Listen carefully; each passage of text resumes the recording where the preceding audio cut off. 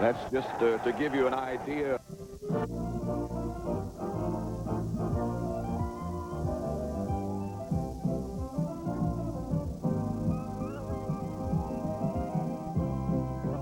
You are looking live at the mighty Mississippi as she bends into that distinctive crescent curving through the heart of New Orleans.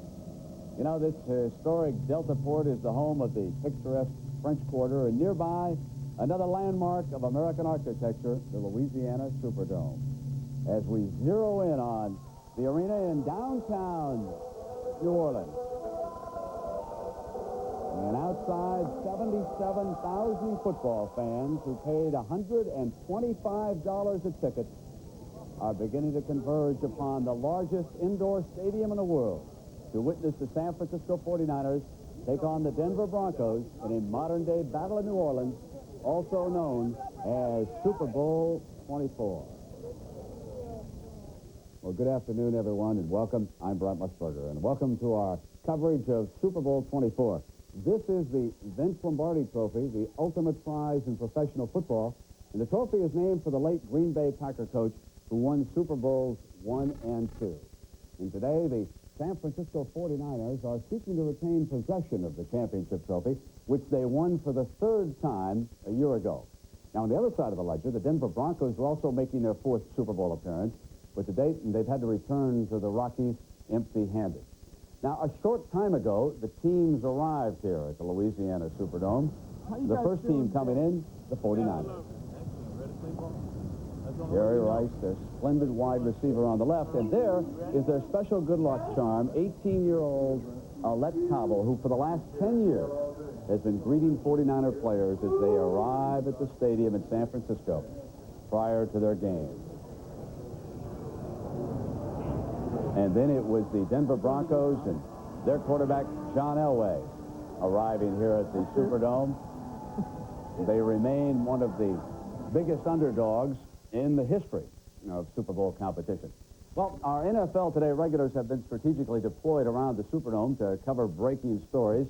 And right now, we want to go down to the San Francisco 49er sideline and check in with our Will McDonough, who has the owner of the 49ers, Eddie DeBartolo, with him. Will? Thanks, Brent. This is Eddie DeBartolo, and now all his friends will tell you he gets a little bit nervous before games, okay? I remember, Brent, at Super Bowl, first Super Bowl, he was in at Detroit. He watched very little of the game, didn't you? Very little. About 10 minutes worth. What did you do during the game? Oh, I paced around a little bit. The first one was really difficult. I mean, we walked around the Silver Dome. I ended up in the press box, and I'm not exactly 6'2", and I got behind people, and I couldn't even see over their heads. So I was looking at the monitor. I watched most of the end of the game on monitor. Okay, you told me while we were waiting you really didn't get much sleep last night. I got up pretty early. I went to bed about 11:45, and I got up about 20 to 3. What'd you do the rest of the night? Walked around the city. We made sure everything was okay. It was dark, and it was sort of barren. Yeah. Eddie, thanks very much for taking the time. Now let's go over to Irv Cross. Thanks, Will. You know, over on the Denver Broncos sideline, their major concern right now are two key injuries, two outstanding offensive players. Rookie sensation Bobby Humphrey, who rushed for over 1,100 yards this year, even though he's had 2 weeks to mend, comes into the game with 2 cracked ribs. He'll be playing with a flak jacket with special padding, which should protect that rib area pretty well. I saw him earlier today, and he told me he hadn't had any problem at all running with the flak jacket, and he feels pretty good about it. As a matter of fact, earlier this week in practice, he took a couple of hits to the rib cage. Didn't bother him at all. But the injury they're most concerned about is the starting tight end, Clarence K. He's a great pass blocker, and run blocker, rather, and without him in the lineup, it's going to really affect the overall ability to run the ball today. Clarence K is an outstanding run blocker. He has a deep muscle pull in his side right now, and it affects his ability to push off. So the Broncos find themselves coming into this game today facing the defending world champions with 2 of their key players on offense, particularly in the running game, on the mend. Let's go to Dick Butkus. Thanks, Will. Thanks, Irv. I'm out here in the stadium here outside. We got a little look of New Orleans people right here. We've got some twins back there. We got Gypsy Boots here from San Francisco. Hey, looks like we got the Denver Sheriff back here. We've also had some real fans here with the beer and hot dogs. And clear over there is the white tent with the corporate executives having their oysters, Rockefeller, and things like that. I met a guy, Barry Ross. He came all the way from Australia. Another fella came from Scotland. And Two people from Cleveland spent $1,350 for their tickets. About the only thing that's free, Brent, is this. I hope I can get back in the stadium. Dick, I'll try to send your credentials down. And right now, let me take a moment now to preview this afternoon's TV lineup for you. Kickoff time is scheduled for just a little over 2 hours from now, and in the interim, we're going to be setting the stage for Super Bowl 24. We've structured the pregame program around 4 major themes, and here are some of the folks you're going to be hearing from as the Super Bowl today unfolds. I'm Terry Bradshaw, and I'll tell you what I really think about John Elway, and along with my friends Kenny Stabler, Dan Phelps, we'll take a special look back at football in the 80s. Hi, I'm John Madden. Pat Summerall and I have been with both the teams all week. And later on, we're going to talk about some injuries to key players and the effect that will have on the game plan. We know that players and the game plan, that's not the only preparation going on for Super Bowl. I'm Pat O'Brien in Monongahela, Pennsylvania, and we'll show you how they're enjoying Super Bowl 24 in the cradle of quarterbacks, the hometown of Joe Montana. And Brent, we will join you live with that story in our final segment called The Game. All right, Pat, and when we come back now, we're going to introduce our first theme, the season, with a look at the brightest and the best in the NFL when the Super Bowl today continues live from New Orleans here on CBS.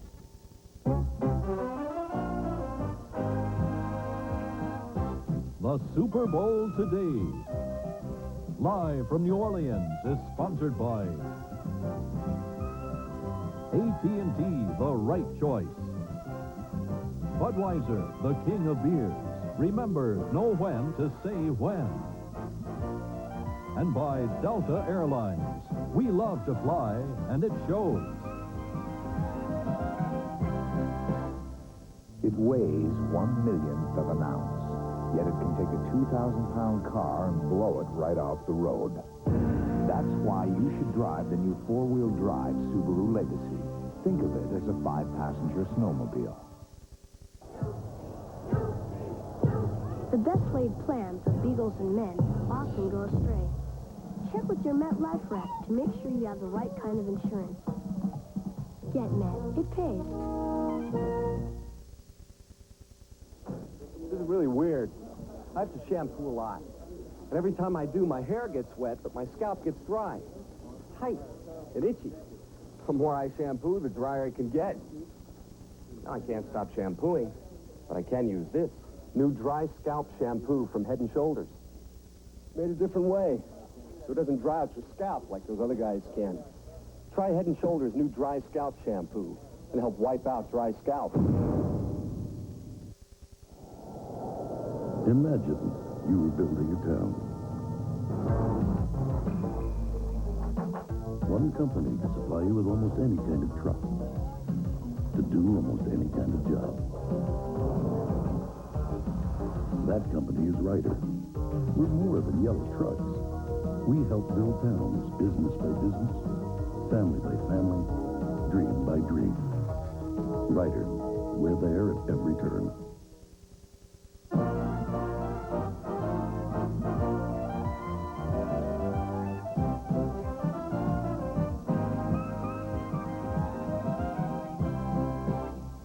Oh, welcome back to the Super Bowl in New Orleans.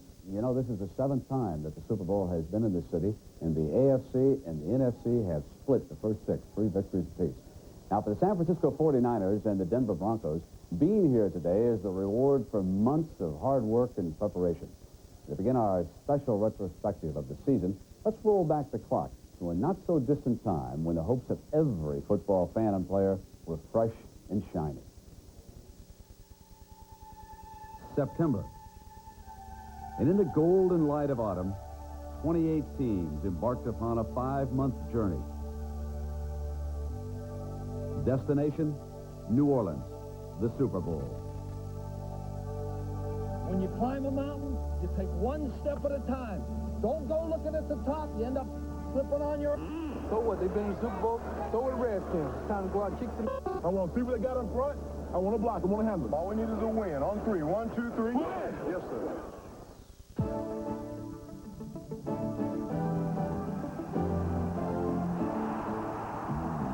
Weeks of regular season action, rising to a frenzied crescendo.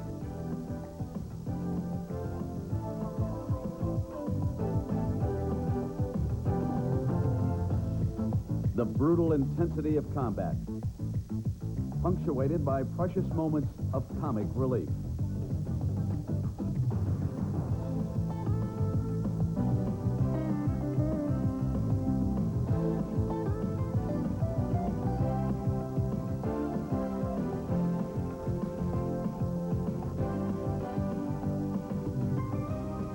Some stories were sad and personal. Others were tragic and communal, involving the massive trauma of an entire region. And for Green Bay's long-suffering fans, some magical relief. Mikowski with the snap, looking, now stepping up, on the run. He's going to have to throw in the end zone. Throw it on, and touchdown! Sterling Sharp, and what a throw by Mikowski! The Kansas City Chiefs saw Christian Okoye develop into a Nigerian nightmare for opposing defenders. He's going to wear you out! He's going to wear you out, baby! He's going to wear you out! Chiefs hand off Okoye up the middle to the 5. Touchdown, Okoye! Oh, mercy! Boy, he is too big and too fast to be playing running back in the NFL. Are you okay? Yeah. 100%? Yeah. Good. Elsewhere, head coaches felt the pressure cooker reach the boiling point. For some, the frustration simply simmered over. And am I aggravated? Yes, I'm aggravated, because I don't remember feeling this bad in 1982, when I knew we couldn't play football. Now, I don't know if we're capable of winning another football game. I don't think we are at this point. This football team is in disarray, and we are not very good. And I'm promising you right now that you don't know when it's good or bad. You really don't know, because you don't know what we're trying to do. You guys don't look at the films. You don't know what happened. You really don't know. You think you know, but you don't know, and you never will. We get down there, and it was a dumb play by Anderson. I love Anderson, but it was a dumb play when his foot was, shoe was coming off, up the line string. We were hollering, take time out. We had a trap play called, and his shoe comes off. Art Shell became the NFL's first black head coach of the modern era, and he watched as Bo did it. Trying to sweep the left side, turns it up to the 10, 15, up the left side to 20. He's at the 30. Maybe nobody will get him. 50. Detroit's Barry Sanders was a runaway Rookie of the Year. While in Chicago, the Butler did it. Kevin Butler has set the NFL record for consecutive field goals, his 24th in a row. And last but not least, Steve Largent bid farewell, but not before catching a spot in pro football's Hall of Fame. Little pump fake now, looks close to the end zone. There it is. Touchdown Seahawks, number 100. And even for those teams who ultimately fell by the wayside, oh, what a journey it was.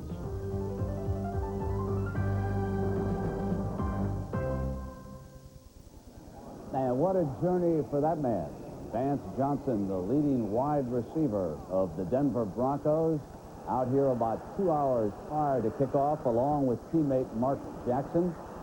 And these are two of the wideouts who figure to be extremely active for John Elway here this afternoon. And we'll continue live with our countdown to Super Bowl 24 on CBS in just a moment.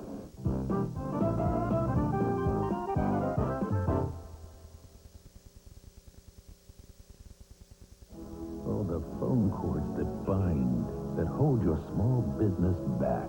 Now AT&T can set you free with the first cordless phone specifically designed for business, the multi-line Merlin cordless. It works with AT&T small business phone systems, so you don't have to lose any quality to gain your freedom. Set your business free. Call 1-800-MERLIN-ATT for the new Merlin cordless. How fast does Dristan nasal spray start to work? Faster than Dolly can pick up a $5 tip. Dristan spray pump works fast to relieve congestion, even sinus pressure. For relief, Faster than tumbleweed in a tornado. Dristan nasal spray. It's faster than... When does a good quarterback make a great receiver? When someone who's been drinking passes him their car keys. Nice pass. If you've been drinking, pass your car keys to someone who hasn't. Know when to say when. A reminder from Budweiser. Sometimes I dream I'm in Italy, driving this incredible sports car. And my boss is there. He says, "We need a ride to the shareholders meeting." Now, here's where it gets weird.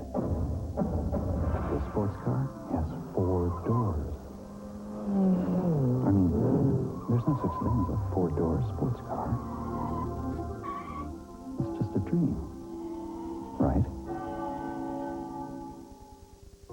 There's no better example of people helping people, what I call a point of light, than NFL Charities and the man who started it all, former Commissioner Pete Rozelle.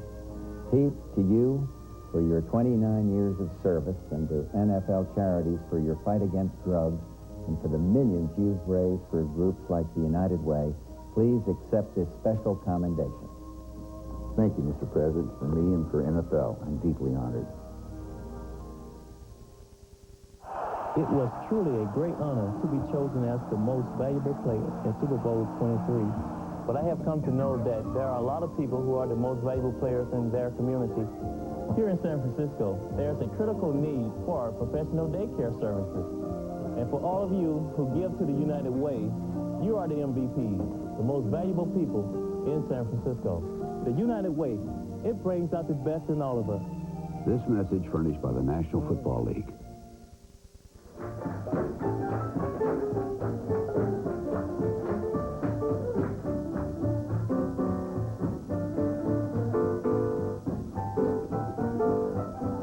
Well, there is a mecca for jazz enthusiasts around the world. So many of them have made pilgrimages, Preservation Hall, to listen to that old, authentic Dixieland jazz.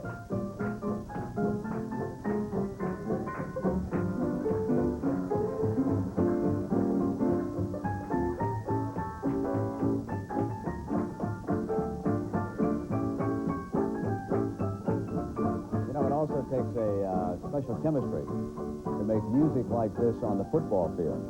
And as Dick Butker shows us, in football, you also need to find just the right formula if you want to reach the playoffs. 47!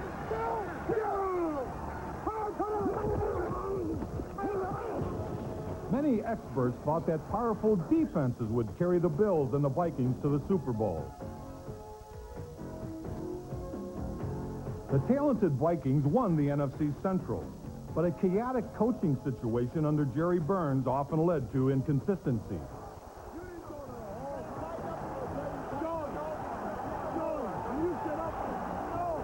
Where the hell's the ball? On the floor. Okay, shut the up a minute. While Viking coaches fought with their players, Bills coaches fought among themselves, and dissension eventually followed.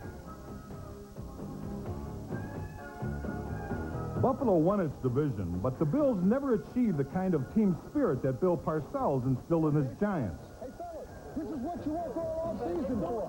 This is why you lift all them weights. This is why you do all that. Parcells blended age with youth, but it was defense that took a team in transition to the top of the NFC East. Watch the crowd be quiet. He's having trouble having his men hear his signals. 4th down at the goal line. About a foot to go. Elway. Hands off. They dive. Stop! The Giants go through. Gary Reason. Great play by Gary Reason. Patience marked the coaching of Chuck Noll, who was able to laugh off an opening day 51-0 loss and lead his Cinderella Steelers to a wild card berth. Adjustments by John Robinson turned the once run-happy Rams into an explosive aerial machine. Everett looking to pass. Throws into the end zone. It is complete. He's in. Touchdown. Denver's Dan Reeves changed his defensive thinking, bringing in Wade Phillips to transform the Broncos from small and smart to big, mean, and intimidating.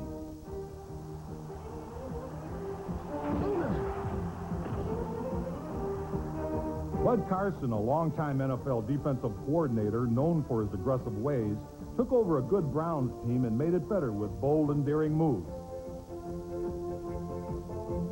Snaps clean. The kick is no. Hagel throws to Waiters for a touchdown. They fake the field goal. The Browns win it in overtime. Then there was George Seifert. Bill Walsh's successor faithfully adhered to the system he inherited. His quarterback, Joe Montana, had the greatest season of his career as San Francisco racked up an NFL high 14 victories.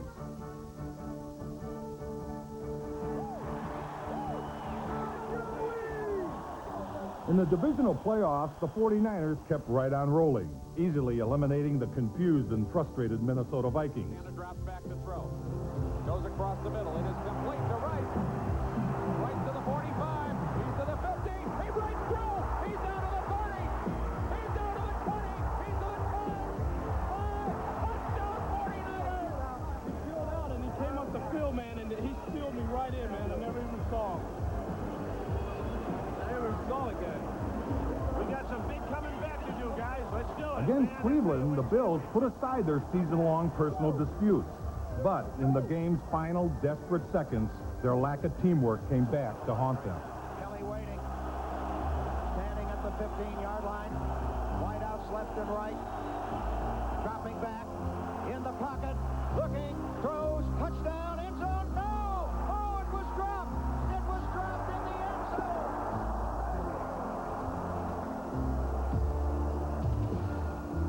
For the Steelers, midnight struck early. Calling up the Cinderella team, we still got our glass slippers intact. 3rd and goal at the 1. No motion. Handoff. Brett. Dive. Score!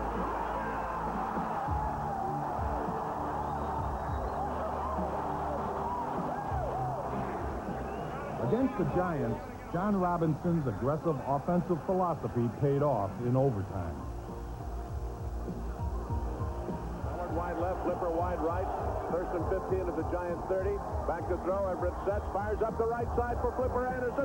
Caught for the touchdown, and the Rams. From 28 teams, 4 survivors, each with the winning chemistry. Good luck, Joe. All right, the rest of the way through. Good luck.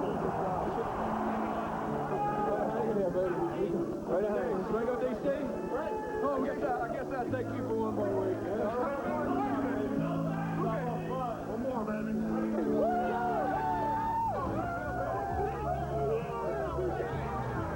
On earth as it is in heaven. Give us this day our daily bread. Forgive us our trespasses. And we give us our trespasses. Lead us not into temptation, but deliver us from evil. For thine is the kingdom, power, and glory forever and ever.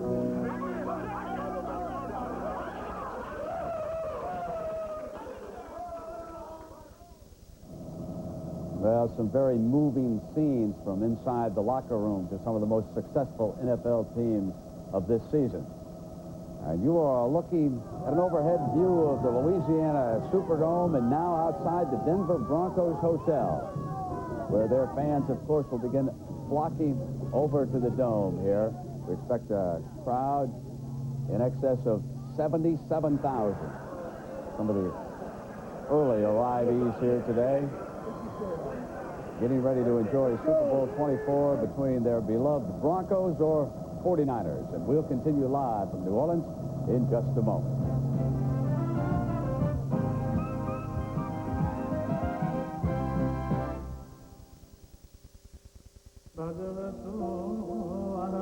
There is no sound so unique as the human voice.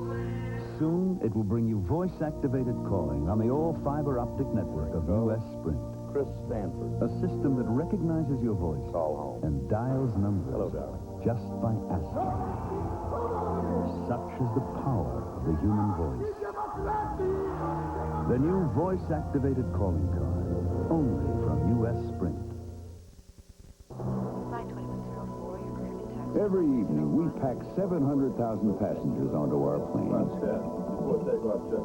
No drinks are served, no meals are prepared. Yet our customers love our service, like our UPS Next Day Air letter. Guaranteed overnight delivery to any address coast to coast. And at prices far less than other companies charge. No one seems to mind that there's no in-flight movie. If your feathers have been ruffled by downdrafts in the market, get on board something big, safe, and secure. GetNet. It pays.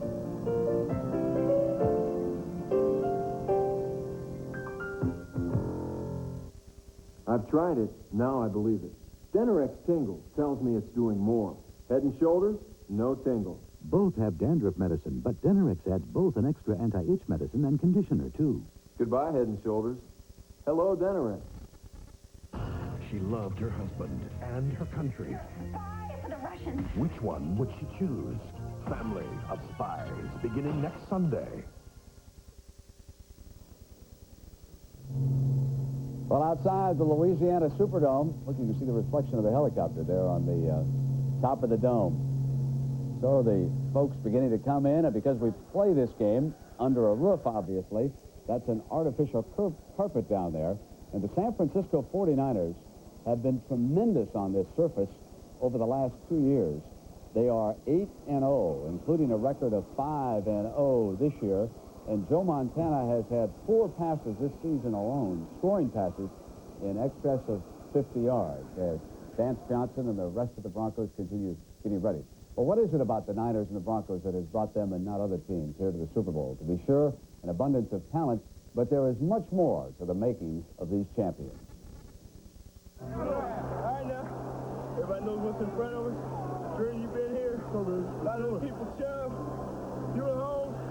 Y'all work your life for this. That doorstep.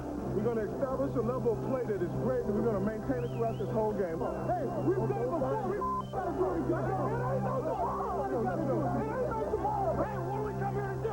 Get up. This Super Bowl.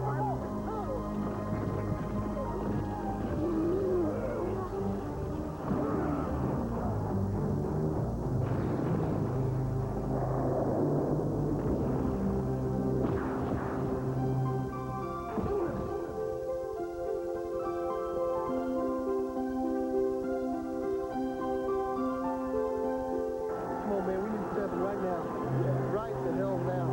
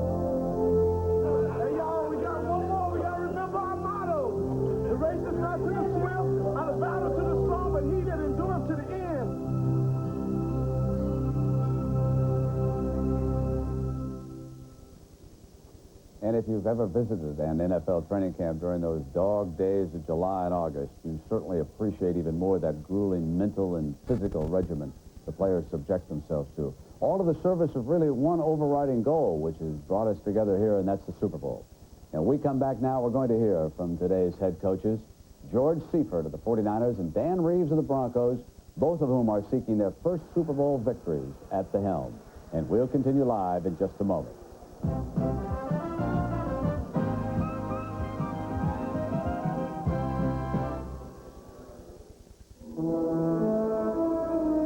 American Express brings a world of unsurpassed service to all our card members.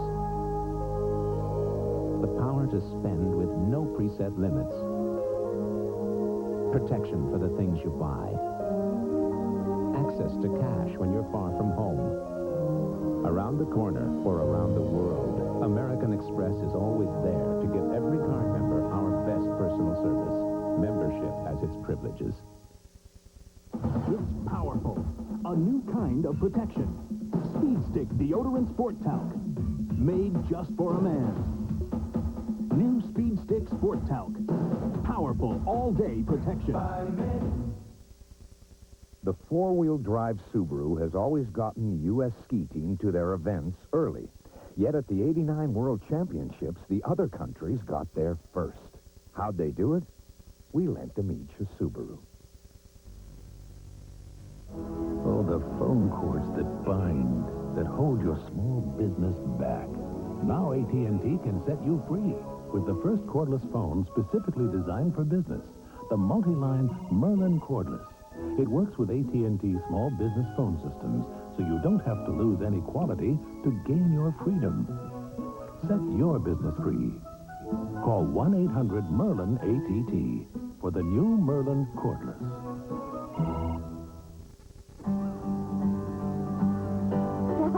Your putt, Snoopy. Good grief. Next weekend on CBS Sports.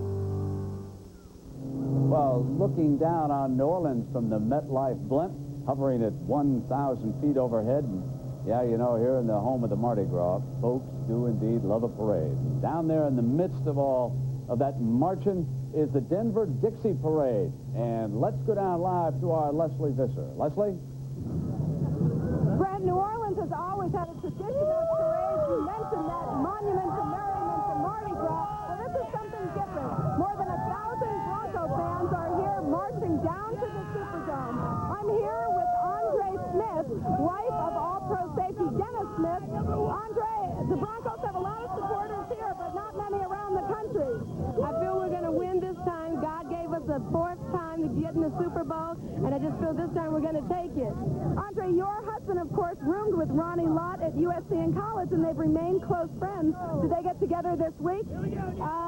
Actually, they did an interview together by satellite, but they didn't actually hang out together. I think Dennis called his hotel room when he wasn't there, and just left a message that he cared and hope he had a good game, but I don't think they really want to hang out together too much. Well, we'll see what they both have in store. Back to you, Brent. All right, Leslie. You know, nobody has more Super Bowl experience than Dan Reeves, who has played or coached in 8 Super Bowls, and he has the evidence to prove it. And just a short while ago, the NFL's Lord of the Rings arrived here at the Superdome, and Irv spoke with him. I'm in front of the Denver Broncos locker room with head coach Dan Reeves. Dan, I know you as a tremendous competitor. You just kind of burn inside, and I know you've heard many, many times, you know, the 3rd Super Bowl for Dan Reeves. If he should lose it, you know, it'll be the 4th loss for the Broncos. Do you feel pressure coming in because of that? Well, I think there's pressure every time you tee it up. You know, when you walk on the field, there's pressure. This football team has played extremely well all year. We realize that there's pressure. We're one step away from being world champions. Not many people have that opportunity.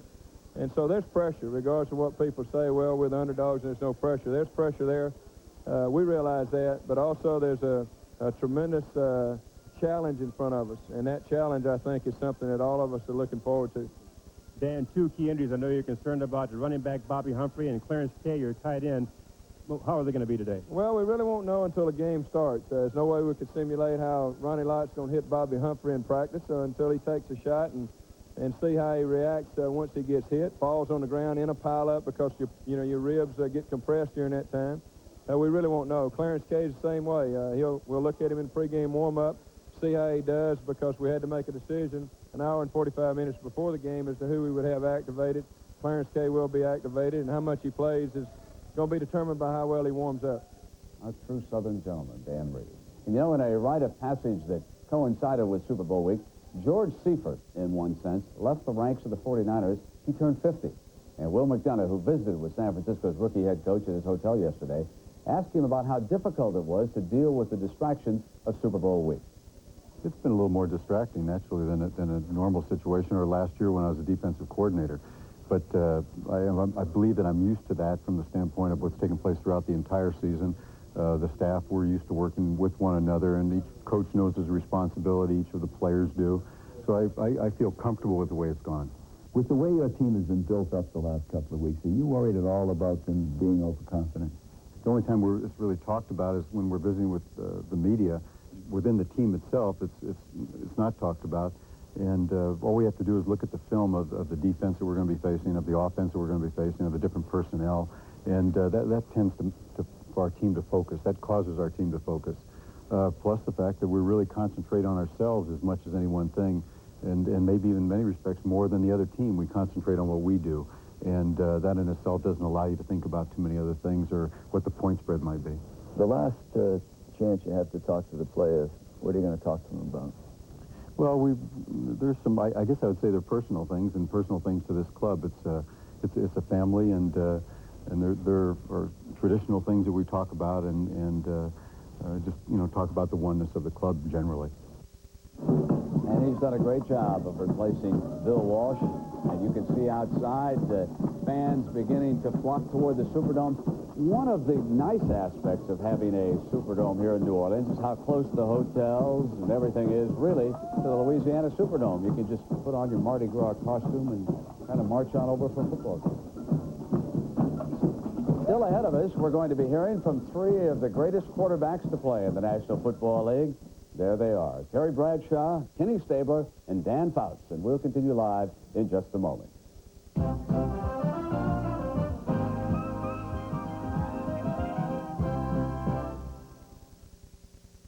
Who's got the marketing plan? I do. Sales forecast. Right here. Presentation board? Murphy's got it. Where's Murphy? The final boarding call for Delta Flight 6. Maddie Klein knows careers are right on Delta Flight. Mr. Murphy? Yes. Better go. Nobody told me how to catch. Nobody knew. Maybe that's why more business people fly Delta than ever before. Mr. Murphy, you have a nice trip. Thanks. Already had one.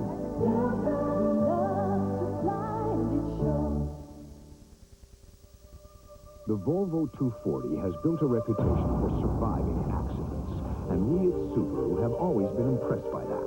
So we gave the new Subaru Legacy wagon unibody construction, like the Volvo 240.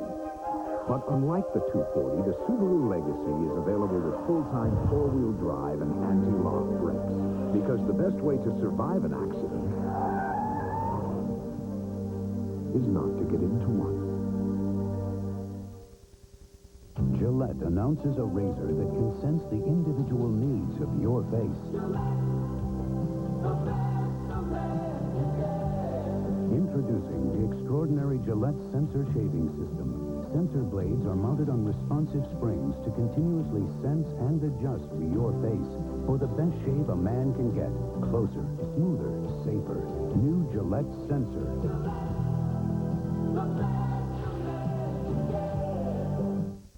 You never know where history will unfold, but you always know where to turn. The CBS Evening News with Dan Rather. You always know when it's CBS News.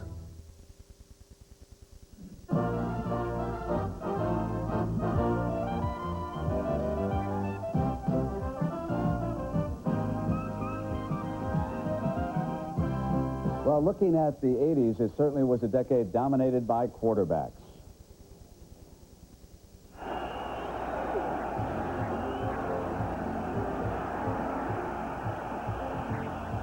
Deep for Stallworth.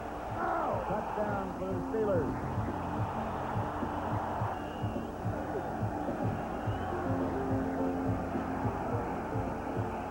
And of course, for the upstart 49ers, they're 6 yards away from Pontiac. 3rd and 3. We'll see a pickup sometime on the right side, possibly. Montana looking, throwing in the end zone. Caught it! Dwight Clark! I'm the punky QB known as McMahon. When I hit the turf, I've got no plan. I just throw my body all over the field. I can't dance, but I can throw the field. Perry in motion to the near side.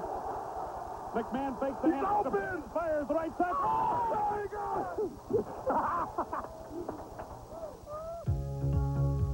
And Elway wants to throw, fires over the middle, rolling catch for a touchdown by Jackson.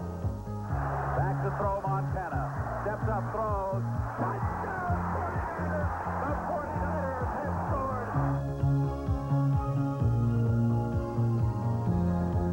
Some great moments authored by quarterbacks, and with us, three of the finest to play the game. Terry Bradshaw, and to my right, Kenny Stabler, Dan Fouts. Gentlemen, why were the 80s so dominated by you quarterbacks? I think, Brett, probably one of the real keys that really turned the 80s into such an exciting period, decade for the quarterbacks, was something that happened late in the 70s, 78, somewhere along in there, where they changed the rules for jamming the receivers, which at the time we were playing a lot of bump and run, where the corners would come up and jam a receiver and ride him down. The quarterback would set up, wait, get sacked, wait, and finally get rid of the ball. And then all of a sudden they said, well, we're going to open up passing, and the way to do that was take away the jam after 5 yards, no touching. You know, you couldn't put your hands on him. And the receivers are running free through the secondary. In the 80s, when that really caught off with all these quarterbacks, man, you saw the passing game just where you were throwing 150 yards a game. What, 250, 280? Man, if you didn't throw for 280 yards, you had a bad day. I think liberalizing the blocking rules for the offensive lineman has given the quarterback much more time. I think the quarterbacks are seeing more man-to-man coverage than they ever have. The pressure from the outside linebackers, bringing everybody after the quarterback, dictates play in a man-to-man type coverage, and as a result, you're going to see the quarterbacks throwing for higher percentages. And we're seeing a lot better coaching of quarterbacks. And when I was playing with Don Coryell, the biggest thing he wanted to say is that, listen, why run the ball for 3 yards in a cloud of dust when we could throw it for 6 or 10 on every down? And so the big thing that he stressed, and I think a lot of coaches have carried on, is that you can be successful throwing the ball. You know, gentlemen, so much has been made of how cool and how loose Joe Montana is on the field. There's a reason. And this week, Irv picked up on a whole new angle on Joe. Okay, look down a little, Joe, too. Other side? What has this done for you, you think? Well, I think the best thing does is that your bones from the game are always, you know, On your back. it's a contact game, and you know you're going to get out of alignment all the time. And I think it not only helps you feel better, but it helps the healing process. Joe, how does this make you feel? You have a better feeling throughout your whole body, but also it helps you get rid of your injuries quicker, and so you feel better when you go on the field from two different points of view. What's helped you with his headaches? You have headaches? Oh, yeah. I get tension headaches that are unbelievable, and it really relieves all the stress and pressure off the nerves. Wait a minute. Cool Joe Montana has tension headaches? It's the kids. Chiropractor's coming right up here to deal with us. But, Dan, what about Joe Montana? Could you guys have fit into this 49ers system? Could you have been successful in it? Well, the system that I played in is very similar. It's a rhythm type of thing. You get back, you get rid of the ball, you have a progression of reads. The thing that I admire so much about Montana is his composure in the pocket and his courage, and as you've seen, his cool. He just is one guy that doesn't get flustered by interceptions or sacks. His decision-making process is the thing that I like. When Joe gets back there, gets set, the ball is gone very quickly, doesn't give anybody a chance to get to him, and the decision that he makes seems to always be the right one. I don't know. I know for a fact that I could have never played in his system because I was a guy that had such a strong arm that I had a tendency and felt safer if I could see the receiver come open. I could beat the defense, you know, with the strong arm. So I don't think that I could have played in Montana's system. But the one thing I marvel about Montana is pretty much all of the combination, but the fact that when the game is on the line, the bigger the game, he raises his level of excellence to a level that no one, I think, can approach in today's football. Dan, you said cool. You guys ever get scared when you're on a field? The big guy coming in. The truth. You really don't Tell have the truth. time to get scared No. because so many things are happening. You're scared right now before the game, all the things that you're going to have to worry about. And then once in a while, you look at yourself in the mirror and go, at least I did. I'm the skinniest, scrawniest, weakest guy in the entire football field, and I got to stand out there in the middle of that hurricane. Your concentration level is someplace else. It's down the field. It's thinking about what you've done in the past, what you're going to do the next series, and you're not thinking in terms of being scared. You know, he has so much speed, Terry. Now, you had great speed with Swan and Stallworth. When you take a look at what Joe has done on artificial turf, they're 5-0, and he's got 4 touchdowns in excess of 50 yards. Will that speed be a huge factor for him here? A lot of people say no, but I really believe it's kind of like the theory of working out on the beach or putting on the lead boots and running, and then all of a sudden you take those boots off and you go out, and all of a sudden you really are faster. And I think with the 4 quick receivers that the 49ers use, and the quick offense. This is a very 1, 2, 3, get the ball away, 5 steps, get the ball away. And now you get on this turf, which is a fast track. I think that really is an asset, a benefit, a plus for the 49ers. No advantage, no disadvantage. It'll help both teams with their speed. All right, next up, we're going to focus our attention on Montana's counterpart, John Elway, when the Super Bowl today continues live from New Orleans after this word from your local stations.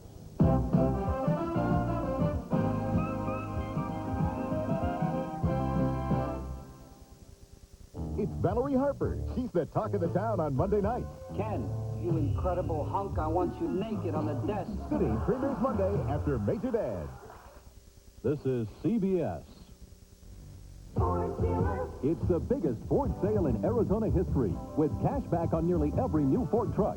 Get a Ford F-150 equipped. Save $2,400 on options, plus get $750 cash back. Total savings almost $3,200.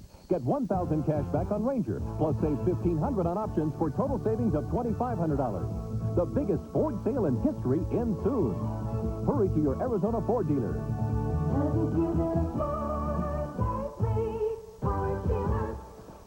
Sun Valley Waterbeds went to great lengths to fill its stores with the best selection of waterbeds, inner springs, bedroom furniture, and accessories. Now, it's going even further to empty them. Presenting the huge annual clearance sale at Sun Valley Waterbeds and More. You'll save 15 to 50% on everything, including beautiful black lacquer, wall units, solid oak, day beds, Sealy and Spring Air. Plus, put no money down, make no payments, and pay no interest until spring. They filled the stores, but they're emptying fast during the annual clearance sale at Sun Valley Waterbeds and More. Every day through these stores, people are greeted with the friendliest, most helpful sales staff you'll find anywhere. Showcase Honda Hospitality, where every aspect of shopping for a car is fun. Showcase Honda is the fun place to buy because we have the largest selection of Hondas in the Southwest, like this Honda Civic for less than $7,000. And that includes a mobile car phone at no extra cost. We're friendly and we're fun, but we're serious about making you our customer. Showcase Honda, the fun place to buy. City Line. Watch for details on Channel 10. The street artists at work here. Over in the French Quarter in New Orleans. Wait a minute there. I'm sure those will go for a premium price, right, folks? Well, you know, if Joe Montana is the man to beat today, then certainly John Elway is the man with most to prove. He's lost in 2 Super Bowls already in the 80s, and his Broncos have been installed as heavy underdogs here today. And Dan Fouts asked him about that.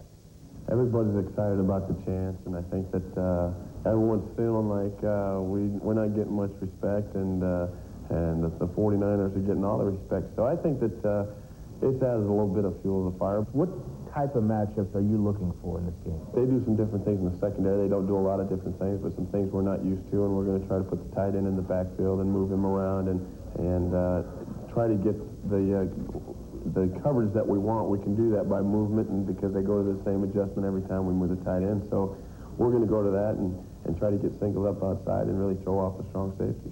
John, 21 years ago, Joe Namath predicted a victory. Will you? I really feel good about our chances because I think that we feel we're a pretty good football team, and I think that defensively we match up well with their offense, and I think offensively we can move the football on them. So I definitely feel like not a lot of other people in that. Yeah, we can beat these guys. If we go out and play our type of football, there's no question in my mind we can beat them.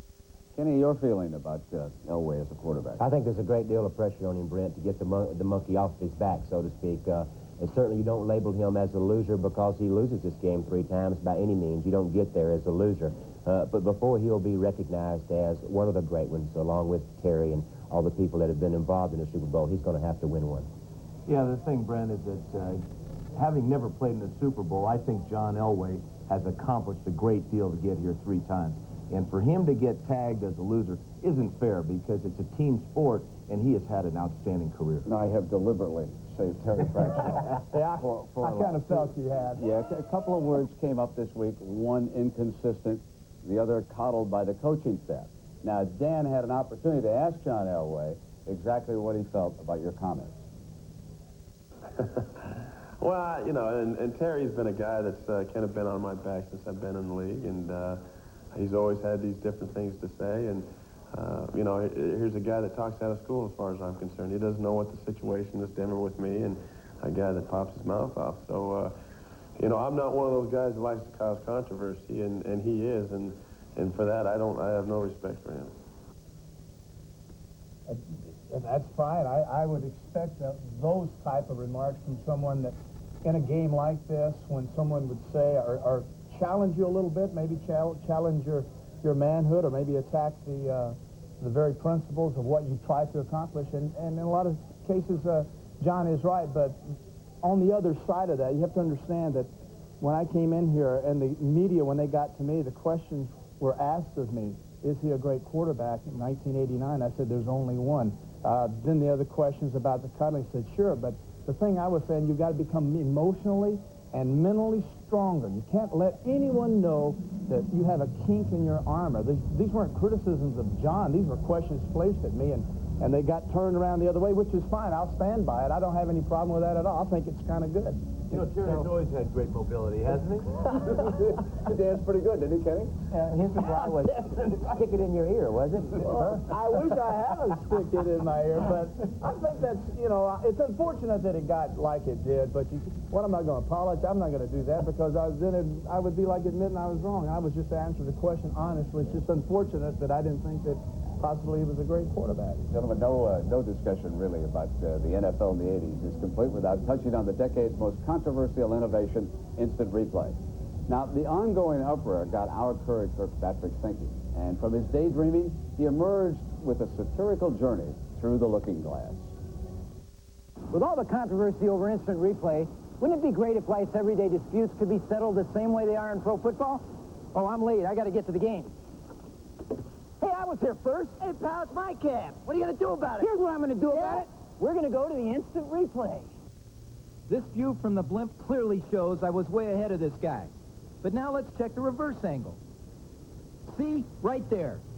Conclusive evidence. A flagrant injustice. Adios, buddy. Hey, it's obvious I beat that clown. It's situations like this that make people wonder, what is that guy doing up there in the replay booth? Montana deep, Jerry Rice wide open. Say good night. It's a touchdown. Come on, ref, he dropped the ball. You're killing us. Go back to your other job.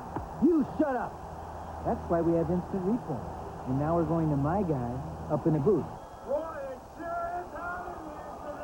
Pee-wee, my man. Pee-wee's playoffs. Lay it on me, Pee-wee. Oh, no, not now. This is my favorite part. Oh. Hello? Yeah, what about it? Does Rice score? What? Rice? Don't give me Rice. I ordered pizza. Come on and kick it, Gopher, before they figure out what's going on. Come on, give me a break. What are you doing up there? Oh, I can't really tell here. Like a virgin. Oh, I feel strongly both ways. Will this ever be resolved? Let's go to the French Quarter. Well, we're still down here waiting for the call. Can you believe it's taken this long?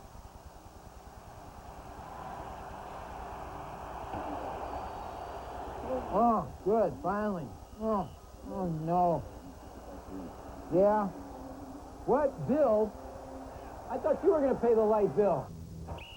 After further review, the play stands as called. Touchdown, 49ers. No, wait, that's a pathetic call.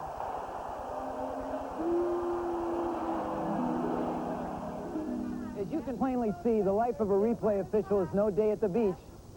Hey, I'll take that last one. Hey, forget this guy. I was here first. If you get out of the way. Oh, come on. Wasn't I here first again? Let's go to the tape. Upon further review, I'm still Curry Kirkpatrick, CBS Sports. Well, we can assure you that things are going to be a lot more professional in the replay. Gentlemen, thank you very much for joining us this afternoon. Enjoy the game. Coming up next now, a man with a very special interest in today's game, the owner of the Denver Broncos, Pat Bowler, and we continue live on CBS.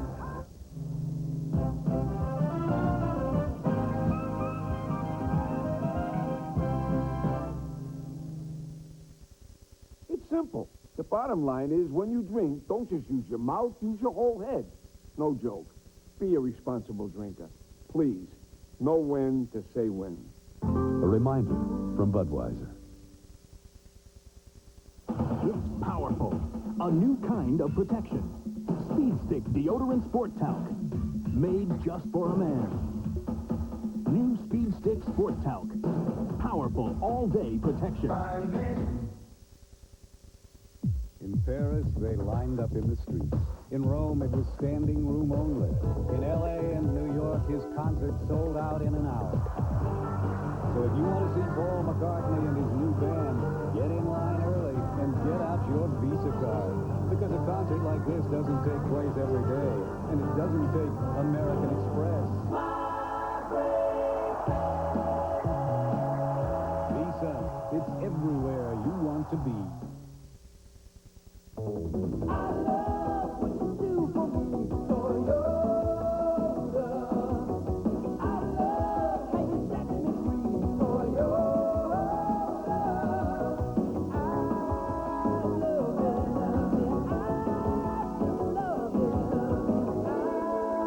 Toyota's 1990 4x4. Park it anywhere.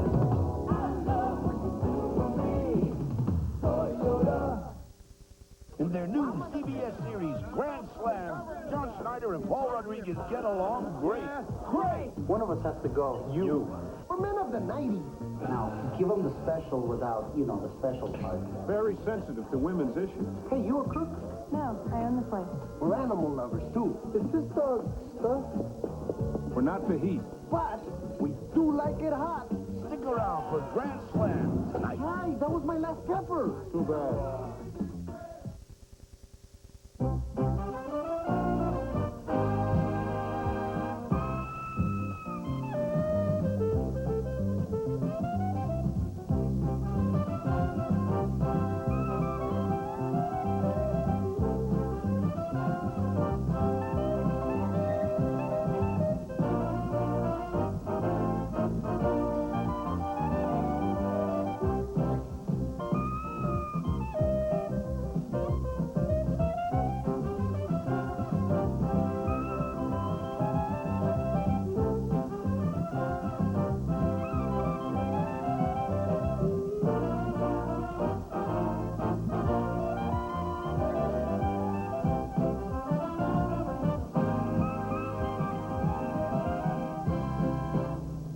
Welcome back to the 7th Super Bowl to visit the city of New Orleans. Projected total expenditures by visitors for this game, $60 to $65 million. That's why these cities thirst after a Super Bowl. The only problem with the build-up for this game, of course, was the fact that hotel rooms were not available, that a lot of scalpers had gotten their hands on them. And if the Super Bowl, and when the Super Bowl returns to this city, they hope to have that corrected. The crowd now beginning to file in. We'll have a throng in excess of 77,000 here today, each ticket scaled at $125.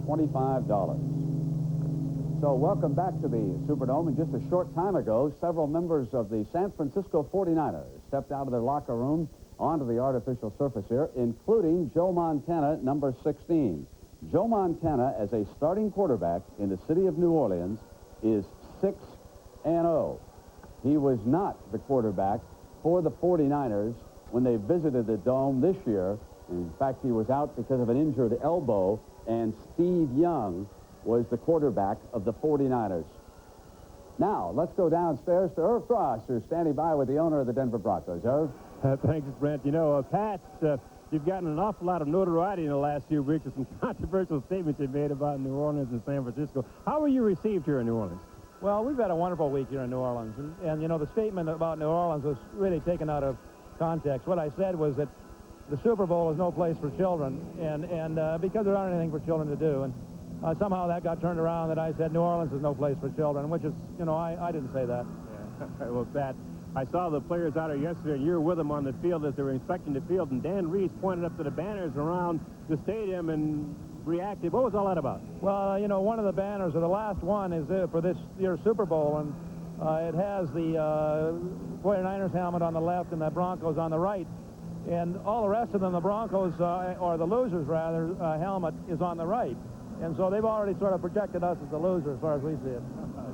Well, Pat, you're sort of an on-hands owner. You're with the team practically every day. Have you talked to this club about the game and what it means to you personally? We're very up for this game. How could you not be? I mean, we can create history here. I mean, the media and the whole country has really made us a decided underdog. We can go the way that the Jets did in '69 or the Kansas City did in 1970, and there are not very many opportunities that you come along like that. And so we're real excited. You know, I said earlier that we're going to win this game. I believe we're going to win this game. If I didn't believe we were going to win this game, I wouldn't be here. Well, so I do think it's going to be an upset if we lose. Pat, thanks for being with us. And who else would expect the Broncos to win except the owner of the Broncos? Thanks for being with us, Pat. Let's go to Will McDonough. Thanks very much, Irv. You know, late in the season, Joe Montana went into Anaheim to play a big game against the Rams. When he was on the field warming up, he heard the theme song from Monday Night Football, started to sing along with it, and liked it. He had a great game that night. He threw 2 touchdown passes over 90 yards to John Taylor and decided maybe it was good luck. So he asked his friend Jim Warren to make a recording of it and put it in this cassette right here. Joe's carried around with him all week for inspiration. He figures it's good luck.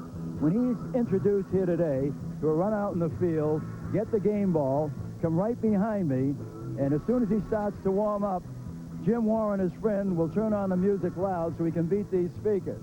And Joe certainly hopes that all his rowdy friends in the Niners show up here to play football today. Let's go back to Brent.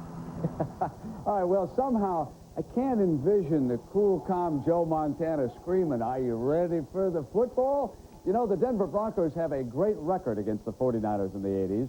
They are 3-0. But keep in mind one thing about those 3 victories. On each occasion, the Broncos in the 80s have had to come from behind to beat them. All right, still ahead of us now on the Super Bowl today, we're going to take a video odyssey with Mark Jackson, the Bronco wide receiver, who will give us a rare off-the-field glimpse of his teammates as they get ready for today's Super Bowl. And the last time a Super Bowl was played here in the Superdome, Chicago Bear coach Mike Ditka rode off a winner. Iron Mike is going to join us as our special guest analyst. And coming up next, we'll take you into television's inner sanctum, the trucks, where they decide what you see on your screen. Stay tuned. Let's do this, and then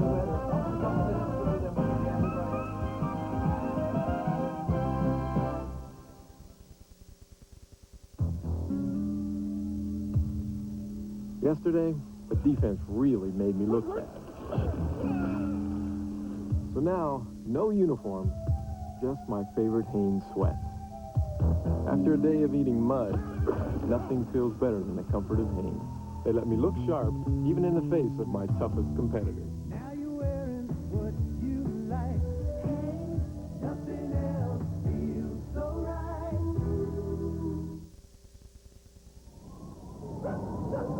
You know the sinking feeling of a dead battery. Stay in the car. Now there's the revolutionary Die-Hard Dual Start. It's 2 Die-Hard batteries in one. A simple twist taps its built-in spare Die-Hard, so you're not left stranded. Mom, you fixed it. It's cutting-edge technology, and it's Die-Hard. Die-Hard Dual Start. More power when you need it most. There is no sound so unique as the human voice. Soon, it will bring you voice-activated calling on the all-fiber optic network of U.S. Sprint. Chris Stanford. A system that recognizes your voice Call home. and dials numbers. Hello, darling. Just by asking. Such is the power of the human voice. The new voice-activated calling card, only from U.S. Sprint.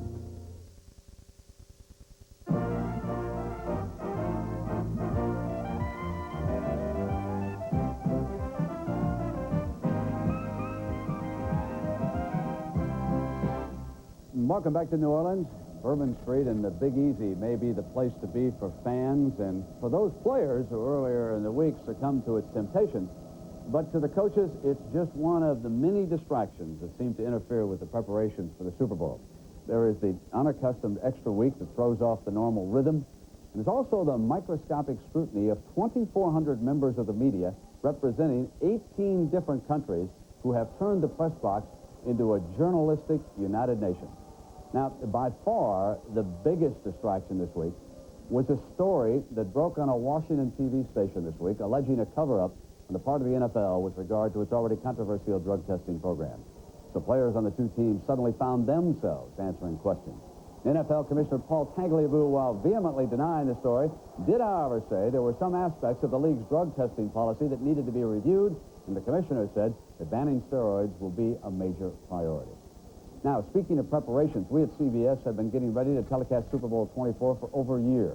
And as the crew goes through its final technical checks, Dick Butkus is down inside the control room. Dick? Well, Brent, this is not the inside of a spaceship. This is the control room where these guys bring you the broadcast. Now, there's over 40 miles of cable, 15 cameras for the game. There's 10 videotape machines. There's 2 super slow-mos.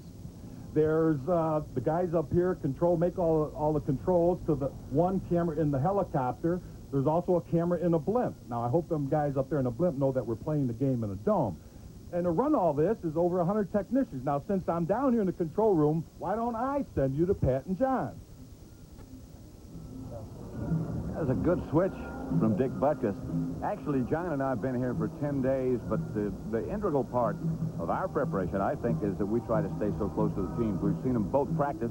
And John, in the case of the Broncos, I think their main concern would be Bobby Humphrey. Well, you know, we were at the Bronco practice on Wednesday, and Bobby Humphrey really looked good. I mean, he was moving well. He was starting. He was taking most of the reps with the offense.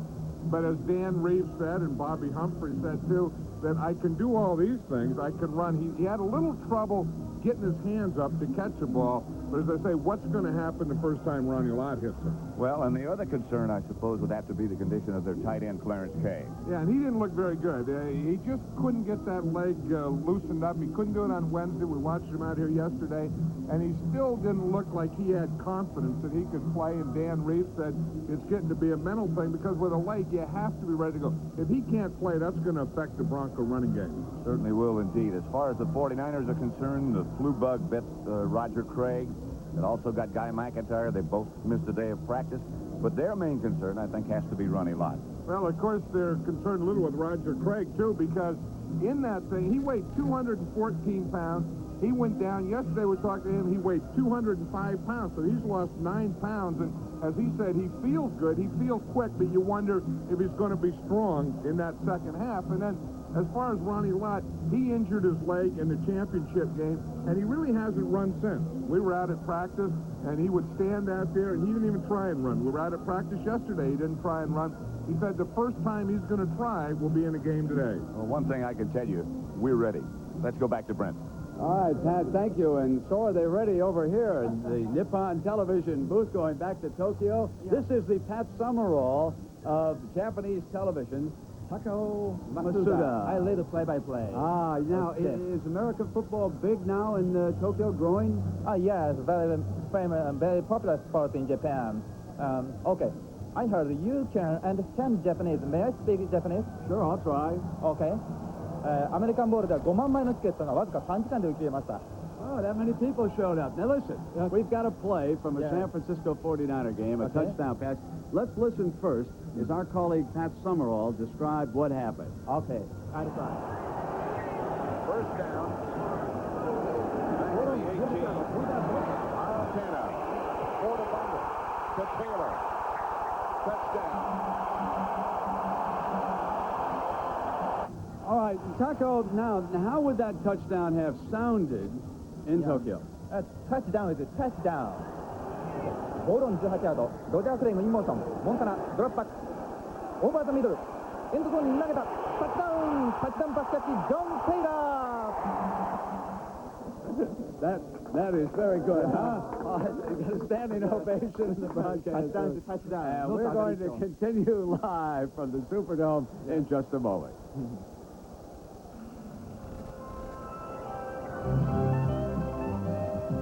The Super Bowl today, live from New Orleans, is sponsored by Clear Light Diet Sprite with a great taste of lemon when you want a change. The Die Hard battery, now with more power when you need it most. And by Chrysler Corporation, the car company with a guaranteed rebate on most new 1990 cars and trucks.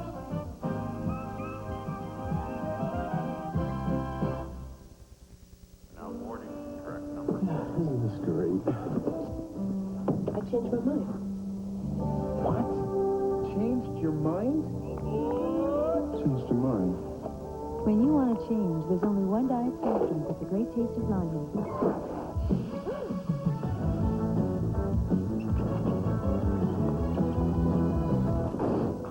About me? Change your mind about me.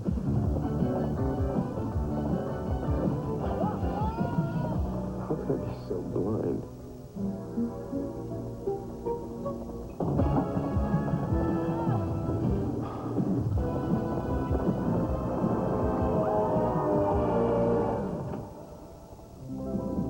Oh, you changed your mind about your hair. Clear Light Diet Sprite. When you want to change. I like it. It's different, but I like it. Here at the firehouse, we always try to sit down and eat a good square meal. But to be honest, we just can't always do it.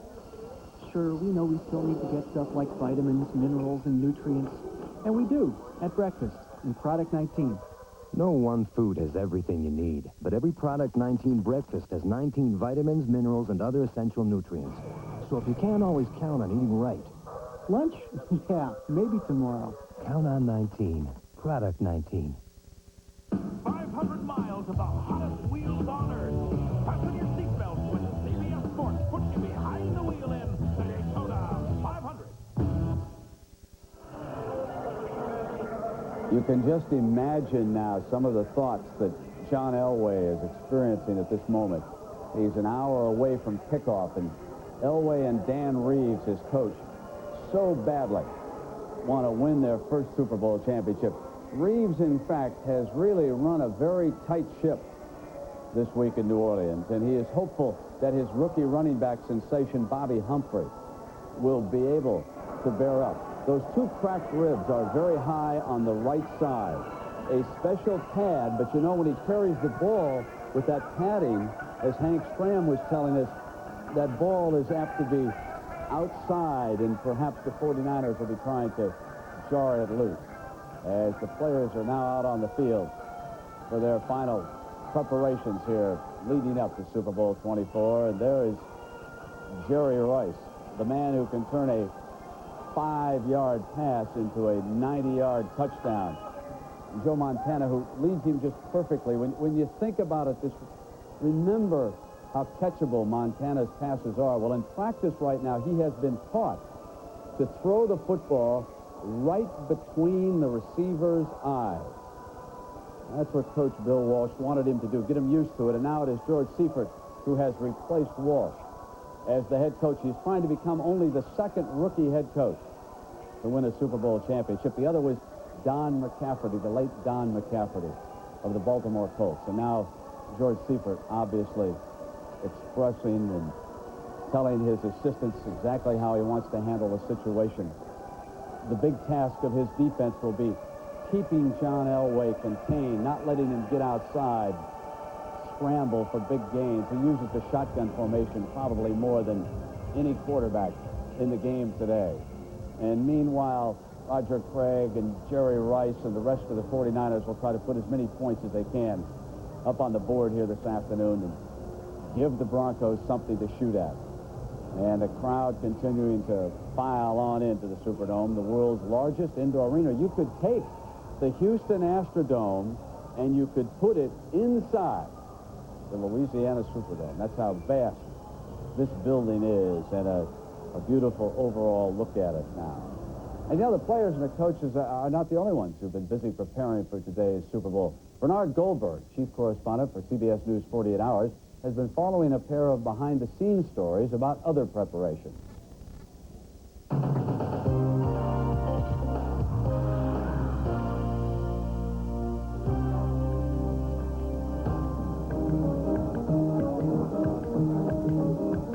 The party animals are everywhere.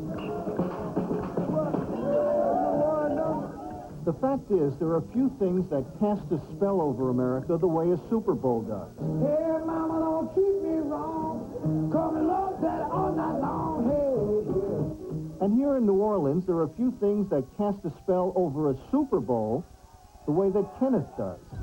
Onituni baba wa yami. Onituni baba wa yami. Kenneth is the Reverend Kenneth, voodoo practitioner, who says someone essentially is, in a spiritual sense, trying to throw the game. A powerful negative energy force had been directed against the San Francisco team. So the Reverend Kenneth is preparing a talisman, a good luck charm, a football in this case, to ward off the evil hex placed on Joe Montana and the 49ers by someone in the Colorado area. It's called Wanga Wanga. It's a very, very powerful root that has been ground up. So this is the old Wanga Wanga root going into the back. That's correct. Itakwe pasa ma veri punchango. Itakwe pasa ma veri punchango.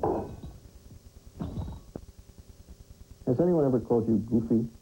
Talk about goofy.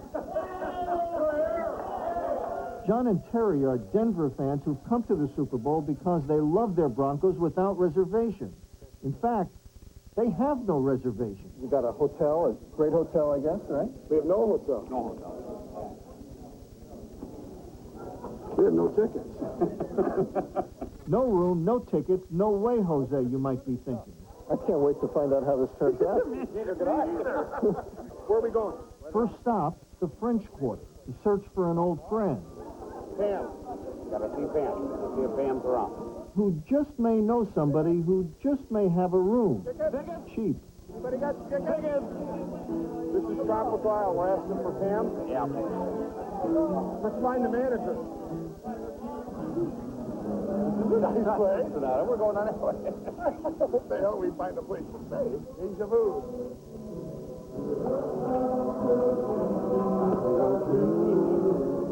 Is Pam here? Decatur? Ah, this must be the place. Good. Uh-oh. Okay, so they found Pam. There she is! But what about the room? Pretty good. How about yourself? Marie, we ask you, sweet mother, to bless this. And the Reverend Kenneth has also made a contact. The spell which has been placed against this team unjustly. Because this is a super hex, he wants to consult with New Orleans' #1 voodoo queen, Marie Laveau. Did I mention she's been dead for 93 years?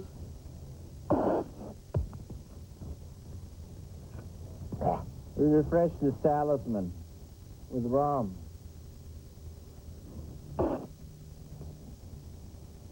I'm moved, Reverend Ken, by the solemnity of the religious experience, especially when you spit the Bacardi out on the football. That's my favorite part, too. You gonna put us up? We can put you up. Spring stays on the This is perfect. Where's the bed? Yeah. You'll look at that. Where's the blue bed? The one with the blue sheet. Yeah. Oh, you gotta stand in one place when you shower, though. Look at this. What are you talking about? In a whole roll of toilet paper, we're golden. We have rooms. We've achieved roomage. The Reverend Kenneth, meanwhile, is on his way to the Superdome. Well, now we'll take it and we'll present it to the gentleman for whom it is intended, the owner of the 49ers. Yes, I'm Reverend Kenneth from Marie Laveau's House of Voodoo, and I need to present this to Mr. DeBartolo. You have to check with the desk. Blue desk on the side, the NFL desk. Maybe they'll be able to take it. Thank you.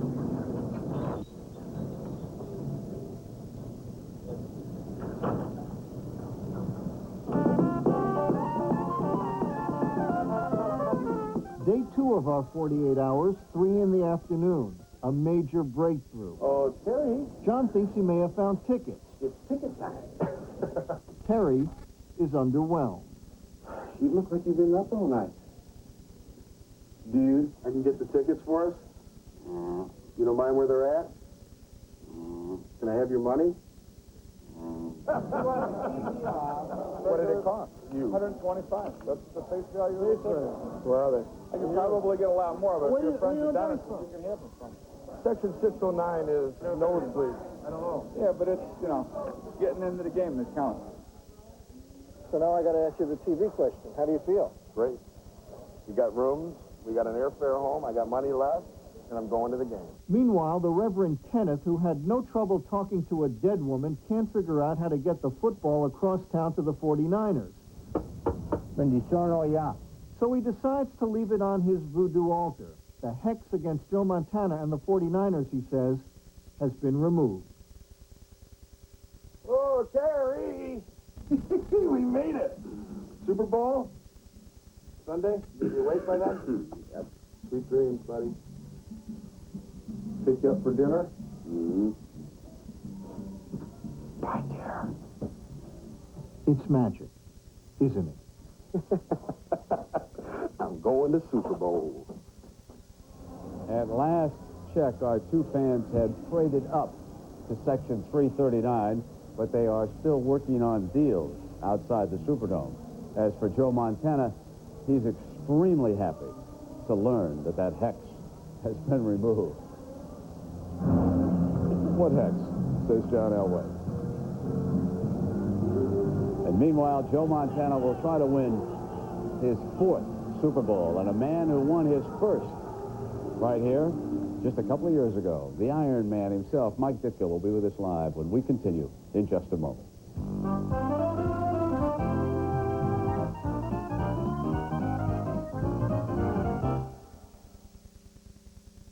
You know, today car prices are like a yo-yo. Up one day, down the next. And maybe it's our fault. Chrysler invented the rebate, and the car business hasn't been the same since. Even I'm a little confused. That's why we introduced a guaranteed rebate. If our rebate goes up during this model year, we'll pay you the difference. And you must like it. Chrysler's having the biggest January in its history. So, we're extending the guaranteed rebate until February 28th on every car, pickup, and Jeep we build. And on top of that, we'll pay you $50 to test drive our products against anybody else's. Whether you buy ours or theirs, you win either way. But you know, rebates, guarantees, test drives aside, maybe the best thing I've ever done for you is put a driver's side airbag in every car we build in the U.S. Now, that's a difference you can live with, and so can I.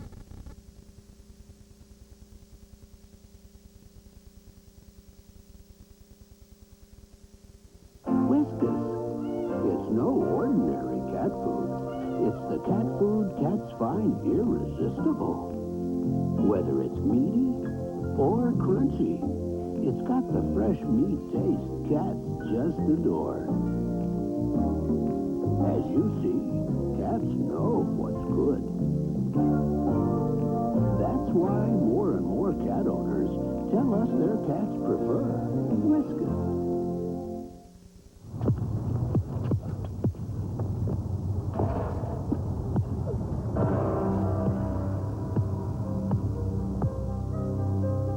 3 years ago at this time, I introduced you to the tragic story of Mike Helms.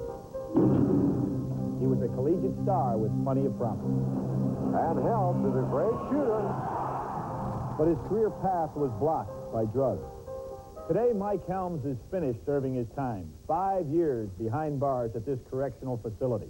Now, with the support of his family, he is quietly making the difficult transition back into society. Staying clean is the toughest thing I've ever done, but I'm going to make it. And I'm going to try to reach out to the young people and help them avoid the same pitfalls that I have. Hard-headedness costs men bars his life. Cause that's the manly. Given another shot, Mike Helms is staging one of the greatest comebacks the game has ever seen. Where there's help, there's hope.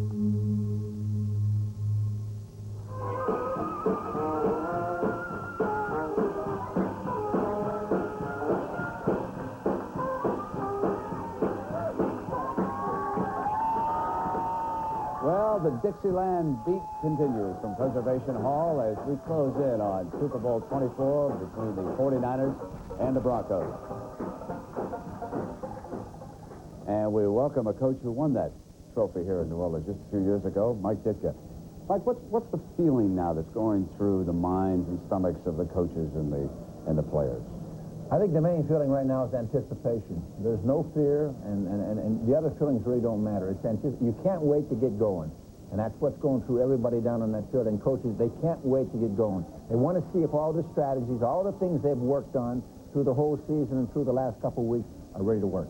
Were you confident on that day against New England? Never had a doubt in my mind that the Bears would win. And then I think that was the one thing with our whole football team, even though there were some distractions that week, we never had a question in our mind. And I think the reason for that, Brent, not to be egotistical or the fact that we thought we were a better team, is that our defense had played so well in the playoffs with 2 shutouts, and that's why we were so confident going in. Mike, did you care who the referee or know who he was before the game started? Well, I knew who he was, but did I care? No, they're all good. I never met a bad one. You know what's interesting about this game, Mike, is that the league made the referee available for an interview prior to the game for the first time. And Will McDonough spoke to Dick Jorgensen yesterday. Dick, has it gotten to you yet that maybe the fear, the anticipation of refereeing your first Super Bowl game? No, sir, not really any fear. Certainly worked a lot of games in the National Football League, so thrilled to be here, but there's no fear at all. Listen, what is it like for this game? Is it any different in terms of preparation for you and your crew? No, we prepare for this game just like we prepare for a preseason game or a regular season game. We have a little bit more time since we're in a couple days early, and we go over every detail, but we look at the mechanics and how we're going to cover the field and the cooperation and communication among the crew. So, in essence, the preparation is the same, except it's a little bit longer. Now, this is an all-star crew. I think people should know that really the best in the NFL is here today. You're graded during the year, but perhaps you haven't worked with some of these guys before. How do you work that out so you can get along together? We spend a lot of time in pregame conferences talking about the mechanics of coverage and how each of us will react to different situations. That's how we prepare. Our mechanics are the same all year among all the different crews, and we go over and over and over those, so after the first couple of plays, we'll be right in sync with each other.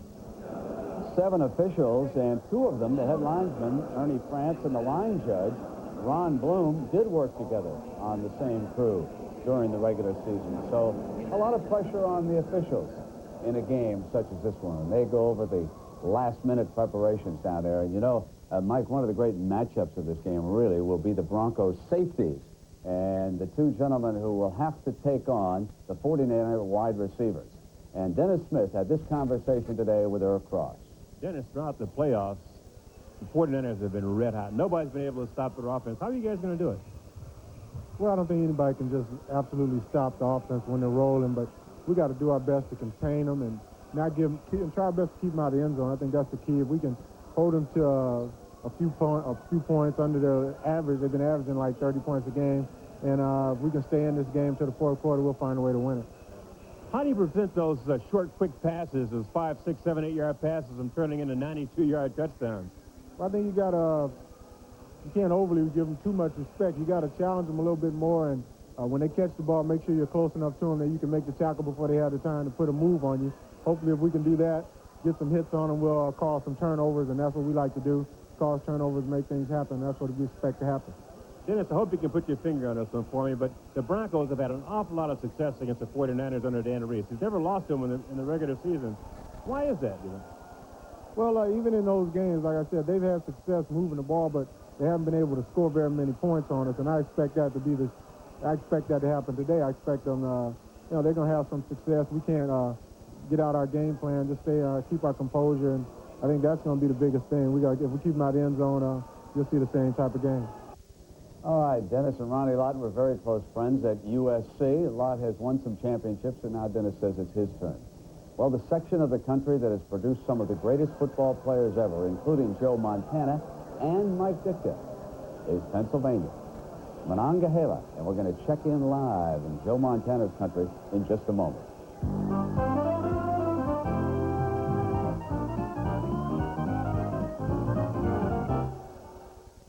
It was one of the boldest assassination plots in history. Hitler must be killed. Now the truth can be told. Brad Davis, Madeline Smith, The Plot to Kill Hitler, Tuesday. This is CBS. It was just one of those things.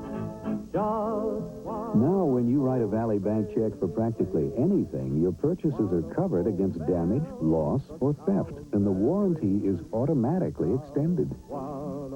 Introducing checking accounts with Shopper's Assurance, only from Valley National Bank.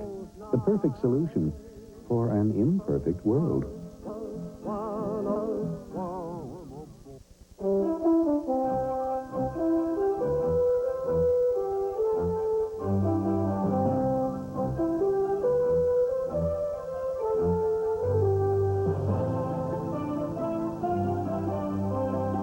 America West, our employees are owners, and no one takes care of business better than the people who own it.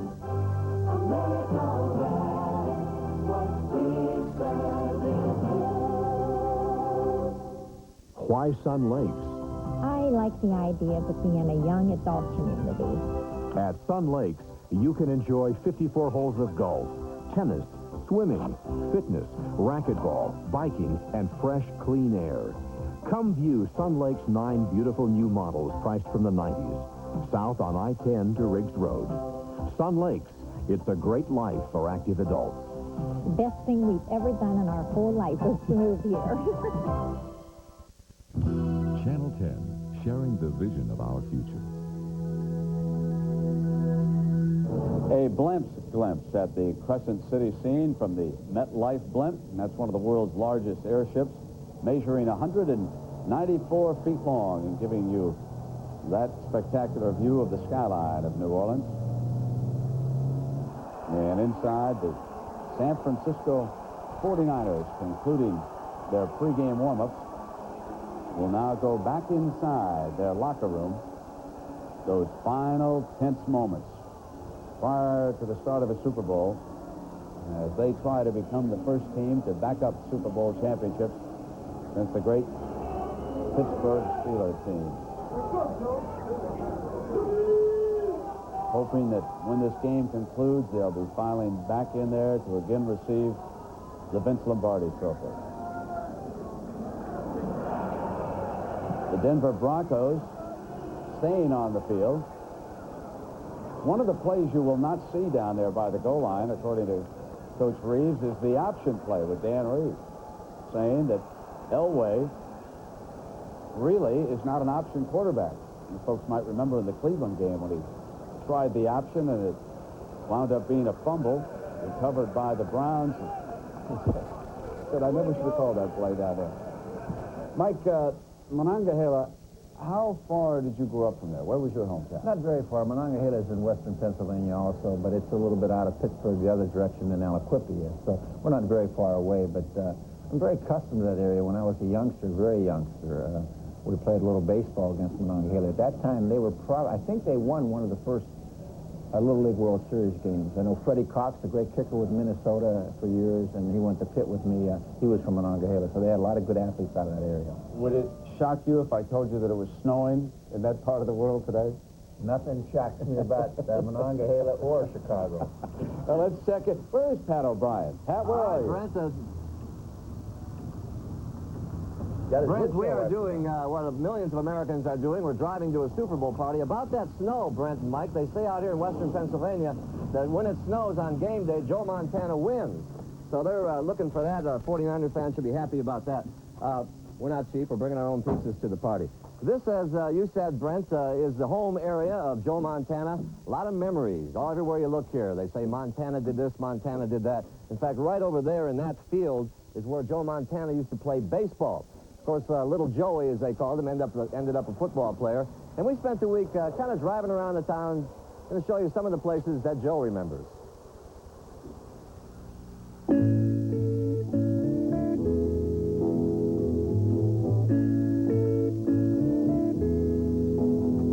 There are places I remember all my life, though some have changed, some forever, not for better.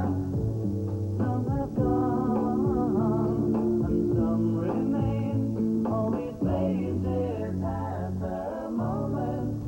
Right here, a landmark. The greenhouse is where Joe Montana grew up. And right across the street is the field where he used to throw footballs through a tire for accuracy. And this is where it all began. The football field where at the age of 9 years old, Joe Montana learned to roll to his left and throw to his right.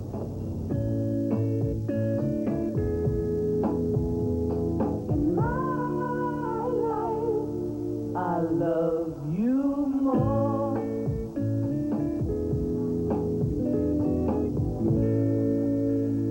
Well, if you think we made Joe Montana look like an angel up there, what do you see what the people in here think of him? These are all cousins. Hello, ladies, gentlemen. All right, how's it going? Brought the pizzas. Inside the house here in Monongahela, this is a cousin, Mayor. This is the mayor of Monongahela. We're pronouncing it right? As we drive around the city, Mayor, how come there's no street named after Joe Montana?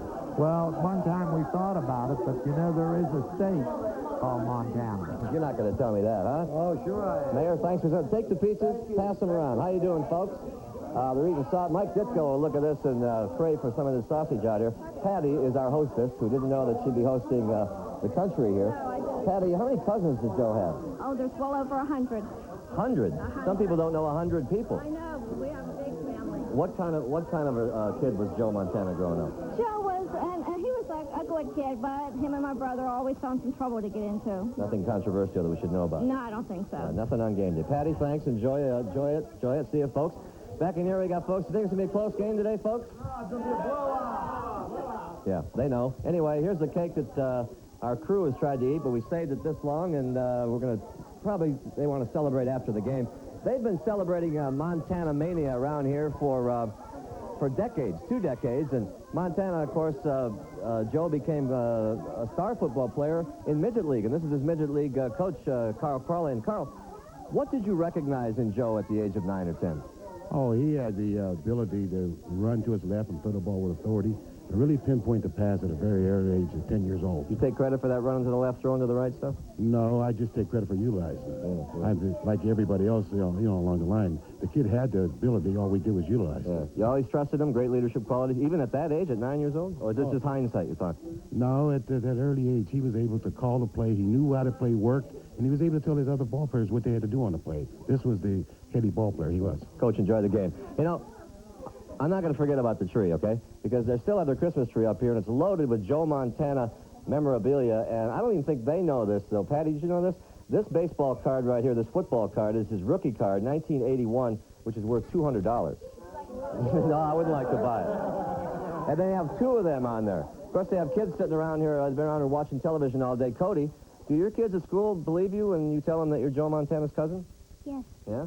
Who do you like in the game today? Joe. You like Joe in the game, okay. So that's it from Monongahela. We've been having a great time here. Coach, get him quiet. Hey, Brent and Mike, watch this. Hey, folks, if Joe Montana wasn't playing, who here's a Steeler fan? Don't tell Joe. Back to you guys. We promised that to Pat. Thank you very much. Mike, what is it that makes Joe so effective in the National Football League? You've tried to defend him. Well, I think what you got to understand is what all the quarterbacks said earlier today, Brent. And there's a lot of qualities, intelligence, athletic ability. But I tell you what, he's in the best offense for Joe Montana. It's the rhythm offense. He gets rid of the ball in 1, 2, 3 or 1, 2, 3, 4, 5. There's no mess around. He knows what to do in every situation. I think if you look at the way he runs with the football, he knows when to run, how far to run, when to get on the ground, when to get out of bounds, when to throw the ball away. He's a heady quarterback. He doesn't make too many mistakes. And people who have tried to blitz him have really had no success. You know, Wade Phillips, the defensive coordinator for the Broncos, who's done such a good job, He was telling some reporters earlier in the week, Mike, that he's going to try to force Joe back to the left. Perhaps easier said than done. Did you try that against him? Well, you don't want him to go to his right. That's the main thing. That's where he's really good. Now, if you make him go to his left, not that he can't do it, but it's very hard for a quarterback to do that. I think what they're going to do, they're going to play some soft double zone. They're going to play some soft double zone, but not soft enough that they're not close to the receivers, so that if they do catch the ball, they got to be in a position to tackle them, because a lot of the big plays that the 49ers make, they make because they make people miss tackles, and with Taylor and Rice, they just run away from people. Okay, I want to talk about the Denver Broncos with you when we come back, but just a moment ago, the Broncos leaving the field here in New Orleans and filing back inside their locker room, and of course they will be out here for their third Super Bowl of the decade. And when we come back, you will see the video prepared by Mark Jackson. He'll take you behind the scenes with the Broncos in this week of their preparation when we continue.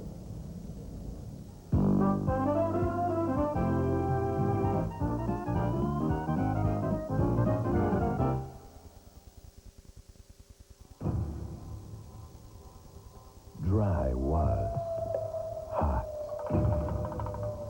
Dry is Michelob Dry. Bold taste with absolutely no aftertaste. So it refreshes completely. One taste, and you'll drink it dry.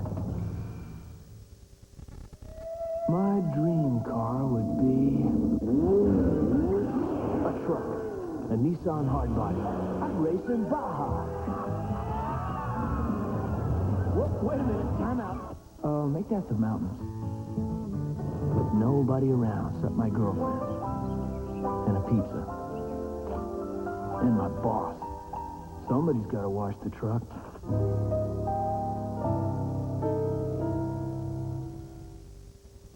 In Paris, they lined up in the streets. In Rome, it was standing room only. In L.A. and New York, his concerts sold out in an hour. So if you want to see Paul McCartney and his new band, get in line early and get out your Visa card. Because a concert like this doesn't take place every day, and it doesn't take American Express. Visa, it's everywhere you want to be.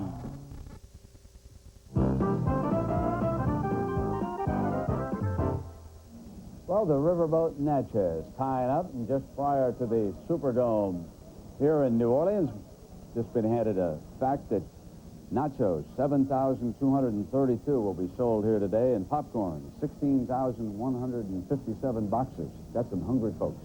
And if Mark Jackson of the Broncos ever wants out of football, he ought to consider a career in cinematography.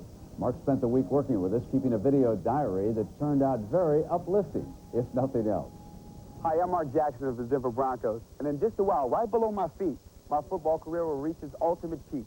Super Bowl 24, but that's down there on the field. You may be asking yourself, why am I on top of the Superdome? Well, for the past 2 weeks, I've been sky high. Open the door, baby. I'm going to New Orleans for the Super Bowl. My boys come out in style. Little Brad, cooling in the limo. Yeah, that's the baby that's going to take us there. Look at this. How you doing? How festive. Hey, Coop, you really did have a hard night. Yeah, boy.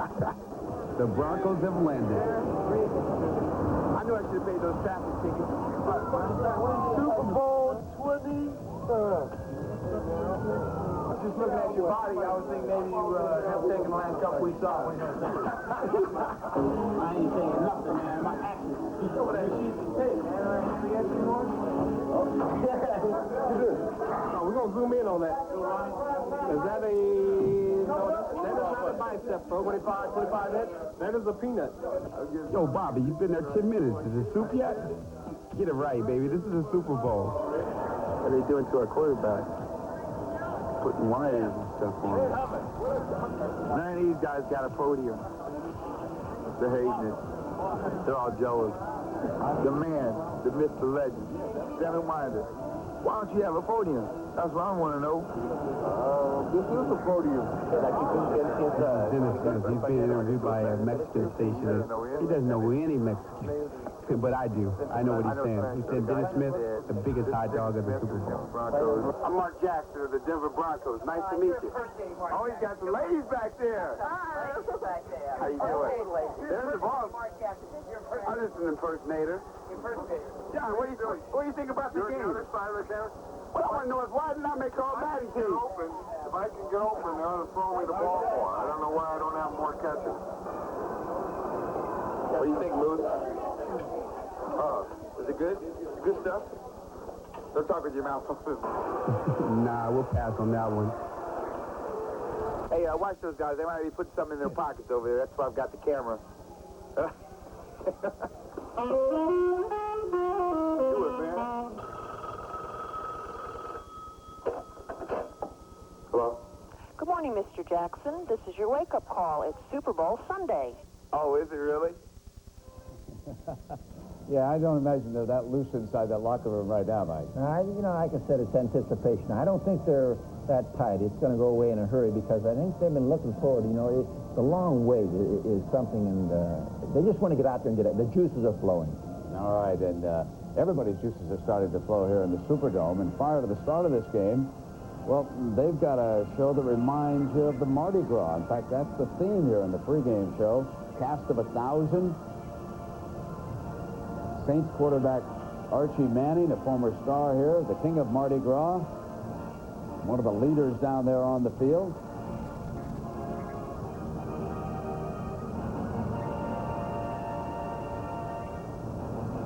And we'll continue live from New Orleans in just a moment.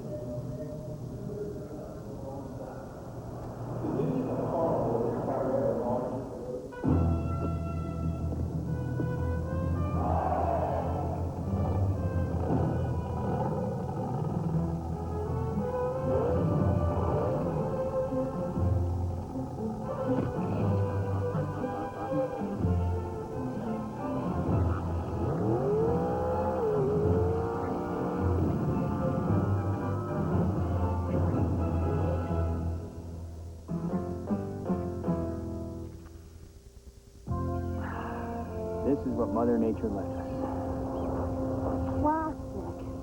I'll bet Mother Nature didn't leave this. You're right, but plastic can be recycled Into things like that bench or even fiberfill for vests like yours.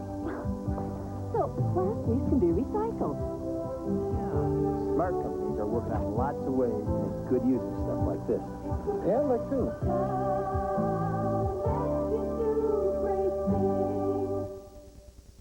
When you've got your power stroke going, nothing's gonna beat you. Introducing Power Stick Antiperspirant. 24-hour protection in just one wide stroke. New Power Stick from Fabergé. It's a change in the air, the chills, they don't stop. Feeling the cold of the temperature drop. Diet 7-Up with NutraSweet. Even more 7-Up taste in an icy new can. The new taste, the cold go on, break the ice. It's Valerie Harper, back where she belongs on Monday night.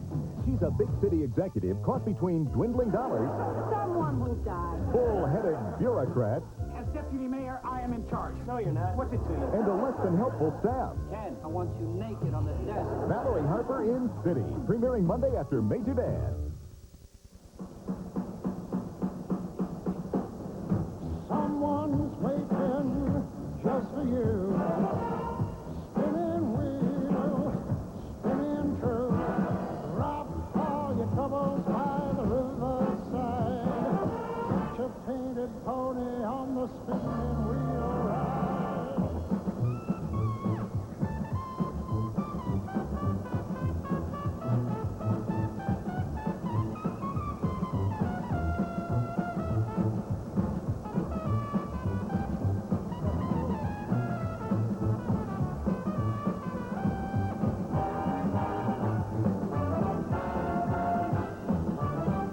Well, David Clayton Thomas, a singer with the group Blood, Sweat, and Tears, entertaining the crowd here, leading up to the introduction of the players, and finally Super Bowl 24 between the 49ers and the Broncos.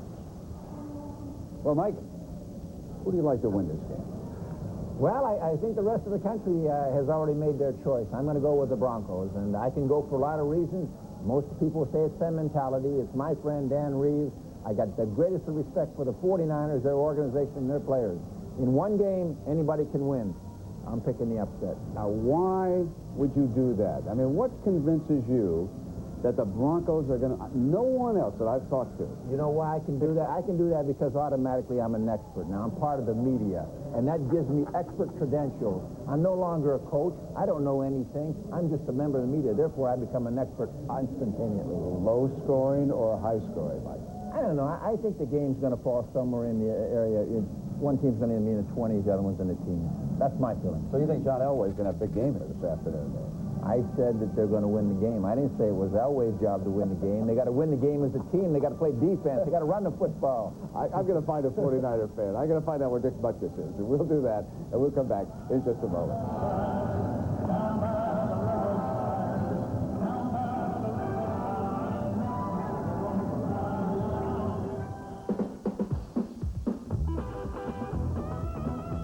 Bo knows football.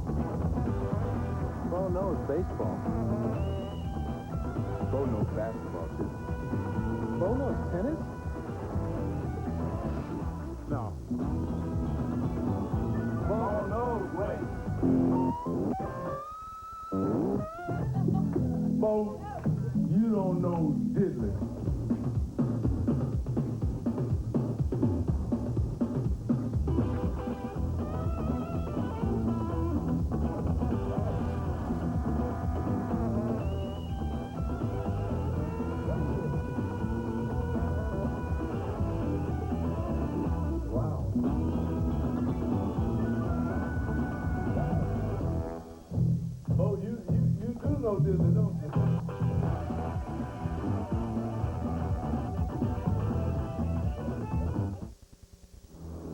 Put a luggage cart in a suitcase, and what do you get?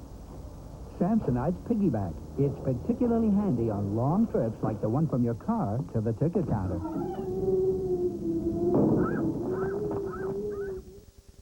The cold of an icicle feels so nice as it tickles your tongue with a taste to entice. Now Diet 7-Up with NutraSweet's got more 7-Up taste in an icy new can. The new taste of cold. Go on, break the ice.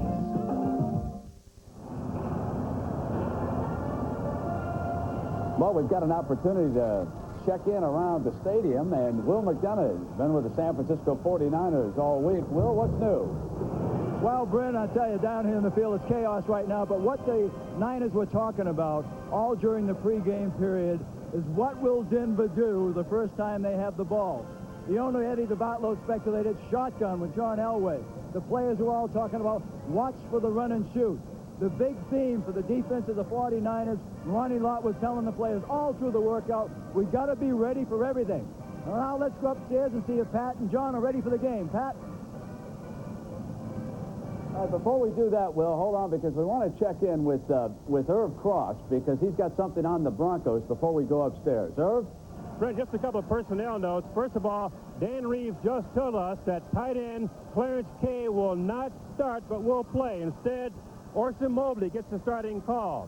When you talk about attitude and feeling down here about overall player thoughts, the best way to put things is that most of the Broncos players have said, hey, look, we've been quiet all week. People have been putting us down, but now we have the chance to prove what we're made of. Brent?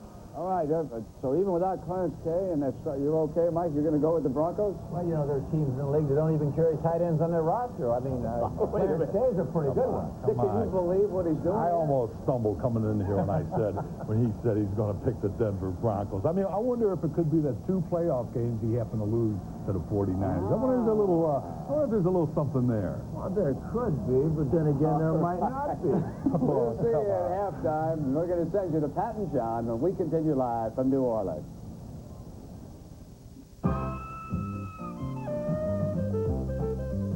The Super Bowl today, live from New Orleans, has been sponsored by Nike, who reminds you to just do it. Diet 7-Up, now more taste in an icy new can. Go on, break the ice. and by the American Express card. Membership has its privileges.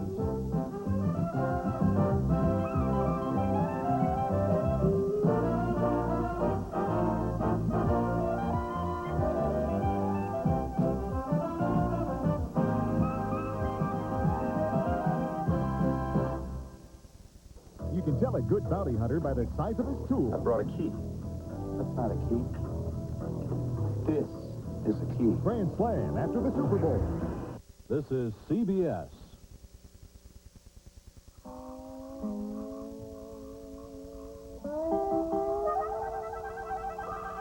Here we go. It had to be a C.A.V.E. Cold filtered, not heat pasteurized. The less filling beer that tastes like it came straight from the keg. Light, genuine draft. The rich draft taste. Go on, crack the keg. Recently, Security Pacific Bank made a discovery about modern living. It's complicated. Perhaps a bit too complicated. That's why we're introducing Security Pacific Simplified Checking. No per-check charges, no ready-teller ATM charges, just a simple fee of $5 each month. And to make things even simpler, now you can open your Security Pacific Simplified Checking account by phone, 24 hours a day. Simplified Checking from Security Pacific Bank. We want to be your bank for life. Next month, only one Valley newscast can save you money and help save your family. Watch News Center 10 Nightcast, and you can protect your aging parents from schemes that can destroy them. Thinking of plastic surgery? Nightcast shows you how much you'll pay. Don't play the Valley's new gambling clubs until we tell you what you could lose. And if you're mad as hell at the cost of your auto insurance, Nightcast can save your cash. For now, don't worry. Sit back and enjoy the Super Bowl. But don't miss Nightcast in February, because after dark, it's a different story. Something new for your phone. The Channel 10 City Line.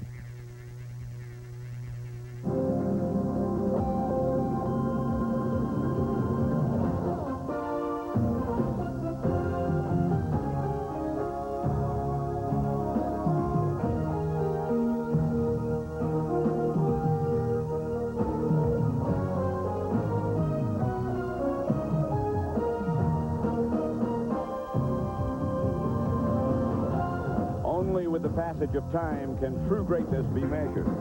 But a yardstick for legends might be in order for the San Francisco 49ers. With surgical efficiency, they have reduced the playoffs to their own private clinic. And with an intensity reserved for champions, the 49ers have one final conquest within reach. A conquest that will forever secure their deserved place in history as a team of monumental achievement.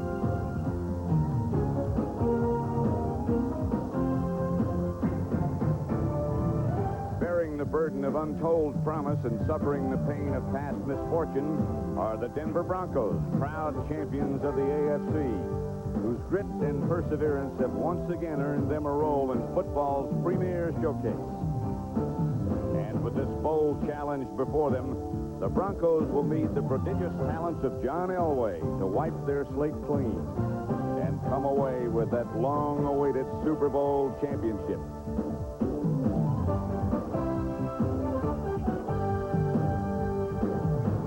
Entire careers are spent pursuing a dream, and today that dream is a reality in football's ultimate confrontation.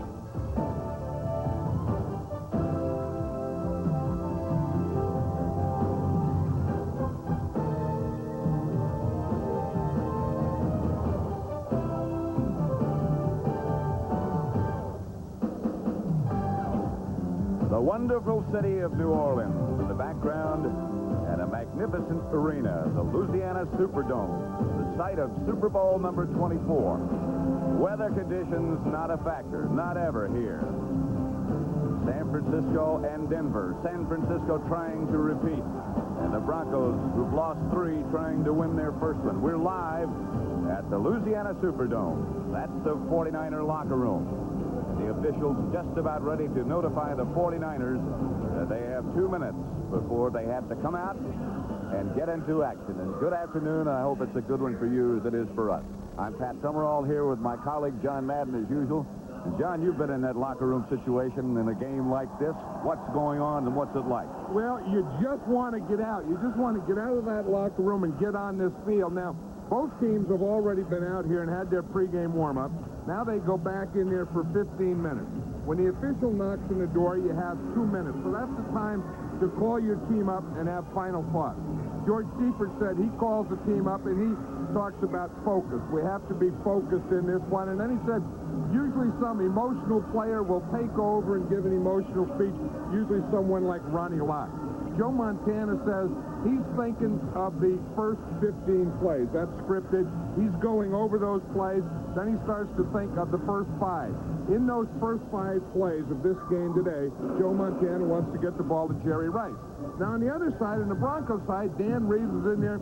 He said in the last 2 minutes, he takes over. And he just reminds them their goals, what they have to do offensively, what they have to do defensively, what they have to do on special teams. John Elway says he's trying to calm himself down because he said he is so emotional and he gets so high that he's afraid he'll just throw the ball out of the stadium. The thing that I've learned, I don't know that anyone even listens to anything anyone says anyway. But I'll guarantee you they're emotional. In fact, both coaches said neither one of us is a Newt Rockney. We don't make emotional speeches, but they're up, believe me. Back with the player introductions in a moment.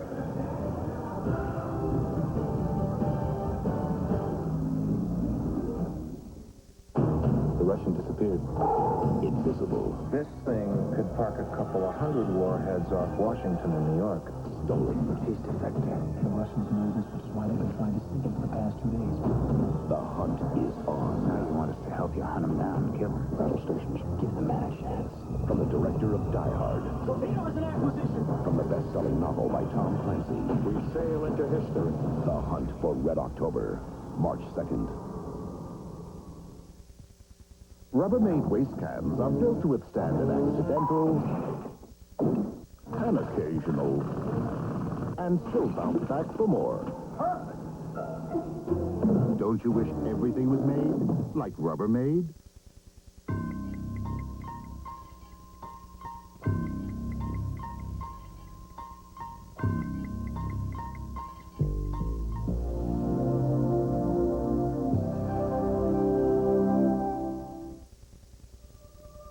The Volvo 240 has built a reputation for surviving accidents, and we at Subaru have always been impressed by that. So we gave the new Subaru Legacy wagon unibody construction, like the Volvo 240. But unlike the 240, the Subaru Legacy is available with full-time four-wheel drive and anti-lock brakes, because the best way to survive an accident is not to get into one.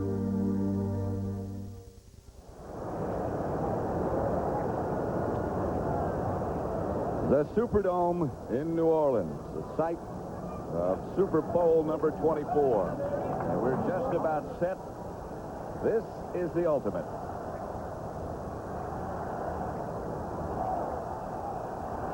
Ladies and gentlemen, let's welcome the champions of the National Football Conference, the San Francisco 49ers.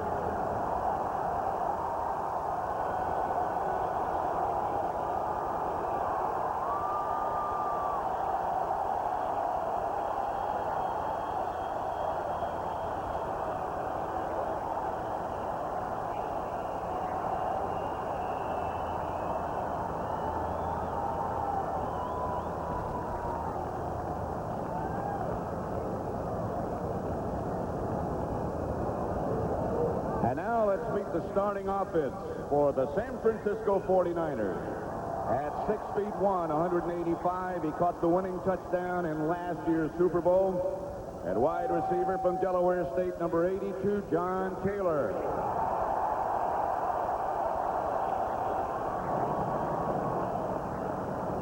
At 6'6" and 299, starting his second Super Bowl at left tackle from Michigan, number 77, Bubba Parris. At 6'3", 265, starting his second Super Bowl at left guard from Georgia, number 62, Guy McIntyre.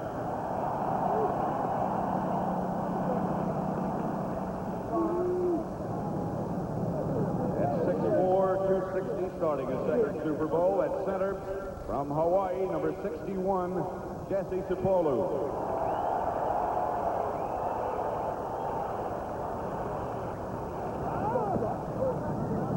At 6'6" and 275, making his first Super Bowl start at right guard from Texas Arlington, number 69, Bruce Colley.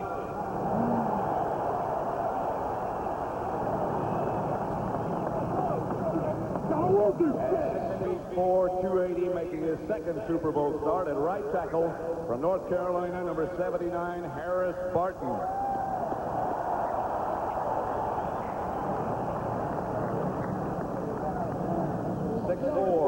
Making his first Super Bowl start at tight end from Santa Clara, number 84, Brett Jones.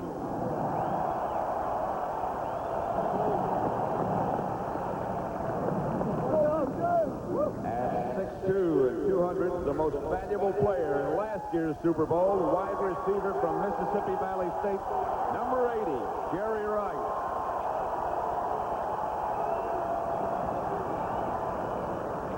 At 6'2", 195, a two-time Super Bowl most valuable player, the quarterback for Notre Dame, number 16, Joe Montana.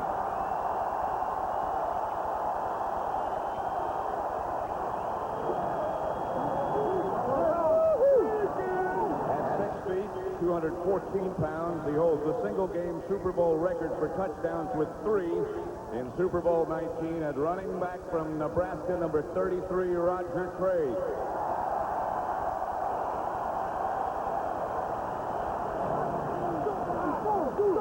At 6'1", 232, he led all NFC running backs in receptions this year with 73.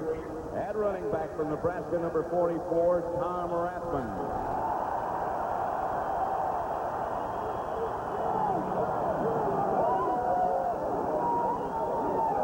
And the head coach with the most wins of any head coach at his first season, George Seifert.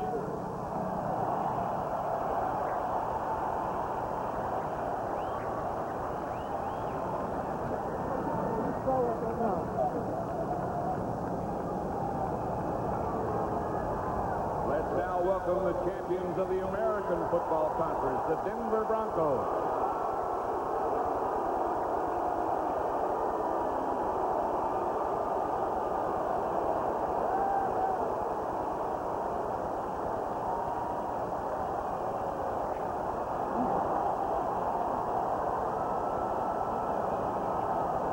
And now let's meet the starting defense for the Denver Broncos.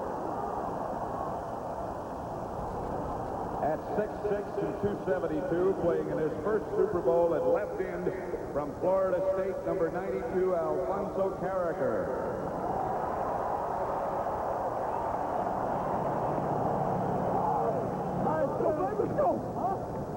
At 6'3" and 265, he'll be making his first Pro Bowl appearance at nose tackle from Utah State, number 71, Greg Reagan.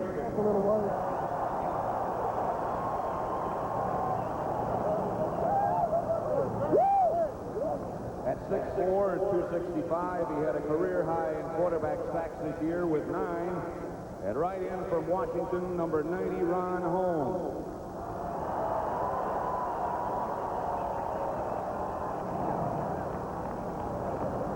At 6'1", 235, making his first Super Bowl start at left outside linebacker from LSU, number 56, Michael Brooks.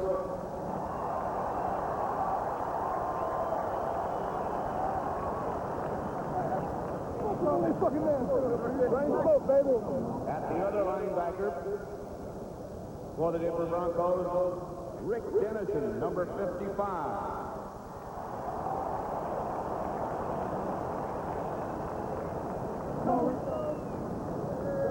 At 6'3", 240, in the Pro Bowl this season for the 4th time in 5 years. And right inside linebacker for Minnesota, number 77, Carl Mecklenburg.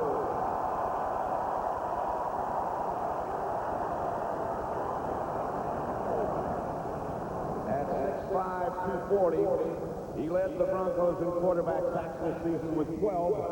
At right outside linebacker from Houston, number 73, Simon Fletcher.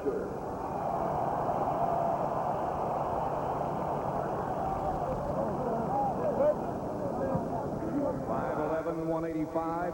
He led the Broncos in interceptions this season with 6. Left cornerback from North Dakota State, number 34, Tyrone Braxton.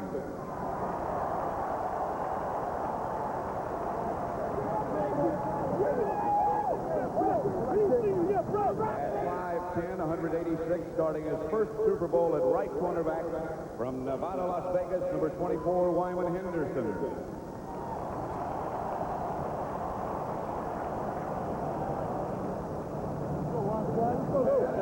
3 inches, 200 pounds, will be making his 3rd Pro Bowl appearance. The Broncos' defensive MVP this season and strong safety from the University of Southern California, number 49, Dennis Smith.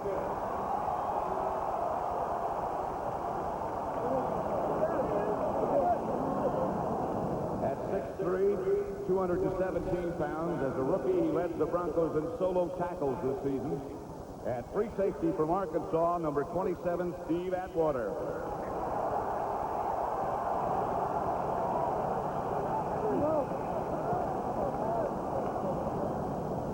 And the head coach, making an NFL record 8th appearance in a Super Bowl as a player and a coach, Dan Reeves.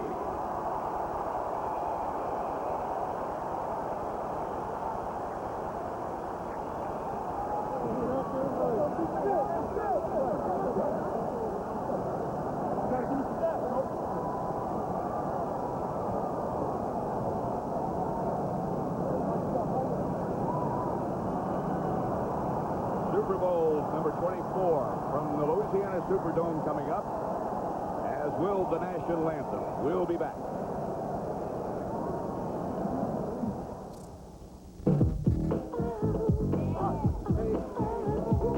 Rock and roll is okay, but I prefer rap. Awesome. Wait a second. Shady Acres was supposed to get the Coke, and the frat house was supposed to get the Pepsi. Coke, Pepsi, what's the difference? I-24.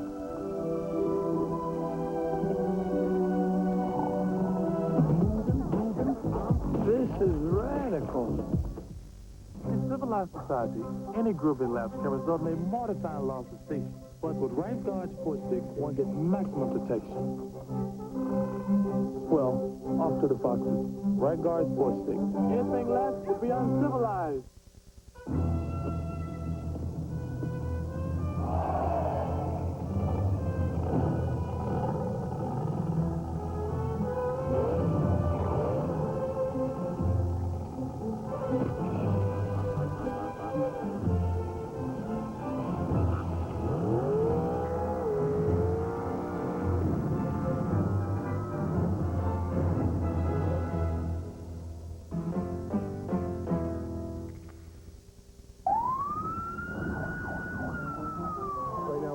Pressure, and I don't know what his vital signs are. I don't know what he took.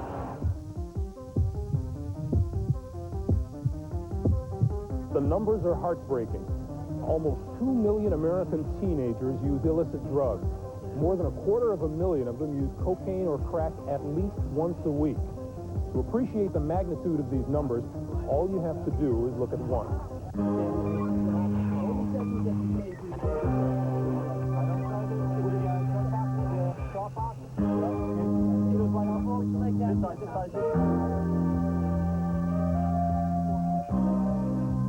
New medical evidence has shown that cocaine or crack can cause fatal heart seizures, even in first-time users. Remember, it's not a game, it's your life. Don't let it end in sudden death. Where there's help, there's hope.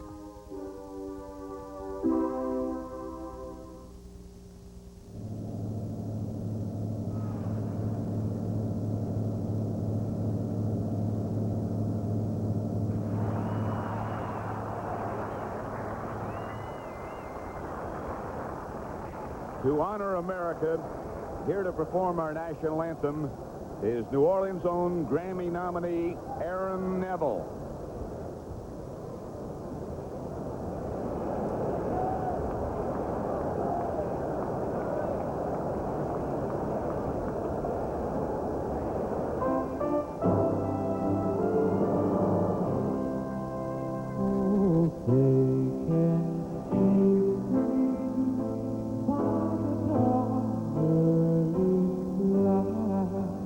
was so proudly hailed at the twilight's last gleaming through broad stripes and bright stars through the perilous sky. O'er the rampart swinging wild was so gallantly streaming, and the rocket red flag upon first thing in air gave proof to the night that our flag was still there. Oh, make that tobacco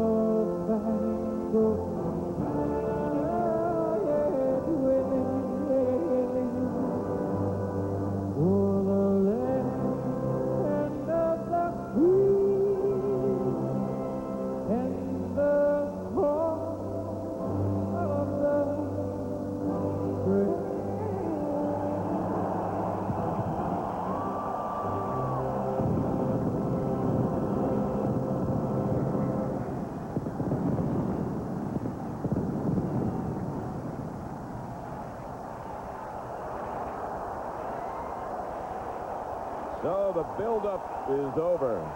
The hoopla will continue, and the game is coming up, led by the coin toss.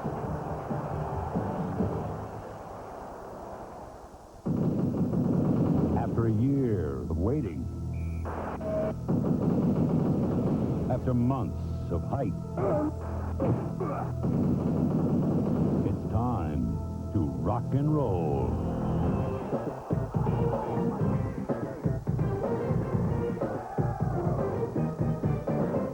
Blood Bowl 2.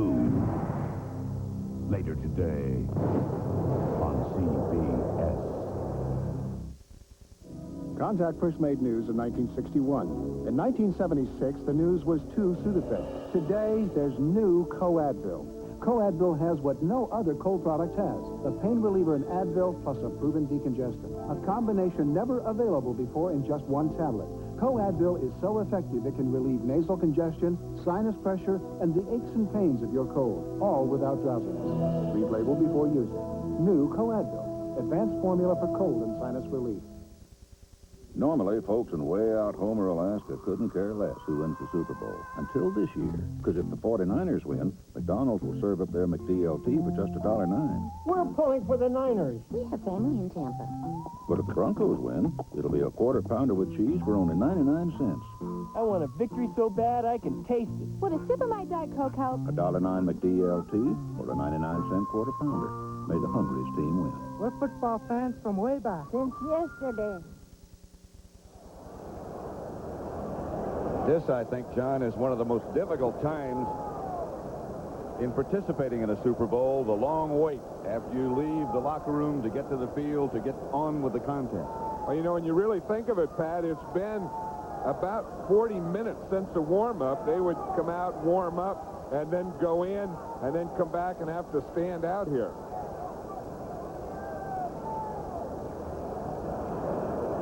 At midfield to toss the commemorative coin are the 1989 Hall of Fame inductees, Terry Bradshaw, Art Shell, Mel Blount, and Willie Wood.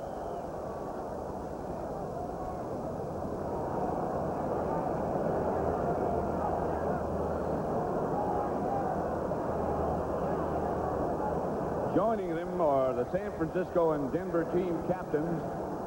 The referee for today's game, Dick Jorgensen, will now conduct the coin toss ceremony.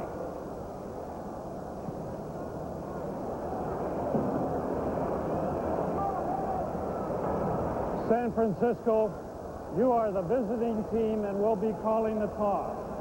This is the commemorative coin. This side is heads. This side is tails. This side is heads. This side is tails. Denver, who will be your spokesman? 54 will be the spokesman.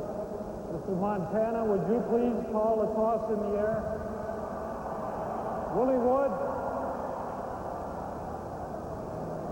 Will you represent your fellow inductees into the Hall of Fame and toss the coin?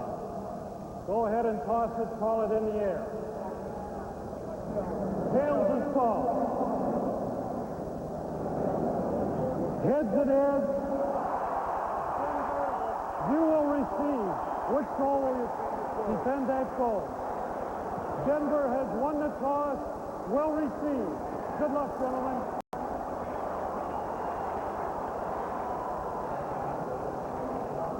So we'll see John Elway and the Denver offense first. And that has to encourage them already. You know, anytime in a big game, I always like to lose the coin toss and let my defense go out there and play first. Let's get a quick comment from the sideline and Will McDonough. Yeah, Pat, I think the big thing down here so far is San Francisco out here is trying to pull the psych job. They've been quiet, understated, as if to say to Denver, listen, we're the champions, and this is no big deal. Now let's go to Irv Cross on the Denver bench. Well, Earl Leggett, the defensive line coach of the Broncos, gave me a little insight to their game plan. He said, today we're going to be aggressive. We're going to attack. The only way to beat Montana is to get him out of his 1-2-3 rhythm. We've had great practice this week, and we're ready to put the heat on him. Pat, John? All right, Irv. We thank you both. You like to be on defense, huh, John? I think so. I always think in a big game, you don't have to get your guys pumped up. They're usually too pumped up. So if you're playing with a pumped-up group, you'd rather have your kickoff team playing and your defense first. Because I'll tell you, John Elway is so pumped up, and he is so strong that he could throw a 20-yard pass. He could throw it 50 yards the first time he throws it. Well, Carrington and Bell will be back deep for the Broncos.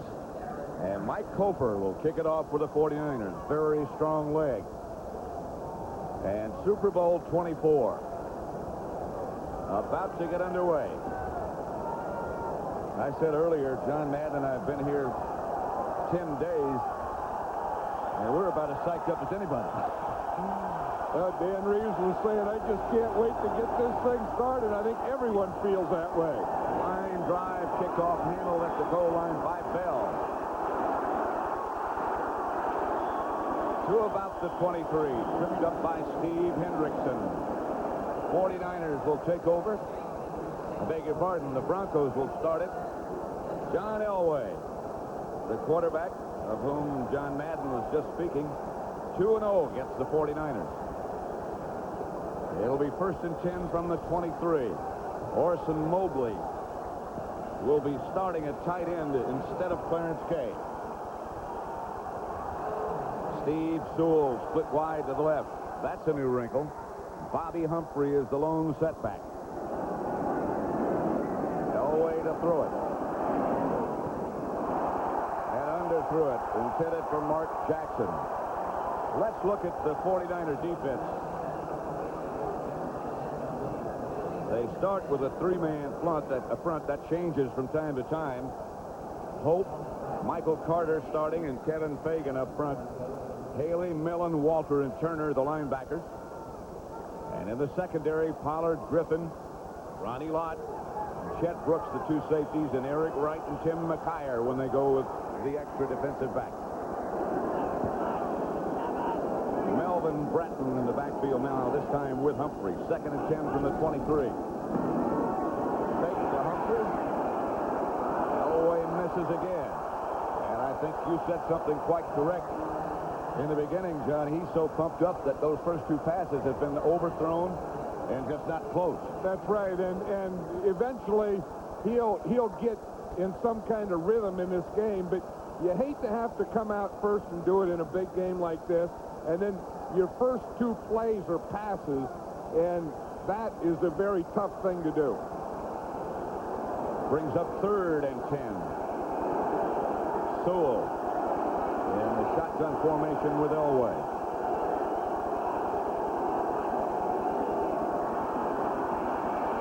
Haley forced Elway out of the pocket, and he was taken down by Pierce Hope.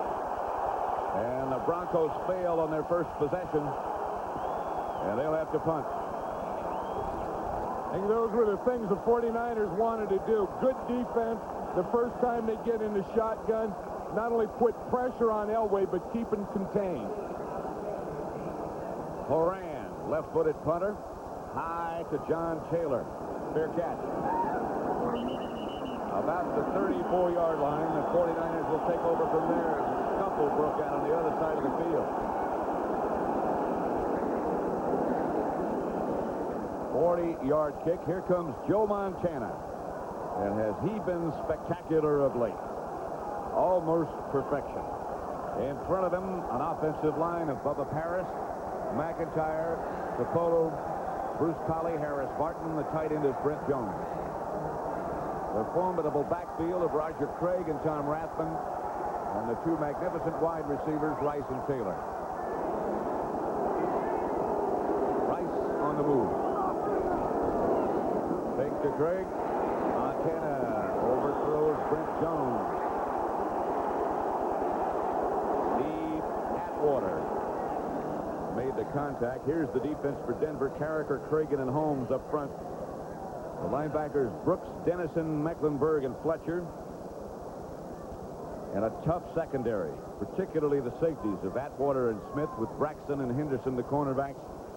And when they need 6, it's Robbins and Corrington.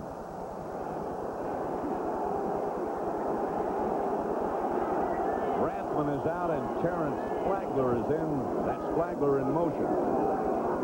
To Craig. Roger Craig to midfield. Knocked out of bounds by Wyman Henderson.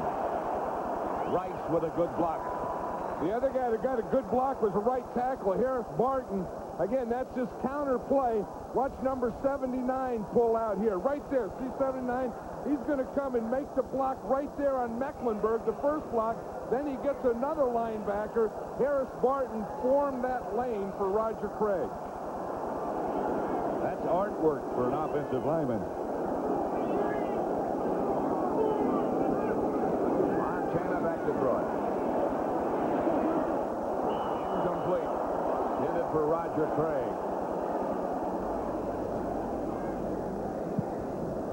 You know, the 49ers with Mike Holmgren, now they script only their first 15 plays. And then Mike Holmgren told us, and Joe Montana said, that in the first 5 specifically, they would like to get the ball to Jerry Rice. This is what, the 4th play coming up? Right. 2nd and 10 from the Denver 49.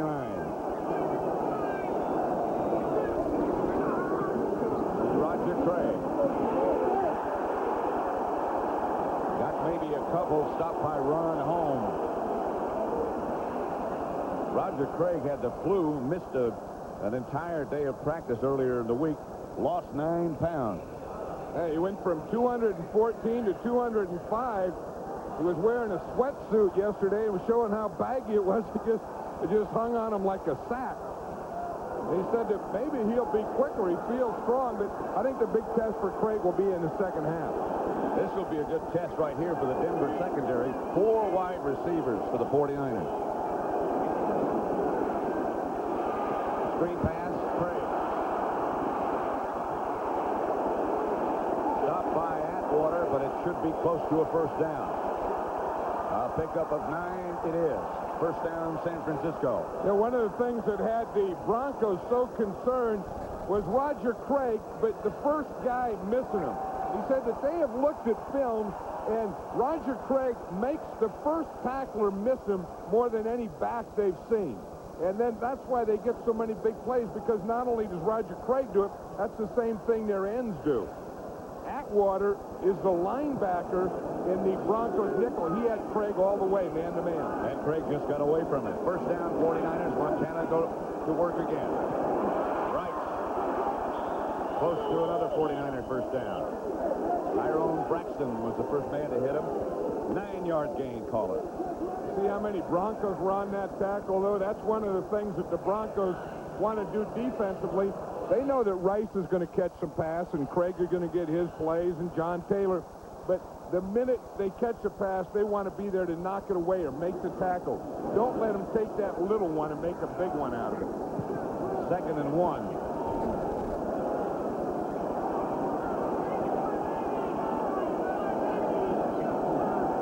Jones in motion. The ball carrier hit hit behind the line of scrimmage and knocked backwards by Brooks and Carragher. Mike Brooks is that strong side linebacker. Watch him. He is up here at the end there. Now he is going to come. He's coming on a blitz, so he starts. He gets penetration.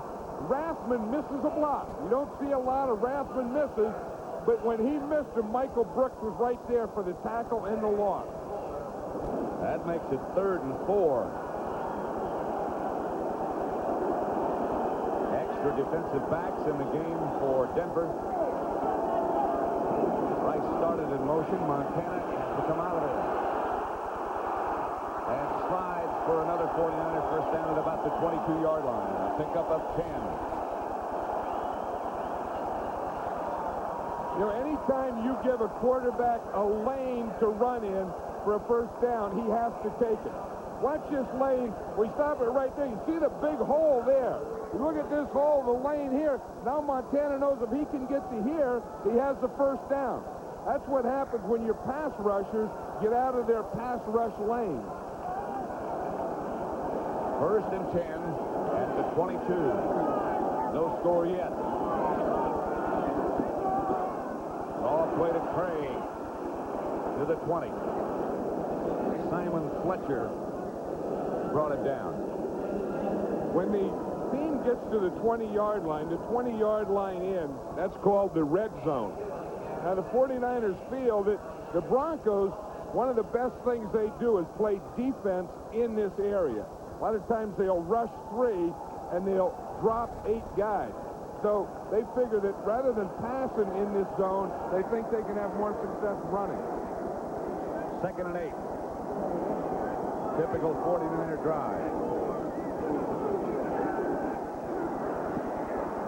Montana looks to Rathman, hits Rice. Rice scores for San Francisco.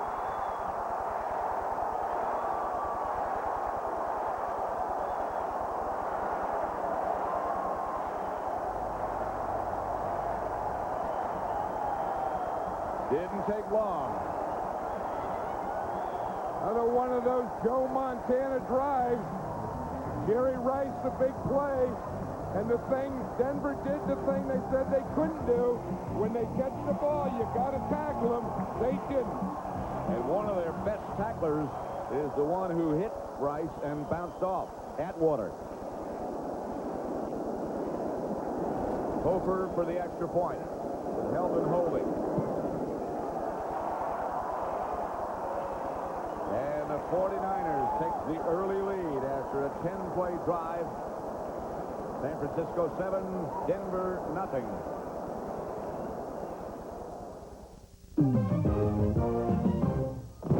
You are looking live at Bud Bowl 2 as unbeaten Budweiser battles undefeated Bud Light in what's become known as the War. Let's go down to the locker room. You guys are the kings. Now let's go turn out their lights.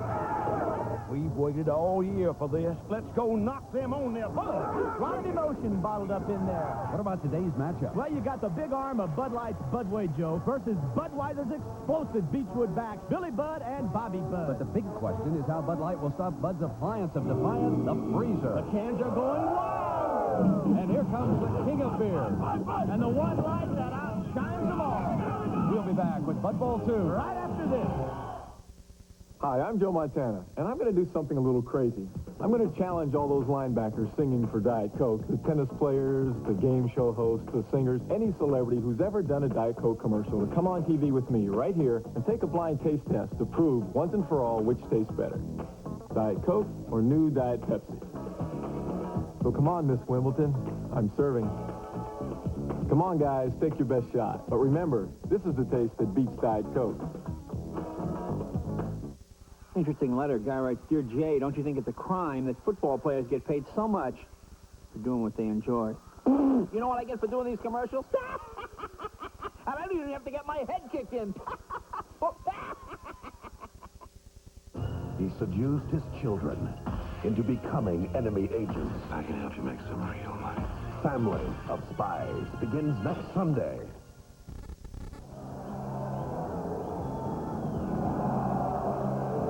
66 yards. Touchdown pass from Montana to Rice from 20 yards out, and they kept the ball 3 minutes and 59 seconds. Typical Joe Montana 49er drive, as John Madden said. Earl Liggett was there talking to the defense of the Broncos, and he's telling them that we have to get our hands up and take care of those pass rush lanes, because they didn't when Montana ran and picked up a first down. Then on the touchdown pass, no pass rush whatsoever. Bell and Carrington back deep, and that's Carrington with the ball. Hit, knocked out of bounds at the 25-yard line by Romanowski. Let's watch the touchdown again, Pat, and we'll see Jerry Rice is here, and he's going to come right in here to the middle and uncover. Montana gets back. He tries to throw to the right, can't find anyone, and comes later to right. Watch him. He's even going to come on a little roll to the right. And then he looks and looks and looks, but look at the pass protection he has. Look at the time he can look over them. Then Rice uncovers. Now 1, 2 missed tackles. And that you cannot do. Elway with a shovel pass up front to Humphrey. Bobby Humphrey almost broke it. Ronnie Lott finally tripped him up. A pickup of 28, playing with 2-track ribs. But they didn't bother him then.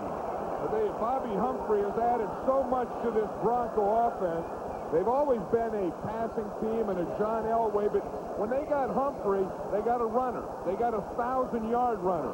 I'll tell you, the two guys that love him, one is Elway, because it takes the pressure off him, and the other one's the entire offensive line. 1st and 10.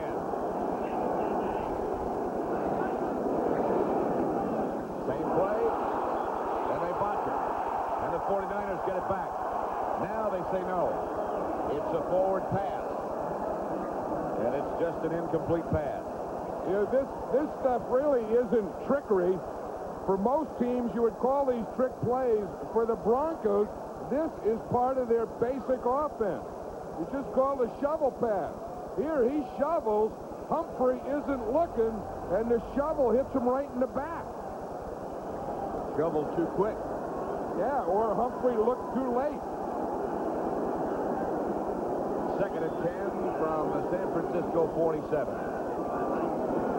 Clarence Kay in the game now. Here's Humphrey again. Close to a Denver first down. Stopped by Chet Brooks and Tina Turner. You know, I like what Humphrey is doing there. He's breaking through the hole. Now watch the pass protection here. They start to pass protect, make them rush, then that gives holes for a delay for the running game. See, when the defense is going to take off after Elway, then they can give that delay play or draw play to Bobby Humphrey. That's what he's been so effective on all year. And he got another Bronco first down. Mosley moves out. Clarence Kay is the tight end. Humphrey again. Out of bounds. A gain of 6. Stopped by Michael Walter and Chet Brooks again. I think this is why the Broncos were so concerned about Kay being able to play. Watch him, number 88 here. You see how he can block Tina Turner. He just gets him knocked out. Kay was the guy who created that hole for Bobby Humphrey. Elway was saying yesterday that this guy is the better blocker. Mobley perhaps the better receiver. 2nd and 4. I think if Humphrey's playing, you would rather have Kay in there.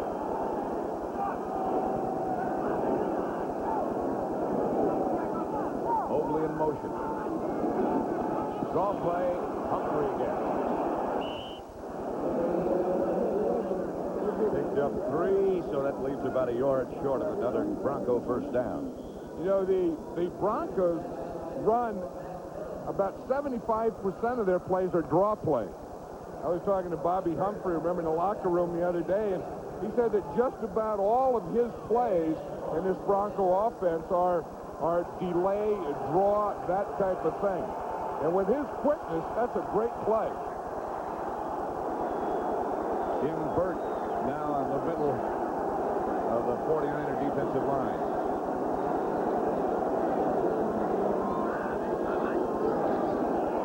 Elway going for the first and got it.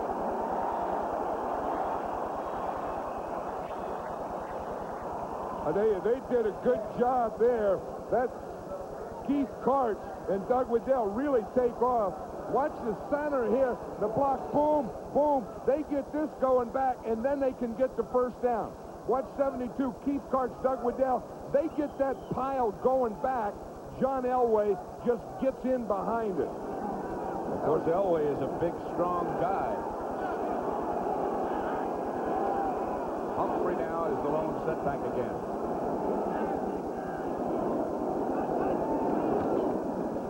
The shovel pass again. Elway just bats it down. Third time they've run that play. Once it was great. Twice it was near disaster. I know it, and that time he looked like he was going to shovel the ball to Haley. Watch him here. Watch 94. Haley comes in a rush.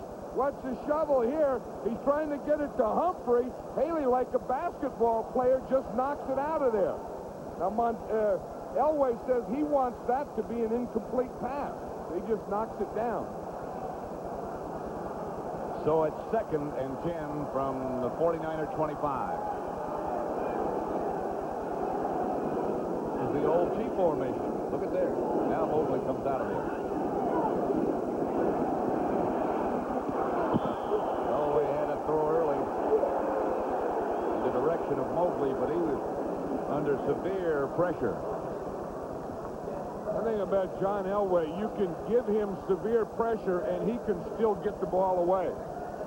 Because he's so quick to get the ball away and he's so big and strong that sometimes pass rushes just bounce right off him. He's just 1 out of 6. I don't think that he's gotten calmed down yet to play this game. It surely doesn't look like it. He has to let a little air out of himself.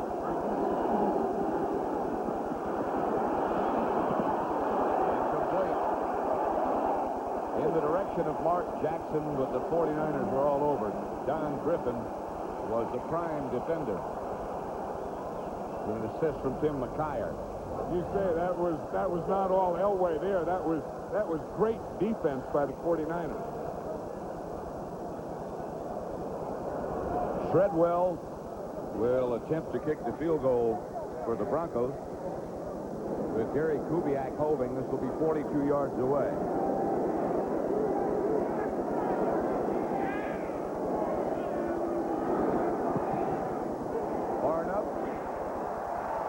Good enough. And the Broncos deft the scoreboard. So 6:47 left to play in the first quarter. The 49ers 7, the Denver Broncos 3. Every day, 22 million people come into McDonald's. They count on the same hot, fresh food at every McDonald's all over the world. But imagine if there were only one McDonald's you could count on. And 22 million people came in at the same time. The whole restaurant would fill up. The city would fill up. And all those people in one place would cause the Earth to tilt off its axis and go spinning into space.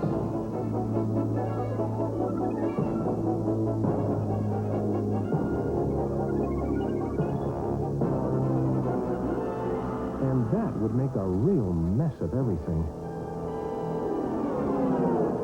That's why we make every McDonald's from Poughkeepsie to Pomona just as good as every other McDonald's, thereby saving the universe.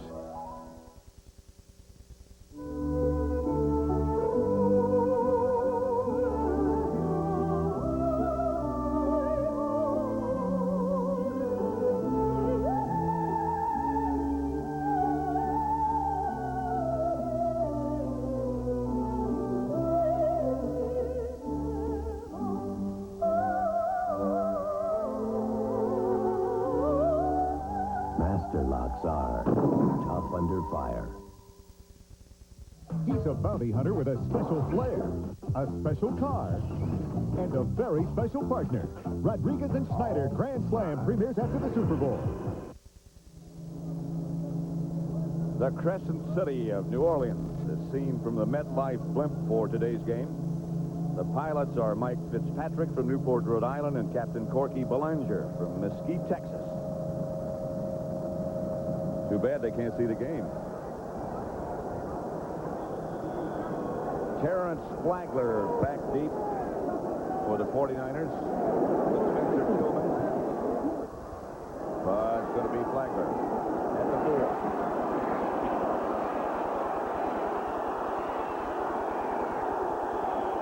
Brought down by Tyrone Braxton. The story of the Broncos scoring drive, which was finished off with a 42-yard field goal by Treadwell. They kept it 10 plays, went 49 yards, and kept it 3 minutes and 19 seconds. I think they were able to do that with John Elway just completing 1 out of 7, and that was a shovel pass. Again, Jim Burt, the story continues there. They just keep sewing that jersey tighter and tighter. Remember that short yardage play? He got double teamed. I'm sure he feels he was held. He doesn't want to give him anything to grab. He answered everything. Tighten the jersey. Here's Montana, flushed out of the pocket and chased out of bounds by Alfonso Carricker. No gain. I think that's great Denver defense there. That's what they want to do, is they clamped on the short guy. There was no one for Montana to throw to. So then they scrambled out to the right. Now they have him. Let's just watch it here. And we'll see here, once he starts to throw, you see that back foot hit. Now he wants to throw. And look at this Denver defense. They're all on a line here. He has nothing open. So now he had to hold the ball and go again. 2nd and 10 at the 18. Montana to Trey. Atwater up to fill the hole with Mark Munford as they knock him down. There's a big key to this 49er defense. Ronnie Lott, kind of the soul of the defense, a real leader of everything. And as Ronnie Lott goes, that 49er, the defense goes. And he's usually the guy that sets the tempo. He hasn't set the tempo yet because Bobby Humphrey has made some pretty good runs. And Bobby Humphrey, of course, was one of the big question marks heading into this. Rice and Taylor both come wide to the left. Flagler is the man in the backfield. 4 wide receiver setup. And Montana again chased out of the pocket, gets rid of it, incomplete. Again, great Bronco defense, Pat, because they didn't let Montana throw to the first guy he wanted to. Watch what happens. He's going to go back here. Now watch, he wants to throw to his right. There's no one open, so he has to bring the ball down and then scramble out to his left and force that ball in there. Good pressure by Simon Fletcher. Right. Back deep, Vance Johnson is number 82. And Barry Helton, who was a teammate of John Elway at the University of Colorado.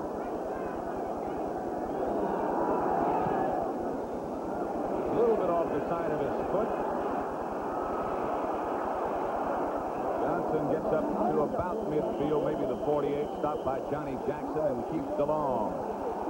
And so the Broncos will take it over in good shape. But the 49ers lead 7-3 with 5:25 left.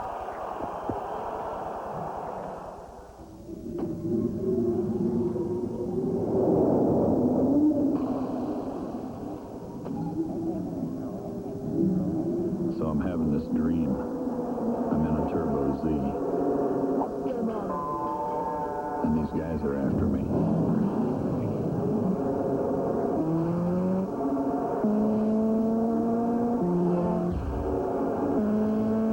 But they can't catch me. So they got a car.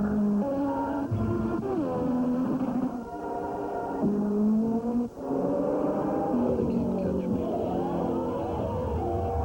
So they get a plane. Just as they're about to catch me,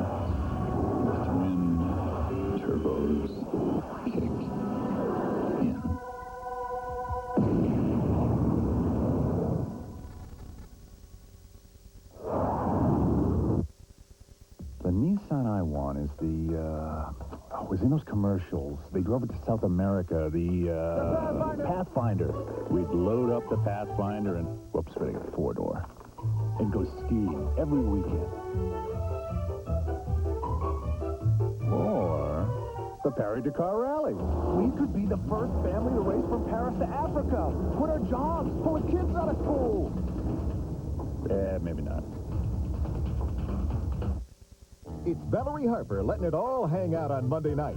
I wasn't going to do it, but for you, Chuck, I will have sex with someone. City premieres Monday after Major Dad. A little homework being done on the Denver sideline.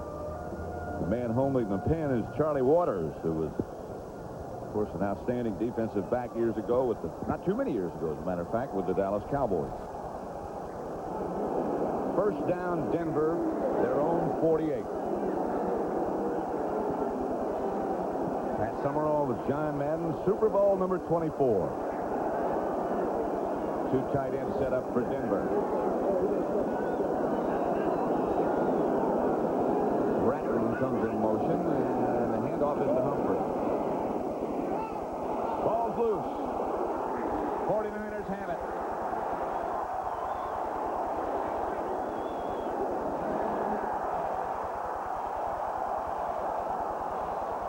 Recovered by Chet Brooks. That's a big play for the 49ers here because the Broncos just scored on their last possession with the field goal. Had good field position here. That was one of the things I think they were worried with Bobby Humphrey. If he plays, will that extra protection on his rib, will that cause him to fumble? Because when you put the ball up against that extra protection, you can't feel it against your body. I don't know that that's what caused it, but that is a concern coming into the game. It certainly looked like the ball just slid out of there. This is Rathman to about the Bronco 40-yard line. Stopped by Mecklenburg. A gain of 14, a flag on the play. Yeah, that's a big play by the officials there. That was a big play by the 49er defense. That one by the official. Tom Rathman told me yesterday he loves to play in the Silverdome. Holding, number 61, offense, 10 yards, still first down. That's the first penalty of the game. It's against the center for the 49ers. Jesse Sapolu. Matt Millen. You know that's not a payphone. Oh, Matt's telling him what they did on that play and what he did and where Humphrey ran.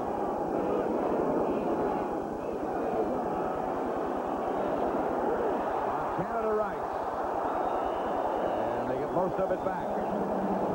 Knocked down by Dennis Smith. Jerry Rice is almost a perfect athlete. I mean, just the way he runs and moves and catches and then runs after he catches. His toughness going inside, outside. Watch, the minute he catches that ball, he is continuing running. This guy is a threat on any play, any time. I think not only is he the best wide receiver in football today, but maybe one of the best, if not the best, that's ever played this game. No, not much question about it. First down, 49ers. You know, watching him practice, though, you know why he's so good. He practices at full speed all the time. I mean, the guy is just amazing. And watching he and Montana, remember we watched him on Thursday the other day in practice, Montana only threw one incomplete pass all day. In the entire practice. As close to a perfect a practice as I've ever seen. Well, he was almost perfect against the Rams as well. That's Rathman over the right side. Stopped by Mecklenburg. Rick Dennison with the assist.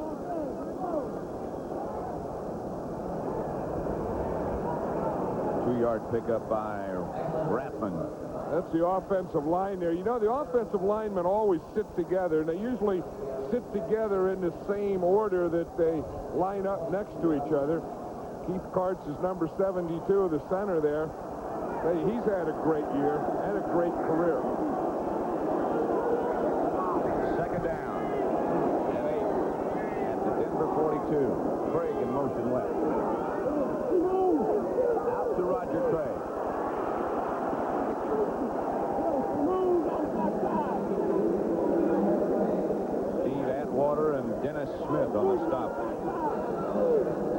Bronco defense is really doing what Wade Phillips wanted. Other than the touchdown to Jerry Rice, where there was a couple of missed tackles, what the Broncos want to do is anytime a Roger Craig gets the ball, or Jerry Rice or Tom Rathman, get a whole bunch of orange jerseys there on them. You know, not rely on one or two guys, but have 4, 5, and 6 guys tackled. 3rd and 2.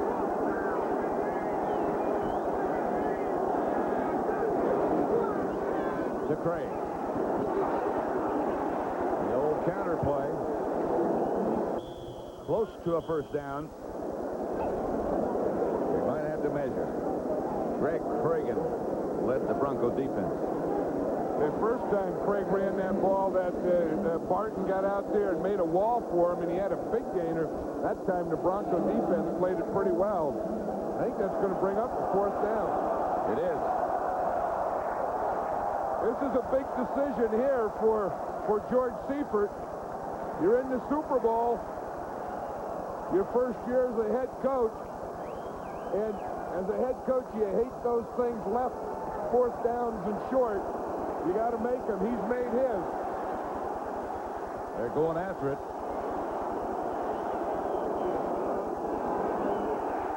Fumble. And Denver has it. Atwater came up with it. Rathman got 4 yards. You wonder if they're going to say he's down. First down. Oh. I'll tell you, they have fouled that up more than anything this year, that fumble thing. It used to be simple. If a guy fumbled, it was a fumble. Now they got it when it's down and when the whistle blew. Looked like he was down, but you don't know when the whistle blew. So what they're saying is that whistle blew before that ball came out anyway. So it's a 49er first down. Falls at the Denver 31. Fake to Craig by Montana. Looking at Taylor, incomplete. Jerry Rice also was in the area. Yeah, that was good coverage. There's their teammate, Tony Dorsett, one of the all-time great running backs. Of course, he had that knee injury in training camp and had the surgery and has probably ended his career, but he had a great career for many years, of course, with the Dallas Cowboys and ending up with the Denver Broncos. A minute and a half left in the first quarter with the 49ers leading 7-3. Second and 10.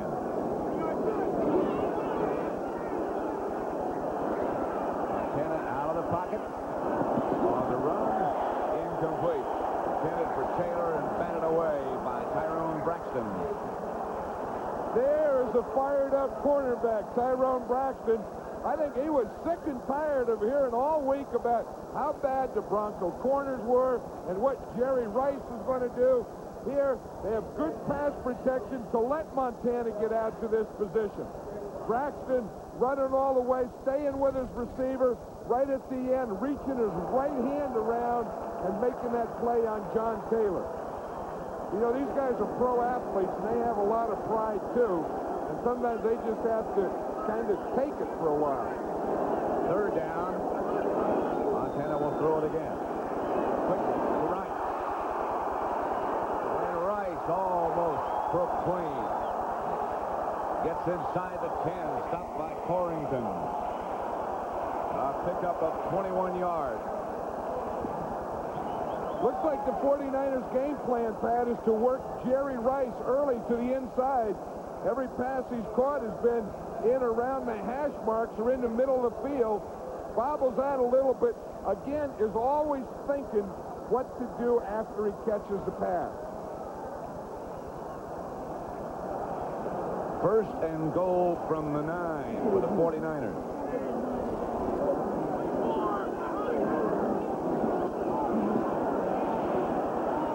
Craig steps out of a couple of tacklers. Got it down to about the 7. Ron Holmes finally brought him down. Well, was there a collision in there? Tom Rathman making a lead block. What a collision. In fact, it could have been with Carl Mecklenburg, who was down. There are a couple of Broncos down, as a matter of fact. That's Mecklenburg right there. 23 seconds remain.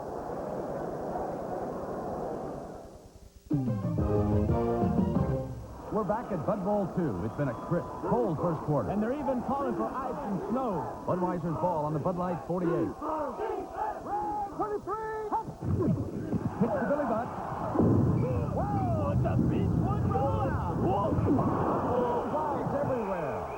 We have illegal use of hands. Hands? What hands? You give me a break. At the end of a controversial first quarter, it's Bud Light 13, Budweiser 3. We'll be back.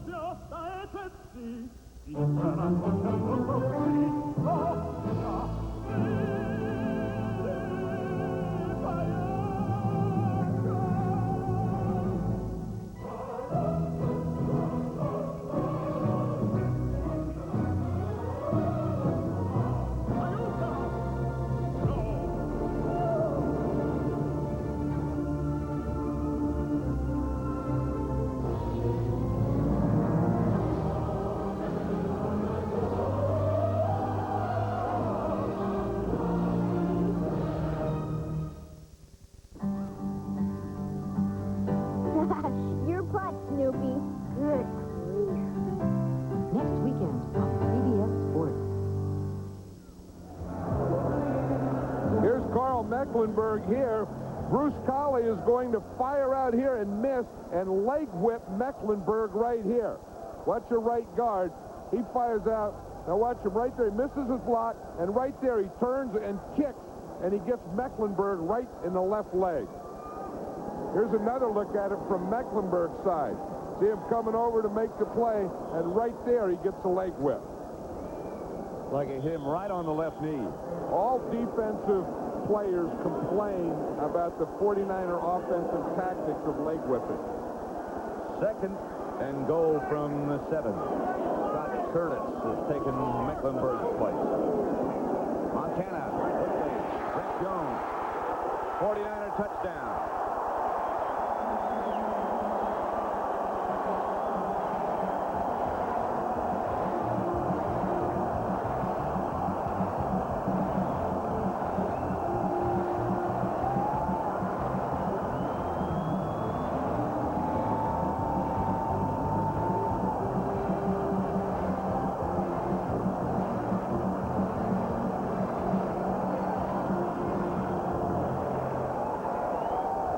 Second touchdown pass of the day by Montana.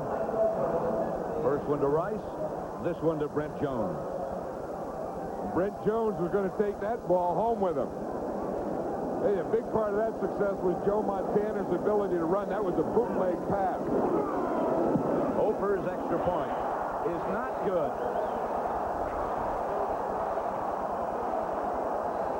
13-3. Dan Reeves just saying to the referee, I want to see you.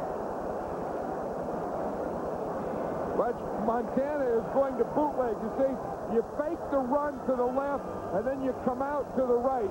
And I still think that no one runs to his right and throws the ball better than Joe Montana. Whereas then Brent Jones, he's one of the things that has made this 49er offense a better offense this year, because they use him more as a tight end. They throw more to John Taylor. They throw more to Tom Rathman. It's not just Jerry Rice anymore and Roger Craig. You have to worry about guys like Brent Jones. He's the guy who's really come on, and that's the guy who came on a long time ago. I think some of the things that he's done this year and over his career are just so amazing, because he's doing the same things that 27 other quarterbacks in the league try to do, but he does it so much easier than the rest of them. And I think a little bit quicker, too. I think that's the whole. If there's one success or one key to the success of this 49er team. If there's one word, to me, it would be quit. Even in practice, when we watched them during the week, everything seems to happen so fast. Gopher's kickoff goes to Bell at about the 6. To the 25. Knocked down by Spencer Tillman. That's the end of the first quarter with the score. San Francisco 13. The Broncos 3.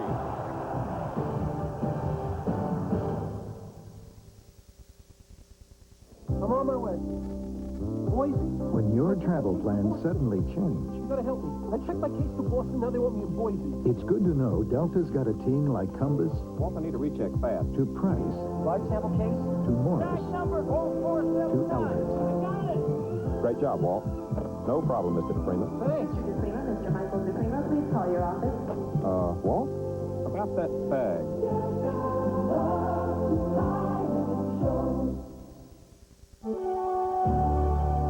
Special Super Bowl thank you to everyone who has made the National Football League United Way Public Service Series possible. Thanks for all those precious moments.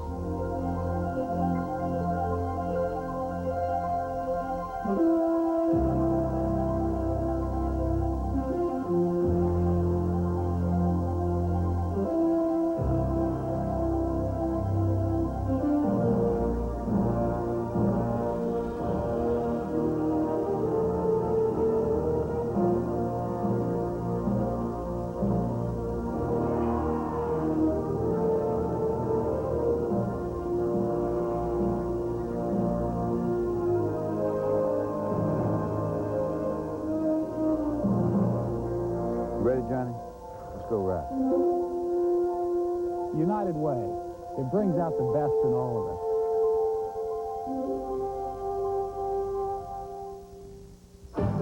CBS Sports coverage of Super Bowl 24 is sponsored by Budweiser and Bud Light, who also bring you today's exciting Bud Bowl 2 matchup.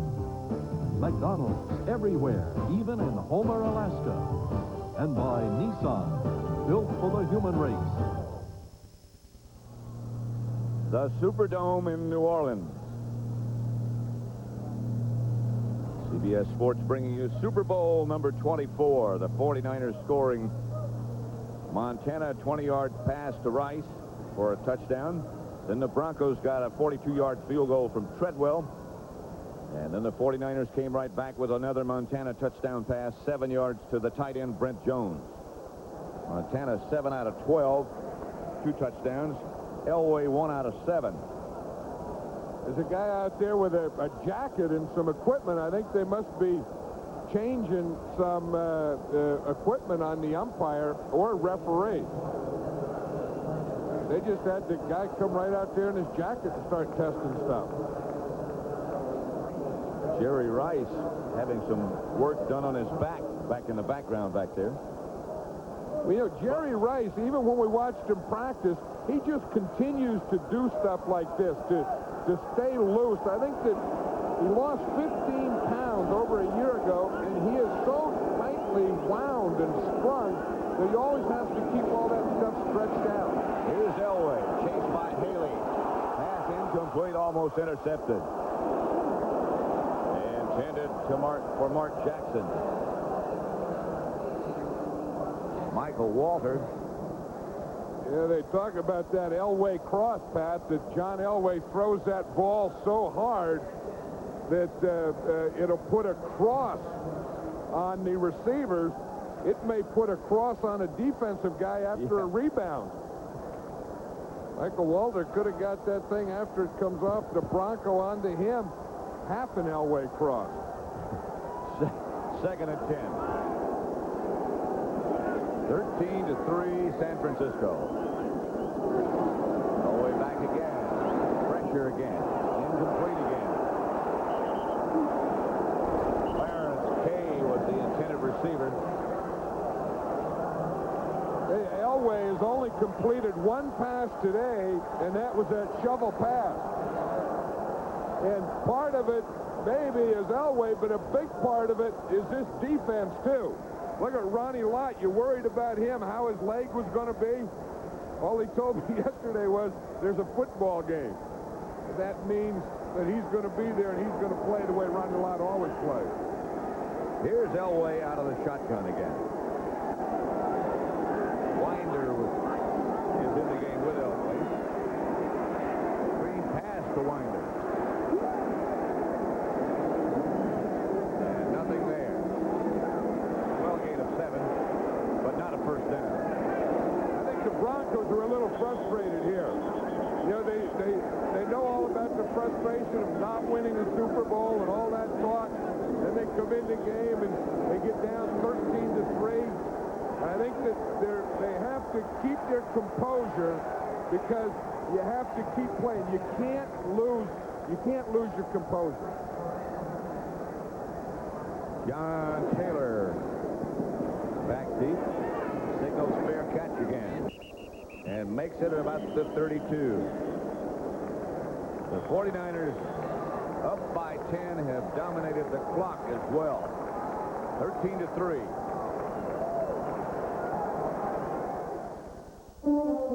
Gillette announces a razor so revolutionary it can sense the individual needs of your face.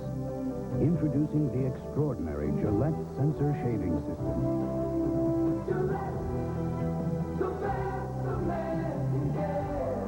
Sensor twin blades are individually mounted on remarkably responsive springs. They continuously sense and automatically adjust to the individual curves and contours of your face. And we know how to make the most of who you are. The extraordinary Gillette Sensor. Closer, smoother, safer than ever before to give you the best shave a man can get. Where the race is from, you're the champion. Gillette, the best a man can get. New Gillette Sensor. The best a man can get. How to know where on earth your package is. Charlie Smith has a nose for tracking. He can spot a Federal Express package from Bangkok to the North Sea. He can tell you when your package clears customs in Tokyo or takes off for Sydney. You see, Federal Express tracks your package through computerized checkpoints. So Charlie Smith always knows where everything is. Anyone see my glasses? Federal Express. Very funny. The best way to ship it over here is now the best way to ship it over there. You never know where history will unfold, but you always know where to turn. The CBS Evening News with Dan Rather. You always know when it's CBS News. 13-3, San Francisco in the second quarter with 14:22 left before the half. Pat Summerall here with John Madden. 49er ball at their own 31. Carl Mecklenburg back in on defense for the Broncos. They put a brace on his leg, but he's back. Up the middle of Rathman. Near midfield. A gain of 18. Rathman stopped by Simon Fletcher. Yeah, Tom Rathman came from Nebraska where he was really a blocking type guy, never catches a pass, comes with the 49ers. Now they make a pass receiver out of him. This year during the season, he caught 73 passes. Most of them like this, those little check-through things where you find a hole in there, check through, and Montana just dumps it over the line to you. Craig to the Denver 45. A gain of 6, stopped by Munford. Yeah, you look at Roger Craig helmet, and you see it says Husker on it. He and Rathman have the same thing. In fact, there's 3 of the 49ers that went to Nebraska. Jamie Williams, and of course Craig and Rathman. And at the front of their helmet there it says Huskers. 2nd and 4.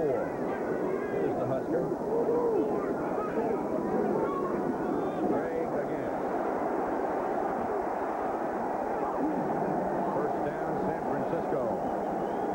Steve Atwater brought Craig down.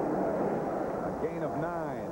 Isn't it funny how it always takes a bunch of guys to get Craig down, though? And they don't keep stats on that, but you wonder how many guys the first guy ever tackle him one-on-one. You know, it always looks like he'll make the first and second and third, and then you really don't get Craig down until you get about 5 or 6 guys there. See how he steps out of that tackle?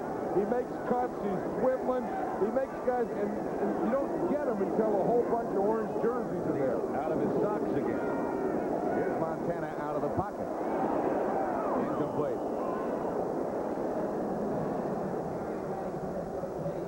One of the rare times you'll see Montana go left and throw it. Yeah, and you see what happened. He went left and threw it over Jerry Rice's head. There's Steve Wallace. Now, he comes in and plays left tackle for Bubba Paris. Terry Tausch plays right guard for Bruce Colley. They play halves. You see, Bubba will play the first quarter and third quarter. Steve Wallace, number 74 now, plays the second and fourth quarter. They call it tag team tackle. The same is true with Tausch and Bruce Colley. 1 and 3 and 2 and 4, and Montana's back to throw. Harassment. Another first down.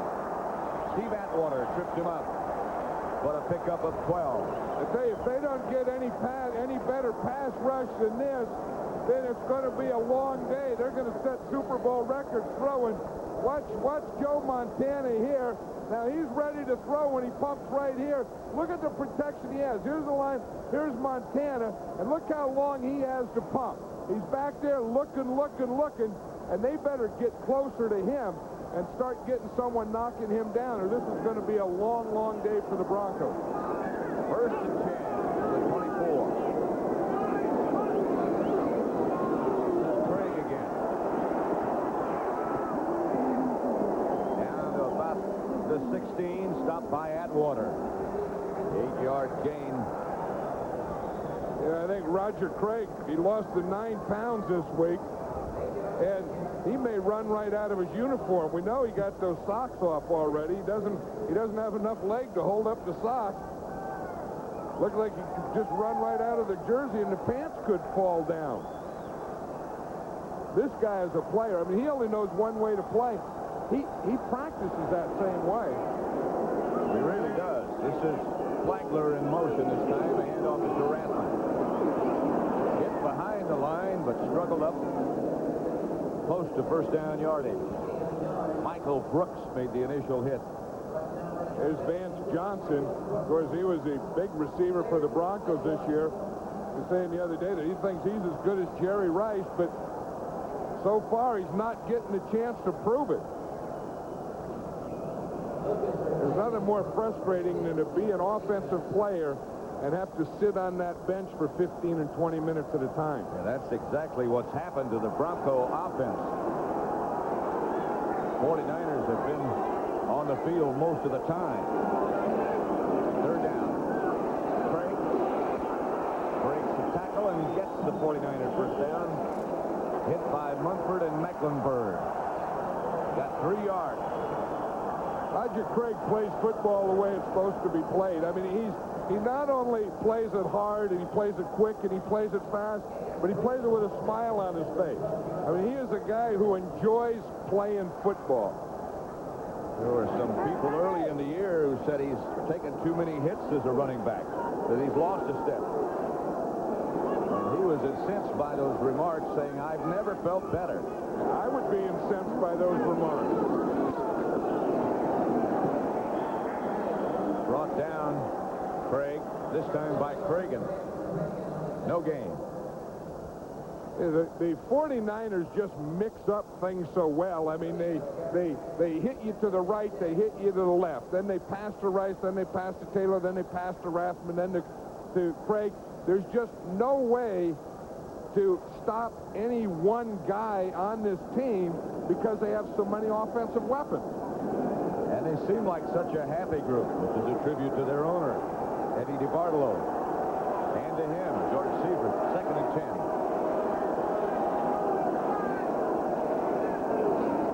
Craig again. Not much again. Henderson out of bounds. This is the area when they get inside the 20 that the that the 49ers worry about passing in this area because the Broncos drop so many guys off. Used to be for years that once you'd get inside the 20, you never played a zone defense. And now more teams are playing zone, and it's tougher and tougher to find holes in those zones because you don't have the depth down here. John Taylor, wide left. Rice is to the right. Up the middle of Rathman.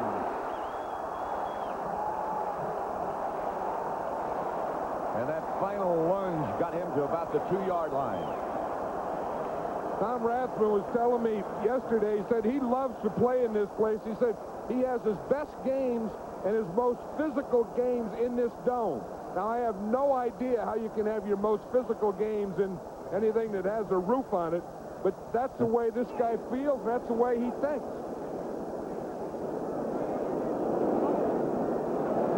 Sticks are out, and he was that much short of getting the first down. You know, it used to be that all the time that he would always look for Craig. Now he's looking more and more for Rathman, and if Rathman keeps making one-handed catches from behind like that, Montana's going to keep looking for him. If he's wise, and he is.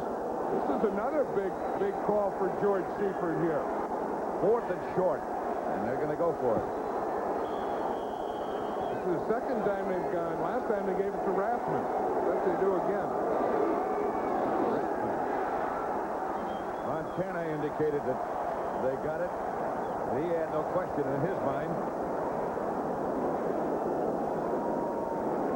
1st and goal, San Francisco. They lead it by 10 already. 8:14 left to play in the first half.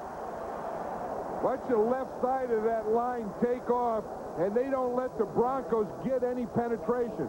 Then you have a big 235-pound fullback, and if the orange jerseys don't get penetration over the white, then Rathman's going to get a first down. 1st and goal, they need 2. That's great.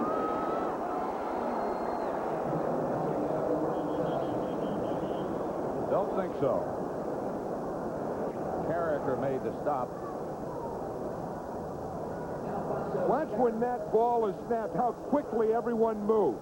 Everyone moves at the same time. Good block there by Rathman. Cragen gets the penetration, 71, and he's the guy that didn't allow him to get in the end zone. 2nd and goal.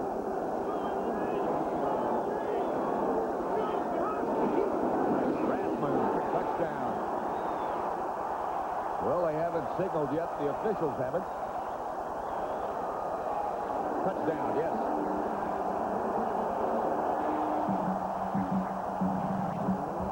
From a yard out by Rathman. Hey, you're having a big game like this, Rathman and Craig, they're going to name a city after him in the state of Nebraska. That was all Montana this and Montana that, but this drive has been Rathman this and Craig that. The two Cornhuskers. Kofer for the extra point. He missed the last one. That was perfect. So 7:15 left to play in the first half at the Superdome. 49ers 20-3 over Denver.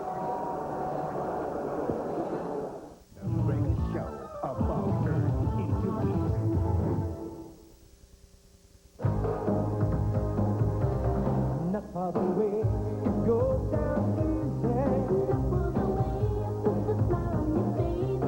Not for the way it went to the picture. Not for the way it goes so on you. Just for the reason.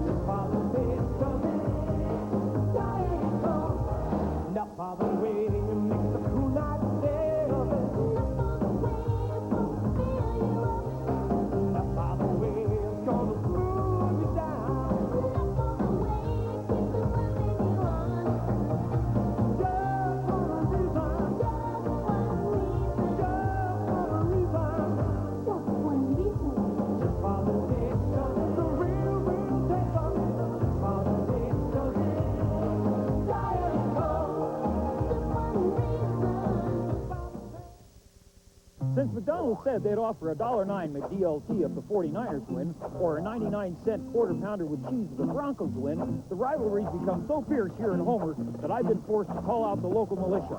Unfortunately, he's ice fishing. Okay. To keep peace in Homer, McDonald's will offer both a $1.09 McDLT and a 99-cent quarter pounder after the game, no matter who wins. Thank you, McDonald's. Diet Coke for all you boys.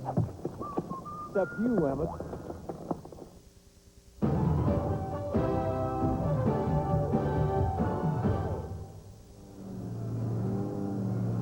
A drive dominated by Rathman and Craig, the two running backs for the 49ers. In fact, they handled the ball in that drive 13 out of the 14 plays. That's what you call a Nebraska drive. Rathman ran 3 times and had 3 receptions. Craig ran 7 times. So as you say, 13 of those 14 plays, the two old Cornhuskers. Hofer's kick to Carrington at the 1, to the 20. Romanowski again down on the special teams, leads the charge, and the Broncos take over. They'll have it 1st and 10 at their own 21. 49ers have had the ball 17 minutes and 43 seconds to 5:02 for Denver. I'm using this other long-distance company. Try to call Phoenix, I misdialed Fiji. I call the operator. She says she can't give me instant credit. I say AT&T always did. She says, you're not dealing with AT&T. If you miss dealing with AT&T, it's easier than ever to come back. Just call 1-800-235-6000 right now, and we'll switch you back for free. They kept saying how much money I'd saved. Then I get the first bill? I'm not kidding. I thought it was a typo. I mean, where were the big savings? People who thought they could do better than AT&T are coming back for the real value. You can too. It's simple. Just call now and come back for free. Takes longer getting through, but I'm saving a ton, right? Wrong. You gotta read the fine print. I couldn't believe it. You're not dealing with AT&T. Oh, I am now. 1-800-235-6000 for dependable, crystal clear AT&T long-distance service. Call now and we'll switch you for free. You couldn't pick a better time to come back. Gillette announces a razor that can sense the individual needs of your face. Introducing the extraordinary Gillette Sensor Shaving System. Sensor blades are mounted on responsive springs to continuously sense and adjust to your face for the best shave a man can get. Closer, smoother, safer. New Gillette Sensor.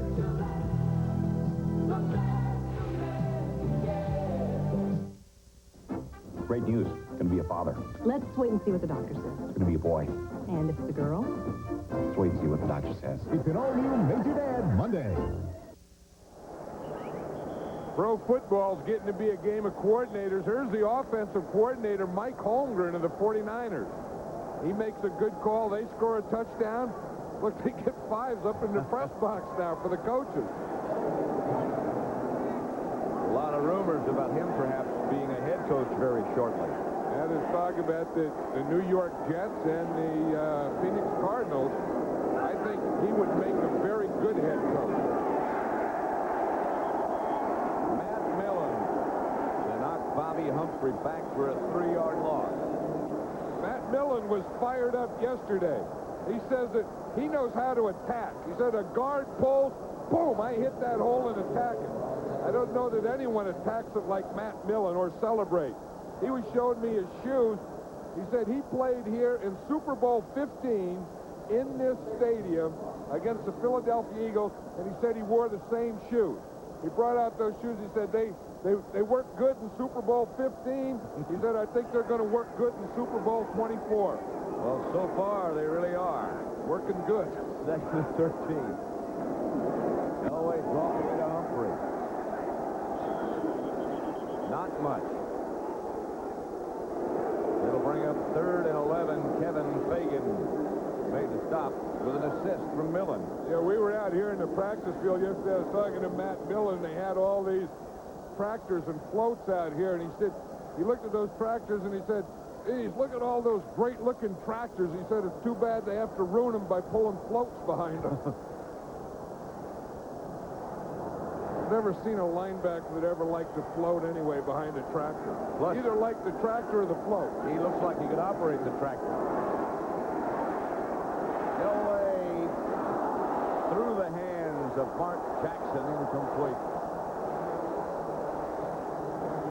That one was there, but he throws the ball so hard. Yeah, but he had everything here. He has good pass protection. He has a good pocket. See the pocket there where he can step up, find his receiver, and then still step up and throw. That's excellent pass protection. As you say, you got to catch those.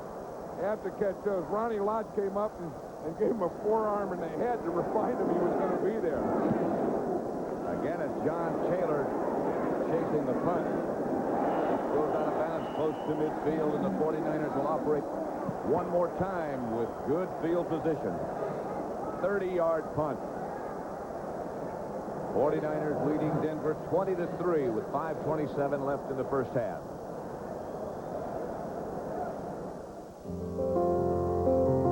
We'll give you 80,000 people and 8 million miles a week. We'll give you hearts that beat deep purple and a whole new way to speak. We'll give you hands across the borders, big cities, little towns, where the human race is running. We'll be found. We're the best way to ship it over there. From the dawn to the night, we're in the air. Express we carry confidence from the continent. We're the best way to ship it over there. We carry dreams and plans to a continent. We're the best way to ship it over there.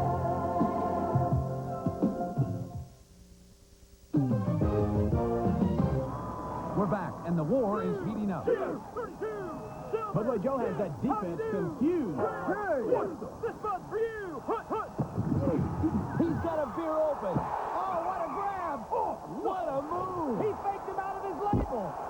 Touchdown! They're whipping our fight. Up on the bus to see the light. Bud Light. At the end of the half, it's Bud Light 20, Budweiser 13. We'll be back. It's getting colder. 500 miles of the hottest wheels on earth. Fasten your seatbelts with CBS Sports puts you behind the wheel in the Daytona 500. 5:27 left to play in the first half from the Superdome. 49ers leading Denver 20-3. Pat Summerall to John Madden. Here the scoring drive. 10 plays, 14 plays. The last one featuring Rathman and Craig, the first two mostly Montana. He's 10 out of 16 for 131 yards.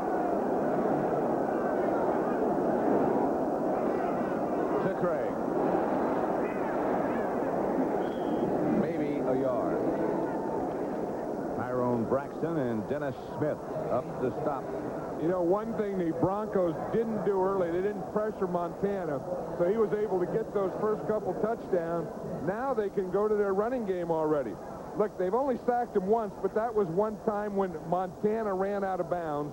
They've only made him hurry twice, you know, throw when he didn't want to. But more important than that, they have yet to knock him down. And I think that if you are going to have any success against Joe Montana, you got to knock him down yet. The Broncos haven't knocked him down yet today. They're going to show him a 5-man rush right here, although one of the up linemen backs out of there. Craig is really hit by Dennis Smith. He has a reputation of being one of the toughest of the safety men. In fact, both of the Broncos safety men do that. There's something. Watch Dennis Smith, 49. He's getting back in his zone, reading. Then he sees the ball thrown, and he's going to come out. The first guy holds him up a little here. Watch the first guy Braxton kind of has him held up. Craig was in the middle of a spin, and Dennis Smith just unloaded on him. 3rd and 9, midfield.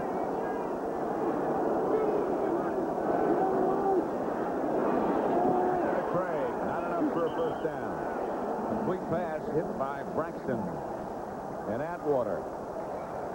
I think Braxton, these guys are getting fired up a little too late. I mean, I know that they have to do it, but the 49ers just did surgery on this Bronco defense in this first half. Vance Johnson back deep. Barry Helton will be the punter. I don't think the Broncos have enough guys out there in punt return. Great.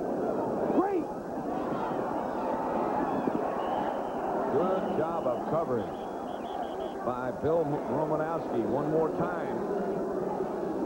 Third time he's made the tackle on special teams. That was a good move by the 49ers. They didn't huddle. They just rushed their punt team out and both punted the ball, and Denver really wasn't out there and organized when they got that punt off. And again, they'll start deep in their own territory at the 16. Summarizing the scoring again, Montana to Rice. Then a field goal by Treadwell made it 7-3. Montana to Jones, 13-3. And then Rathman on a one-yard run made it what it is now, 20-3.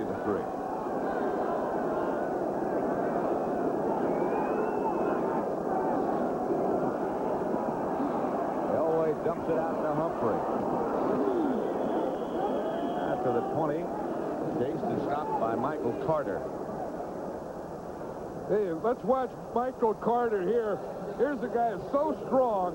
Watch him here. He's going to start in the pass. He's always going to get double teamed. Boom, he stays to center, comes off the guard, starts pushing Waddell right back into the quarterback. Now he sees the ball thrown. Boom, turns, runs right down the line where the guy's going to be and gets a hit on Bobby Humphrey. Michael Carter hasn't been healthy all year, but when he is, he's the best nose tackle in the game. Second and 6. No way to throw it. To K. Gain of 6. Matt Millen made the stop. I don't know that Kay caught that pass. It may be the first one, but watch what happens when you're as good as Michael Carter. Your arms are that big. When you go to jump, they're going to cut you. Watch, you go to try and get your hands up. They don't go up with you. You go up, they go down. Wow, they go and they just block you right on your toes. First down, Denver. I think they had to put an extension in Michael Carter's jersey. He is big and strong.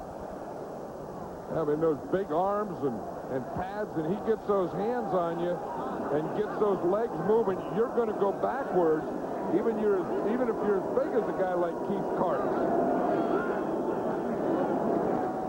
No way to throw it again. Gets it to Johnson.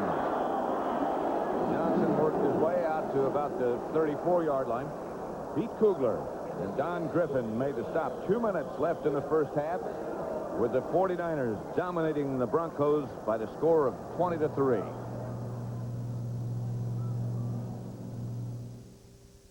You know, it happened right here 20 years ago. Right here, Mom? Mm-hmm. You just can't imagine what it felt like. I'd like to buy the world a home and furnish it with love. Grow apple trees and honey bees and snow white turtle doves. I'd like to kiss the world with yummy, the feeling you get from a Coca-Cola classic. Can't think of feeling the world would sing. Turn it down, I know you're gonna pass me. I'd like to buy the world to come. Can't be the real thing. Can't stop it now, you can't stop it. Like a song, the whole world singing. Can't be the feeling. It's the real thing. Can't be the real thing.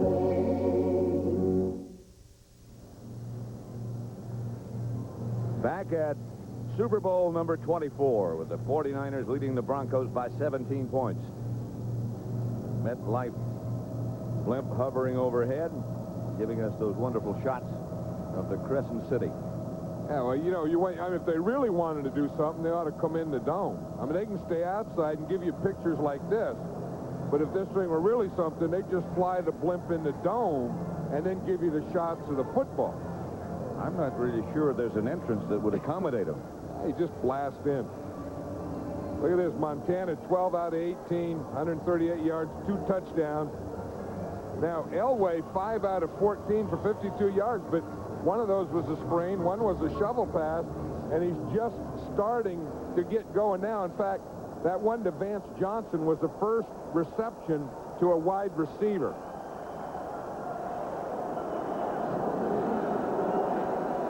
Second quarter has not been good to the Broncos. So far, the entire game has not been good to the Broncos. Second down, 2. Elway hit it for Vance Johnson, and he just missed him. I think the other thing is the ball really wasn't in a good position. It kind of had to come under and kind of bounced out there. Yeah, I just feel that Elway hasn't gotten started yet. Now, part of that is they haven't gotten enough first downs to get anything going. And then on the other side of it, the 49ers have had the ball so much of the time that they haven't, you know, he's been cold all the time. 3rd and 2. There's the pass knocked away. Intended for Jackson. The defender was Don Griffin. Good play. McKyer knocked it down. I beg your pardon. You don't want to make too many great plays if you're a defensive back for the 49ers. Tim McKyer makes this one, and after he makes the play, about 5 guys hit him in the head.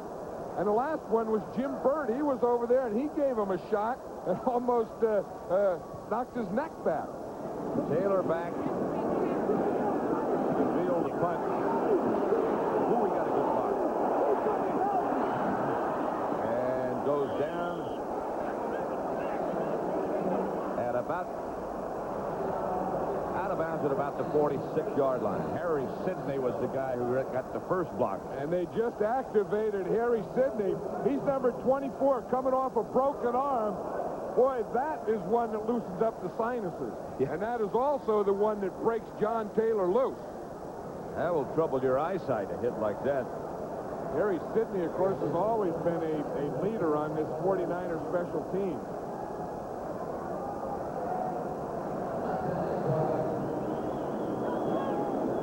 Montana has got some kind of a bandage on his right elbow. It wasn't there earlier. Gets it out to Rathman. Stopped by Simon Fletcher. Yeah, over the years, Montana has had problems with his elbow. And I think that's just a protective pad there that you get just when you hit the ground. I know he did wear that against the Rams a little, too. Montana comes out on the scramble. And gets down near first down yardage. Stopped by Henderson. And timeout San Francisco. This is the area, this 2-minute drill where Montana's as good as anyone. So the 49ers have 2 remaining timeouts, that is. Teddy Donaldson was one of my best friends. I don't believe I can stand it another 40 years. Well, I've insured 2 generations. Doug has insured the next generation. It's the kind of family you want to do business with. He married, I think, probably better than his wife did. After 40 years as friends and neighbors, a second generation of Donaldsons is insuring a third generation of McCormicks through New York Life. I guess you'd say we help pull each other's wagon when we can. New York Life, the company you keep. The 49ers lead it 20-3, and they've been successful in situations like this. In fact, extremely so. Well, you know, it's one of the things that we went to practice. We watched the 49ers on Thursday, then we watched them yesterday. They practiced this both days, and it looks like the part of football that Joe Montana enjoys the most. I mean, I think that he is always a competitor. I think he becomes a bigger competitor in these situations. Of course, I don't know when it scores 20-3. Right. Well, you'd like to get more, of course. So if they get one here, we're en route to a blowout. 1:05 left in the first half. 3rd and short. 3rd and about a yard. Rice, wide right.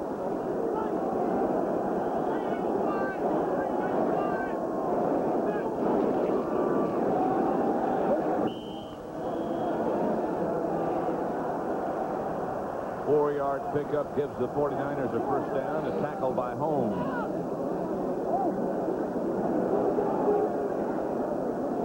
No huddle. Ready to go. Montana. To Wesley Wall. One of their 3 tight ends. Mumford made the stop. 49ers call a timeout with 40 seconds remaining. So they're down to 1 now. There's no better example of people helping people, what I call a point of light, than NFL Charities and the man who started it all, former Commissioner Pete Rozelle. Pete, to you, for your 29 years of service, and to NFL Charities for your fight against drugs, and for the millions you've raised for groups like the United Way, please accept this special commendation. Thank you, Mr. President. For me and for NFL, I'm deeply honored. Coming up at halftime, Brent Musburger will be with Terry Bradshaw and the Chicago Bears head coach Mike Ditka. And we'll have the Super Bowl 24 halftime spectacular featuring the Peanuts. That's all coming up at the halftime. 2nd and 1. Can't beat a good peanut show. You have to watch that. Montana going up top to Rice. Touchdown.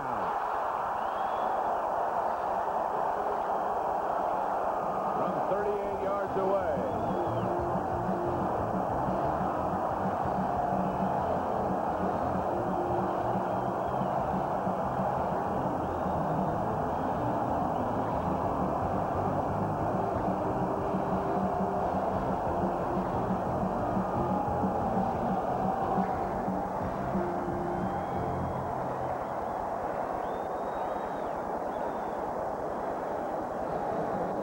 Rice's 2nd touchdown of the day.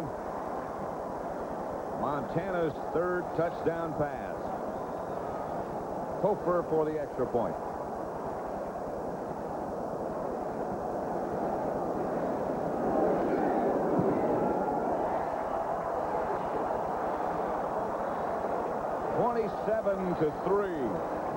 That was a play that the 49ers set up because they took the time out.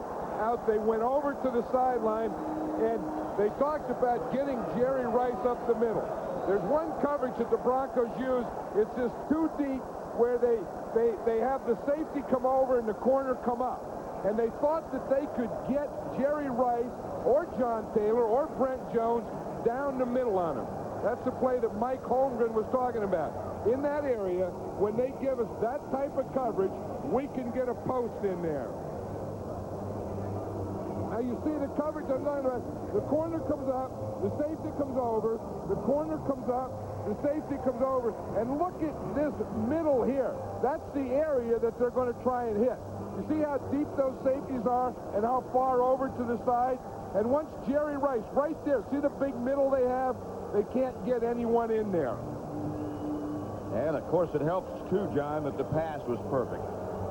You know, and Mike Holmgren was saying, I don't know that we're going to get that coverage. I don't expect that we will, especially with Jerry Rice there. But if they do, that's the one we're going for. Well, you have to give him credit for spotting it, as well as Montana. And then Jerry Rice for running it. In fact, they're not even up there. That's an empty press box. When you are up there calling offenses and defenses and you're ahead 27-3, you can start eating hot dogs earlier in the rest. Melvin Bratton fielded the short kickoff. And with 28 seconds to play in the first half, the Broncos will have a couple of shots. What do you say if you're Dan Reeves when you go in for the half? Well, you know, they're down 27-3, but they haven't even gotten started yet. I would think it's the type of thing that you just, on offense, say we have to get something started. I mean, we haven't, John Elway hasn't gotten out of the pregame warm-up yet. The receivers aren't getting open. I think they have to go to a formation like this and just air it out the whole second half. Almost every play. Elway to Jackson. Incomplete. Broken up by Eric Wright. They get some of that and hope that they don't get coverage like this. They get guys open. You know, had he thrown that a little deeper, Jackson may have had a step on Eric Wright. This is not a half of football that John Elway is going to want to remember. He's 5 out of 17 for 52 yards. 49ers lead it 27-3. On the other side, Montana's 15 out of 21. 3 touchdowns. Elway. Steve Sewell. First down for Denver. Stopped by Romanowski. 12 seconds to go as the Broncos take a timeout. I'm bored. The rumors are true. I can't keep pouring it on year after year. It's enough already. I'm leaving, all right? I won't play this game anymore.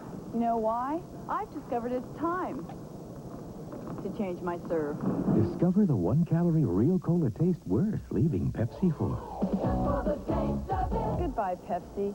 You think you're in, I say you're out.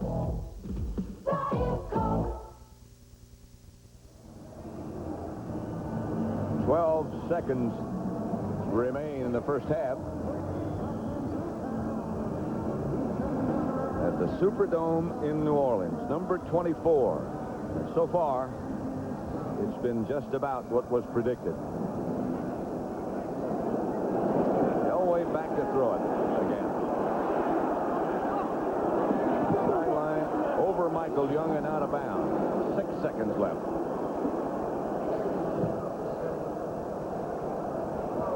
Hey, the San Francisco 49ers have played this first half on a different level than the Denver Broncos have. Been a clinic.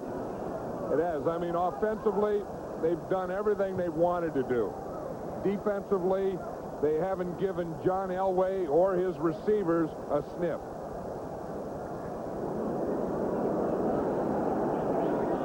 Elway out of the shotgun this time. I imagine he'll spend a lot of time in the shotgun in the second half.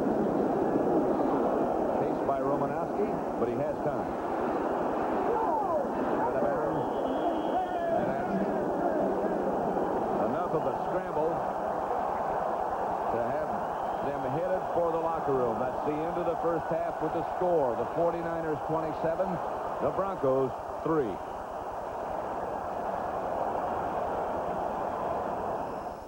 CBS Sports coverage of Super Bowl 24 is sponsored by Diet Coke.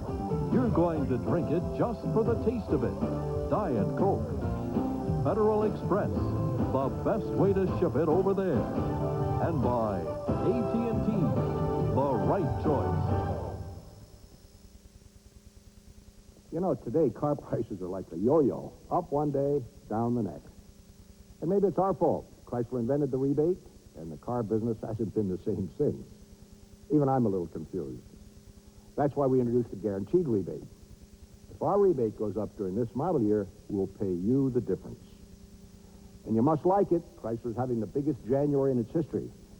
So, we're extending the guaranteed rebate until February 28th on every car, pickup, and Jeep we build. And on top of that, we'll pay you $50 to test drive our products against anybody else's. Whether you buy ours or theirs, you win either way. But you know, rebates, guarantees, test drives aside, maybe the best thing I've ever done for you is put a driver's side airbag in every car we build in the U.S. Now, that's a difference you can live with, and so can I.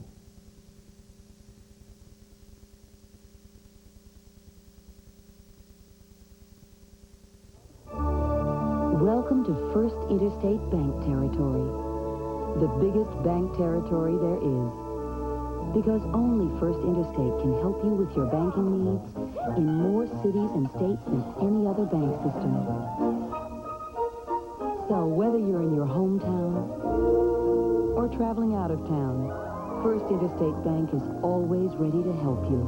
So come to First Interstate Bank. We go the extra mile for you. I want to sell top secrets. First, he sold out his country. It's a straight business deal. You want it or not. Then he sold out his family. You're a spy! for the Russians. One member at a time. There won't be anybody saying anything about spying to anyone, will there? He bullied his wife and seduced his children. Like a mafia family, like in The Godfather. Into betraying their country. Did your father recruit you in his espionage operation? Yes, he did. Do you have reason to believe your son, Michael Walker, is involved in espionage? The incredible true story of the man behind the most damaging spy ring in our nation's history. Michael working for you and I. A major television event spanning 2 unforgettable nights. The minute you quit, you're more valuable to him dead. I'd like the number of the FBI. You make sure you get him alive. Powers Booth. Leslie Ann Warren. Family of Spies, beginning next Sunday.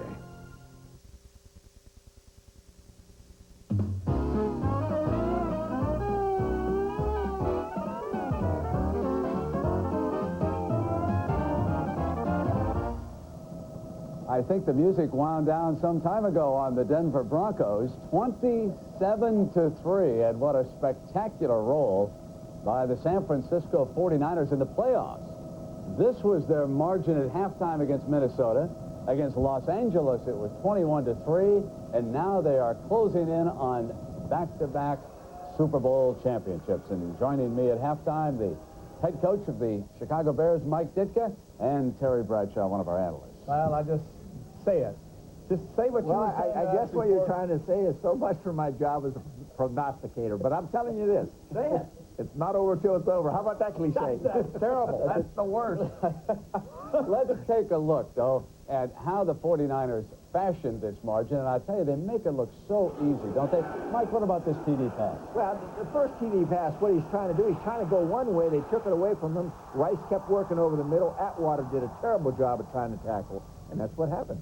Yeah, you know, Terry, and the coach, John Madden, he was making a point over there that you shut down a Rice or you stop a running back, and up comes a Brent Jones, a tight end, and he got another touchdown pass from mine. Well, the one thing you have to understand, the 5 receivers for the 49ers all caught over 50 passes. And one thing, Jones, the little play action, misdirection with the option with Montana outside to run or throw. But who do you double? Who do you triple? How do you do it? And with 5 people that with that kind of power, it makes it very difficult for a defensive coordinator, Wade Phillips. Hey, Terry, I know what a lot of football fans are thinking, even Mike. How would your great Pittsburgh Steelers team have made out against these 49ers? Well, that's not fair.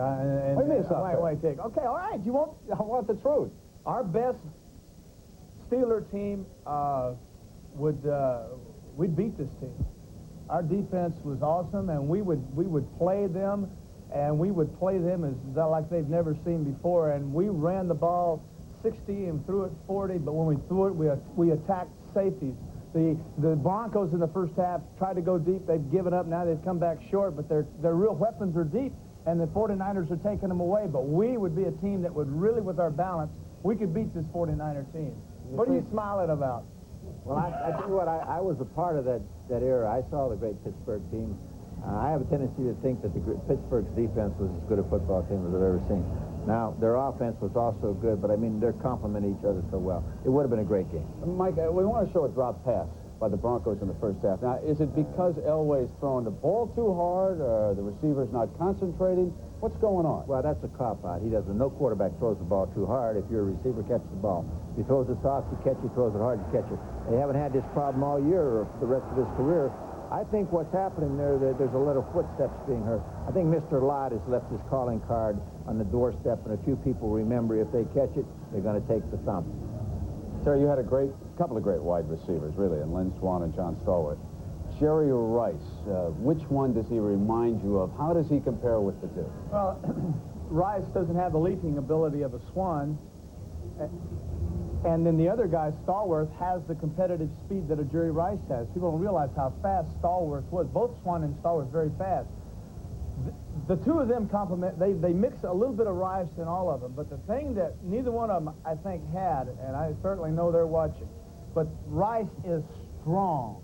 And he's able to hit, bounce off, and go 70 yards. And my guys were beautiful route runners, very smart, and use their hands well. But here's a little pump, a little action, and you're trying to stop Rice, You work on it, you talk about it all week long. We're going to stop him, double team him. And what has he caught in the first half? I think it's 2 touchdown passes. But still, that's a double zone right there. That safety's got to be in better position than that. And I'm not picking on the safety. I'm just telling you, if you're playing double zone, he's played a bad double zone right there. Pumped left, though. Rice came to the left side, so the off safety wasn't paying any attention. Well, he could pump to the other guy all day long. You better be looking right. Now, we're going to come back and hear from our two experts on what the Broncos might be able to do in the second half, but we've also got a big halftime spectacular coming your way right after these messages from your local stations.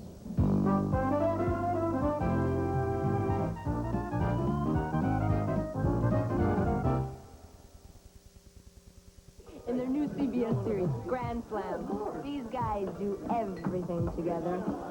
Or we don't do everything together, but we're partners. We are not. Can you describe him? Black. Blonde. We're a couple of tough guys. I'm just trying to get this thing fixed. Big-time bounty hunter. Now, even though we do carry guns, We're not the Heat. but we do like it hot. Grand Slam premieres tonight, so stick around. And now, the dream is a reality.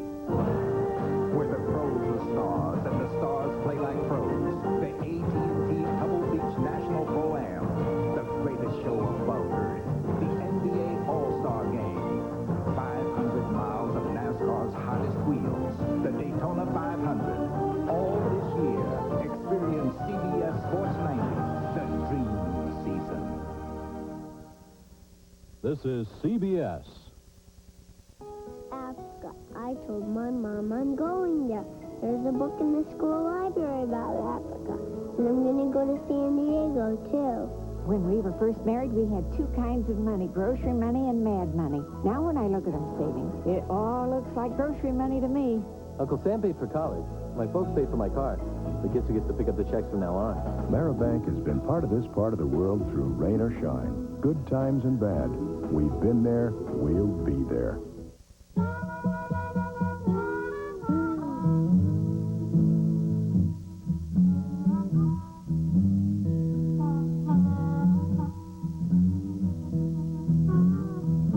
U.S. West Communications has a question for every small business.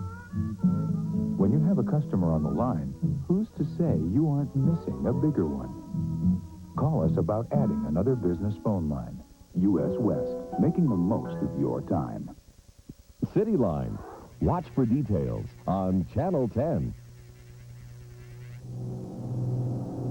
Well, it's hard to believe, but it's true. Charlie Brown is 40 years old. Creator Charles Schultz first put pen to paper way back in 1950, coming up with the Peanuts gang. Charlie, Lucy, Linus, Schroeder, and the world's most beloved beagle, Snoopy.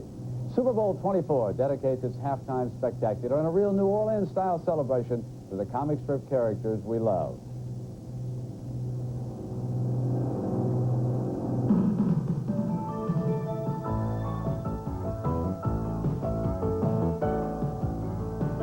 Look at this. We're invited to celebrate our 40th birthday at the Super Bowl. We're going to the Super Bowl.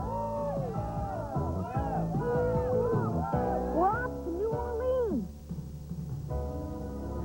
Desby and Miziger Productions, in association with the National Football League, salute 40 years of happiness.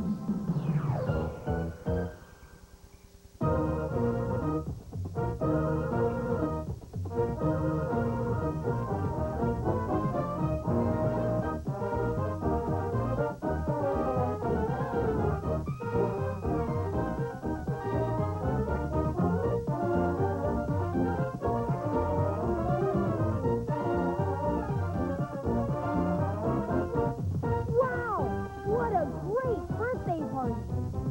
Okay,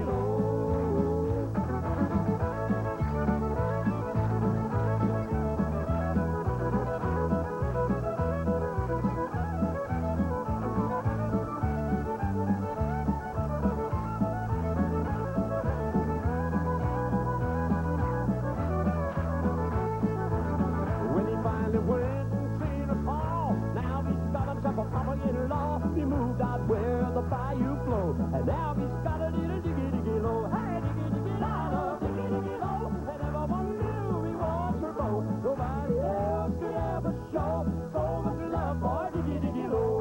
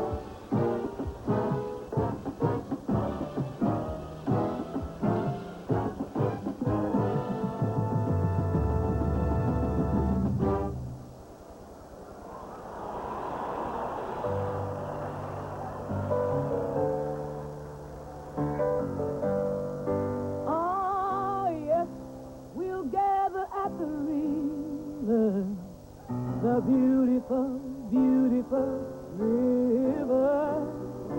Gather with the saints at the river that flows by the throne of God. The Soul Queen of New Orleans, Irma Thomas. Oh, the river slowly raging, and the water is wide, and the wind is swiftly blowing. I'm gonna get to the other side.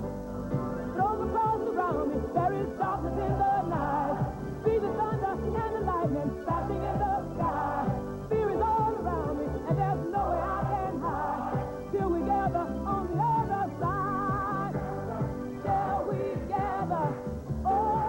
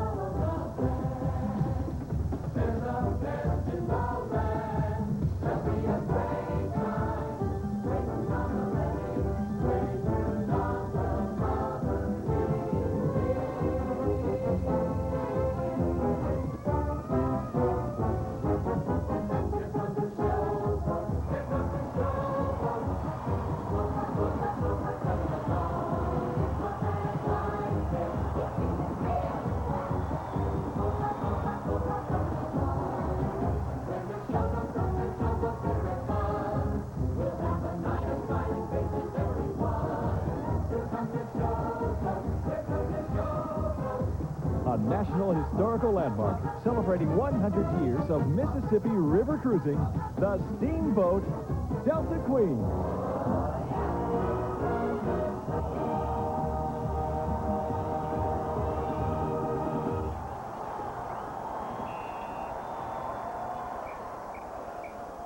Mr. New Orleans, Pete Fountain.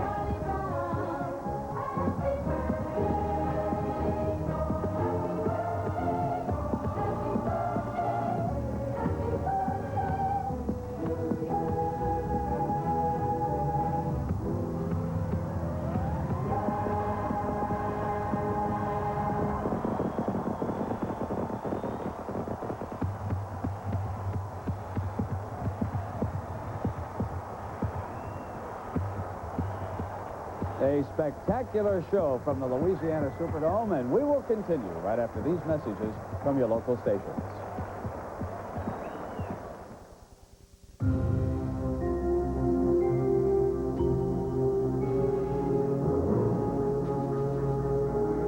The world isn't getting smaller. It's getting closer. Now more than ever, turn to the CBS Evening News with Dan Rather. You always know when it's CBS News. This is CBS. Winning Arizona over. We're gonna move you, make you smile. When you are the best, Ford dealers. Winning Arizona over. We're winning the whole world over. Winning Arizona over. If you get a Ford, baby, Ford dealers. Thinking about flying to San Diego?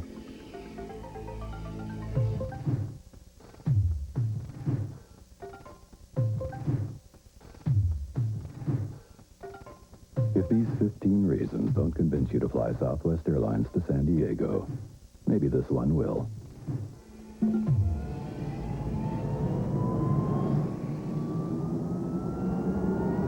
Southwest Airlines. It's like having your own company plane. Next month, only one Valley newscast can save you money and help save your family. Watch News Center 10 Nightcast, and you can protect your aging parents from schemes that can destroy them. Thinking of plastic surgery? Nightcast shows you how much you'll pay. Don't play the Valley's new gambling clubs until we tell you what you could lose. And if you're mad as hell at the cost of your auto insurance, Nightcast can save your cash. For now, don't worry. Sit back and enjoy the Super Bowl. But don't miss Nightcast in February, because after dark, it's a different story. Something new for your phone. The Channel 10 City Line.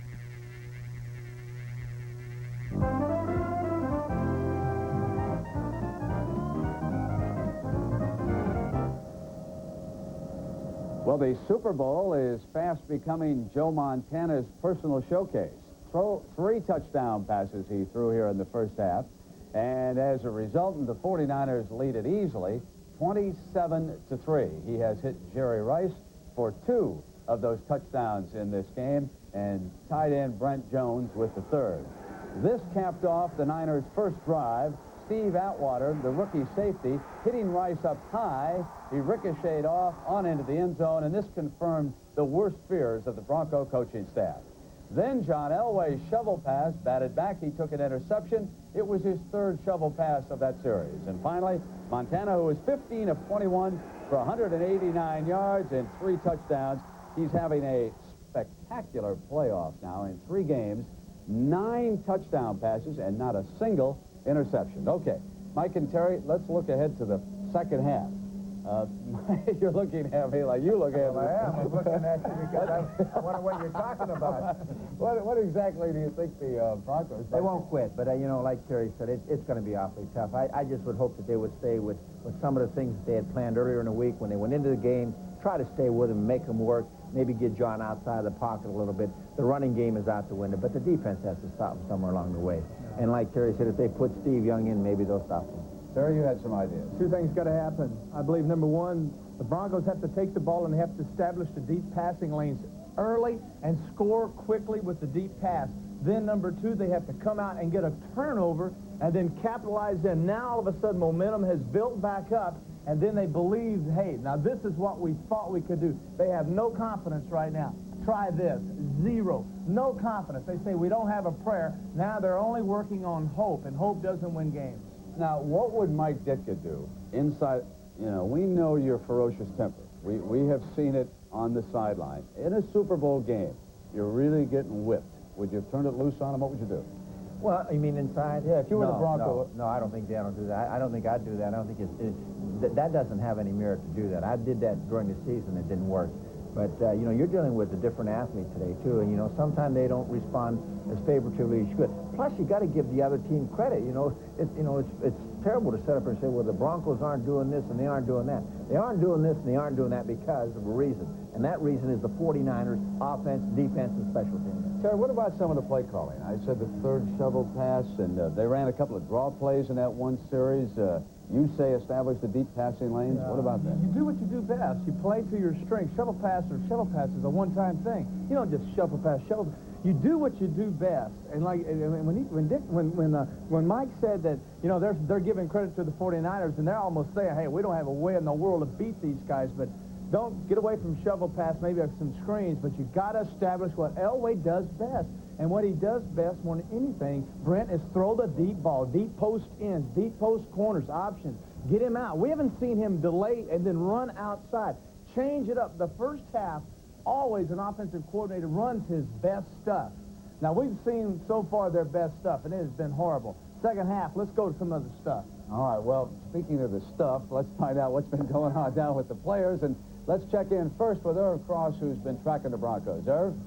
Brennan, you can imagine the Broncos are really concerned as they filed into the locker room because they're very quiet and very sober, and a couple of players just said they're shocked or surprised things have gone the way they've gone. As a matter of fact, Keith Bishop, an offensive lineman, said, hey, it's not the defense's fault, it's the offensive fault. We haven't done anything. We have to score and keep the ball away and keep the ball away from Joe Montana. Here's what he's talking about. Elway, 6 for 20 in the first half, 63 yards passing, and only 87 yards of total offense. So right now, they're in there thinking sort of like Terry Bradshaw said, let's get the offense going.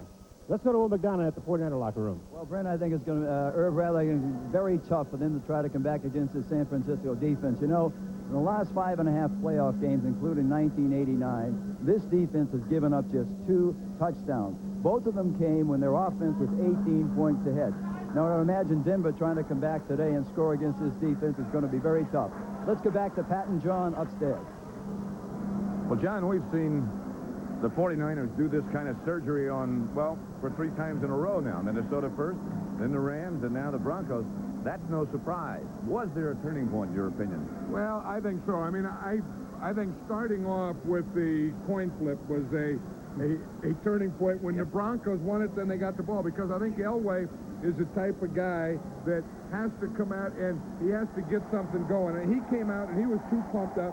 He threw 2 passes. They were both incomplete, and then he really couldn't get anything going. Then I think the other turning point was when the Broncos were down 7-3, and they were around midfield, and Bobby Humphrey fumbled. And then on this play, we'll see it here. You see they're at midfield. They're down 7-3. They take the fullback out. They're going to run Humphrey right into the line here. Now, whether he had his hands on the ball or maybe he couldn't feel it because of those ribs, the ball pops out.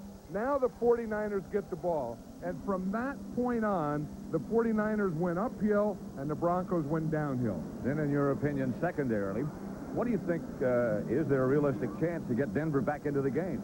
Well, I don't know. I mean, I don't. They haven't proven that they can stop the 49ers yet, and I think that they had to knock Joe Montana down. In the whole first half, they didn't knock Joe Montana down. On defense, they had a tackle, and on defense, they missed 11 tackles in the first half. So there's always a chance, but when it's 27-3, I don't know what it is. Well, let's throw it deep and hope, I guess. That's about as much as you can hope for.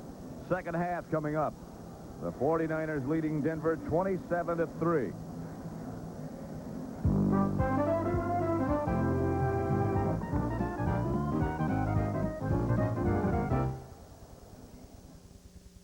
The Super Bowl. The Packers won 2 straight.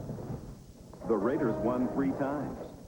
And the Steelers won it 4 times. But one team has been there 5 years in a row. The GTE team.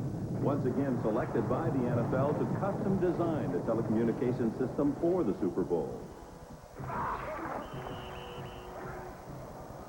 Bob Lilly, Dallas Cowboys. 2 Super Bowl wins. Who'd ever forget? You did.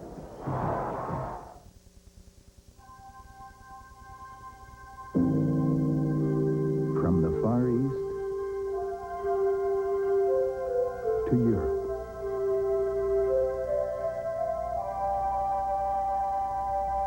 Across the Caribbean and throughout North America, only one airline covers so much of the world with so much warmth.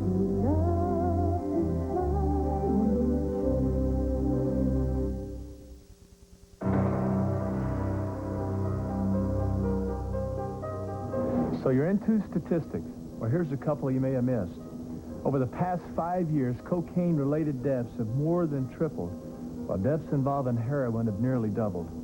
Every year, tens of thousands who gamble with drugs pay the ultimate price.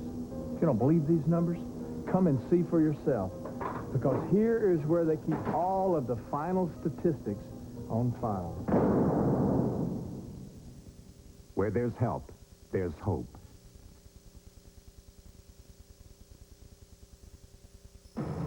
CBS Sports coverage of Super Bowl 24 is sponsored by Diet Pepsi. Take a time out for the super taste of Diet Pepsi, the right one. Your Toyota dealer and a winning lineup of quality cars and trucks. Toyota, I love what you do for me. And by Gillette and the revolutionary Gillette Sensor Shaving System. Gillette, the best a man can get.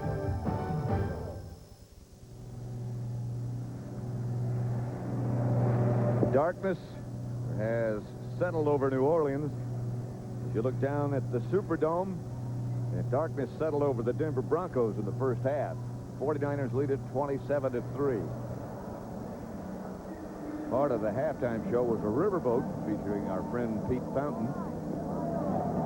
They couldn't get the riverboat level, but they got the goalpost level finally. Now it is. Okay. It is level, and the thing is, the 2 things you can't play without are goalposts and the footballs. They got a lot of footballs out there, and they had 1 goalpost. They finally got that one up, and now you got to get that carpet back together. Now, who would have thought? I mean, if the football gods are up there and they're looking down, they'd say, look at this. They're playing under a roof, on a carpet. They're putting the goalpost up and fixing the carpet after a halftime show. George Toma, the guru of stadium maintenance and field condition, has done such a magnificent job. Right on the button. We're excited. All right, George. Everything's ready. Safe. I'll tell you, when it's 27-3, though, I wonder who cares if you have a straight goalpost. And this is how it happened. 16-5 in first downs, but down at the bottom, well, it all shows you why the score is 27-3. But look at that time of possession. That's the thing, I think. You know, everyone's going to say, why didn't the Broncos do this? Why didn't Elway do that? In the first half, they really didn't have the ball. We talked. I think that key play for the Broncos was that Bobby Humphrey fumble at midfield when they were just down 7-3. Treadwell set to start the second half of Super Bowl 24. Aaron Flagler at the 10. Taken down at the 23 by Kip Corrington.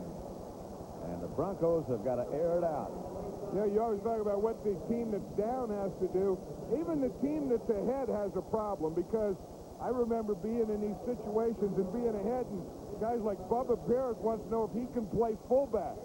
And the center, Jesse Sapula, wants to go back and play guard again. And, of course, Steve Young wants to play. And guys want to do different things, and they forget that you have to play the second half the way you played the first half. This is a familiar 49ers script. Get ahead, then go back to your running game.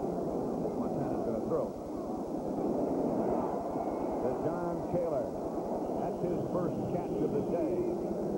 8-yard pickup. Wyman Henderson brought him down. Hey, I think the Broncos are trying to get fired up, and then they come back, and they're still a little frustrated. Look what Joe Montana did in the first half by this. He was 11 for 13, under 10, 3 for 6, 10 to 20. Then he hit one deep one out of two, that deep post to Jerry Rice. But he has really thrown the ball mostly under 10 yards. That's pretty much his pattern. Second down and 2. Rathman. Knocked backwards. Hit by Scott Curtis. Didn't get a first down, I don't think. I would think that they'll probably come right back again to that side. When Bubba Parris is in there, they like to run behind him, and they don't pull him much. Because Bubba is, you know, they list him at 299.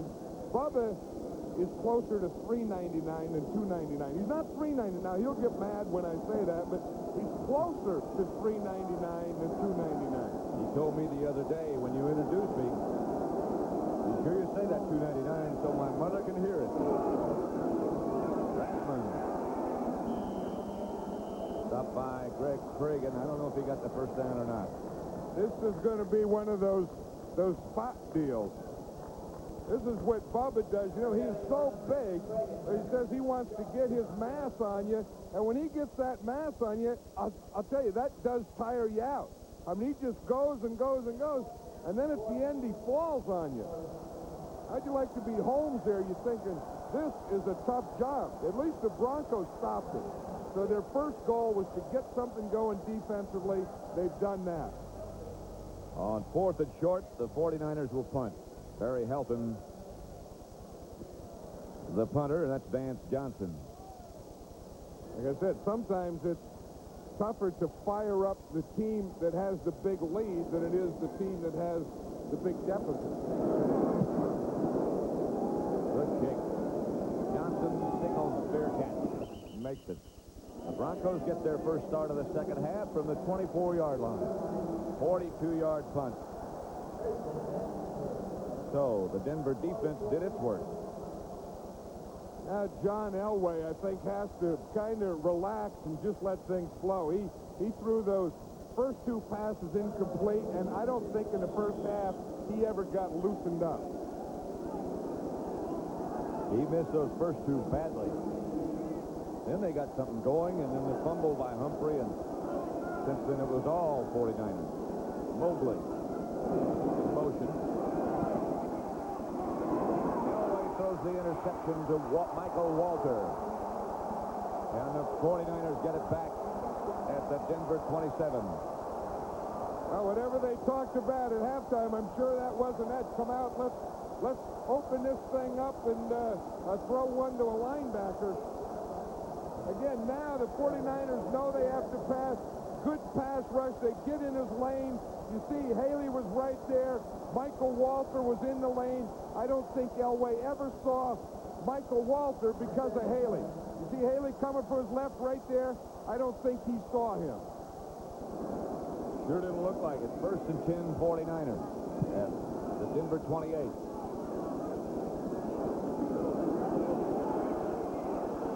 Rice, touchdown.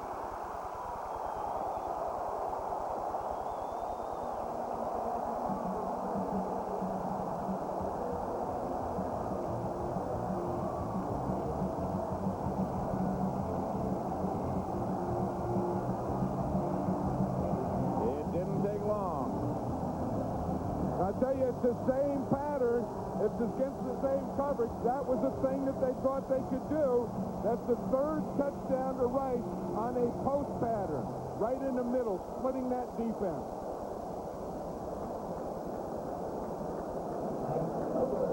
Montana has been magnificent.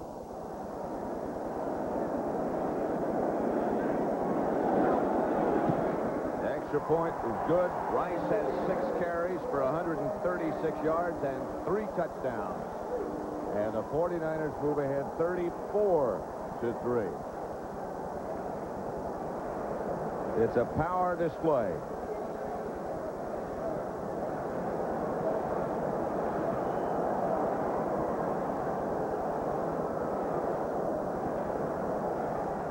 Hi, I'm Joe Montana, and I'm going to do something a little crazy. I'm going to challenge all those linebackers singing for Diet Coke, the tennis players, the game show hosts, the singers, any celebrity who's ever done a Diet Coke commercial to come on TV with me right here and take a blind taste test to prove once and for all which tastes better, Diet Coke or new Diet Pepsi. So come on, Miss Wimbledon, I'm serving. Come on, guys, take your best shot. But remember, this is the taste that beats Diet Coke. Did you know the cost for these 2 business calls from Los Angeles to Las Vegas at 10 a.m. may be different than you think? Check to the mail? Great.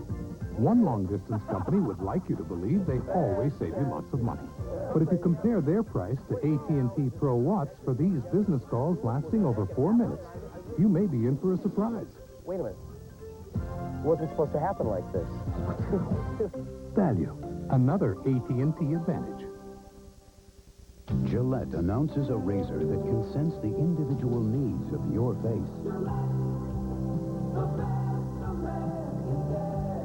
Introducing the extraordinary Gillette Sensor Shaving System. Sensor blades are mounted on responsive springs to continuously sense and adjust to your face for the best shave a man can get. Closer, smoother, safer. New Gillette Sensor.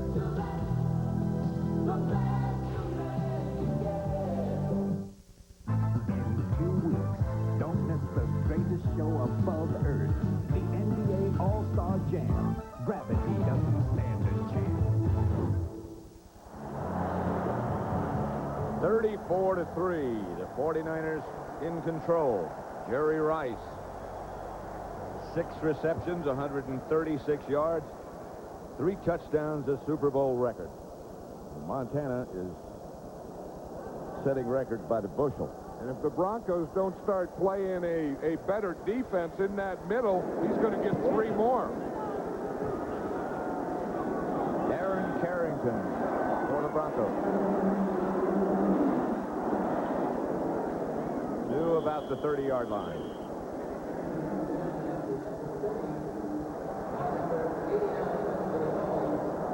Dan Reeves has taken his coat off and rolled his sleeves up, but it's not working so far. Watch what happens, Brad. Here's Jerry Rice. Now, they want to come up and bump him. They missed the bump. Now, the safety should be back here. He looks at John Taylor coming here. Jerry Rice comes here. Boom. Look at this wide open middle. You see, the bump is going to come up on him here. He misses him. He runs right by him. The safety looks at Taylor, and look at Jerry Rice wide open in the middle of the field. Denver first down at their own 30. Elway swings it outside to Humphrey. Out of bounds at about the 37. Michael Walter knocked him out after a pickup of 7. I think it doesn't look like Bobby Humphrey has been bothered by those 2 cracked ribs. one thing I noticed, on that play he got out of bounds, but on the other one, he's getting bent over and getting his shoulder pad in front, so all they have to hit is shoulder pads. He's not going to expose that rib side. This is what he's wearing. See, they just put an extension on his regular shoulder pads to cover the rib. 2nd and 3. Humphrey again. First down, Denver. Again, he covered the ball and ducked under the tacklers. And he's laughing there because Chet Brooks was coming up. Chet Brooks was coming up, and Chet Brooks was bringing a big load. And Bobby Humphrey, and just before Brooks got there, Bobby Humphrey got down under Brooks's load.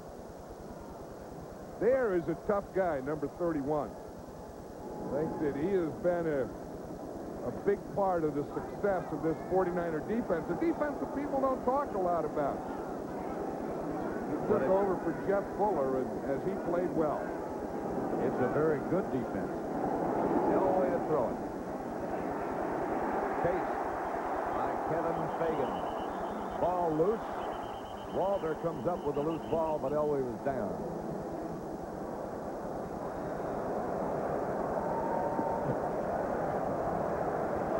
Here's a group that's done a heck of a job. We see Joe Montana walking by him, but that's the offensive line of the 49ers. There's Harris Barton, big right tackle. He was a guy who pulled early in the game and broke Roger Craig on a run. We remember that drive. Jesse Sapullo, thinking of those runs they've been getting up the middle to Rathman and Craig. And of course, this guy here, he leads the whole thing, doesn't it? He's the artist. 2nd and 16. Elway chased by Haley. Batted up to Steve Sewell just at the last second. Stopped by Pierce Hope. Pickup of 10.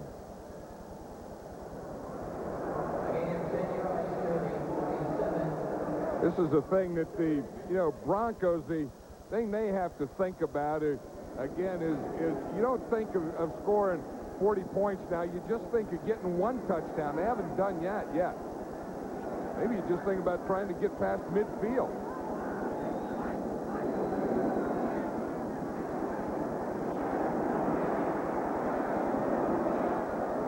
Pass intercepted by Chet Brooks. Brooks out of bounds at the Denver 35.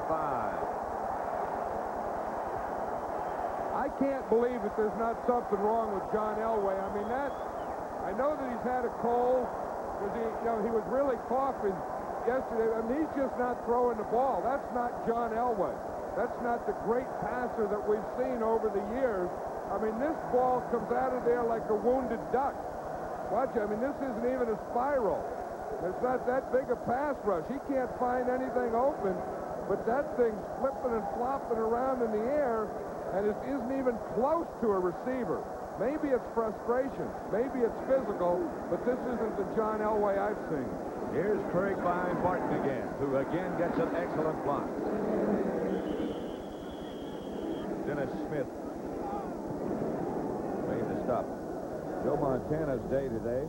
The record he has set today, passing attempts, completions, yards, touchdown passes in a career, 4 in a game. That's a record.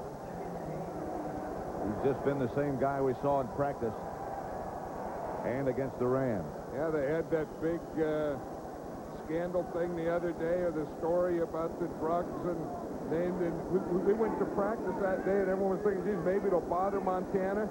Like I said, every 2.5 hours had one incomplete pass. Going deep for Taylor, another touchdown. And that's the same place, Pat. If that post at the middle of the field, you talk about being vulnerable, that's worse than being vulnerable. They're getting killed. 35 yards from Montana to Taylor.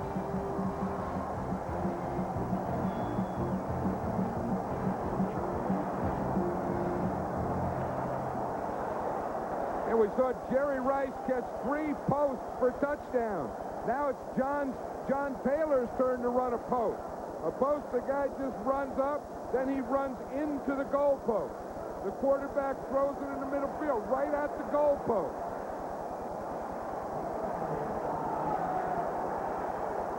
Hofer for the extra point.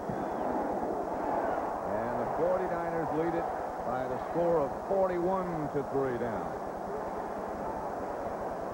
9 minutes and 44 seconds left to play in the third quarter. And the 49ers running away.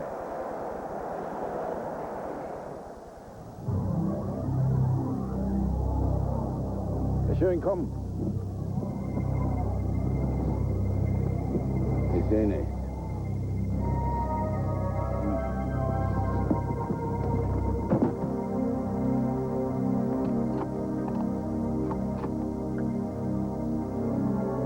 Nicht gut so?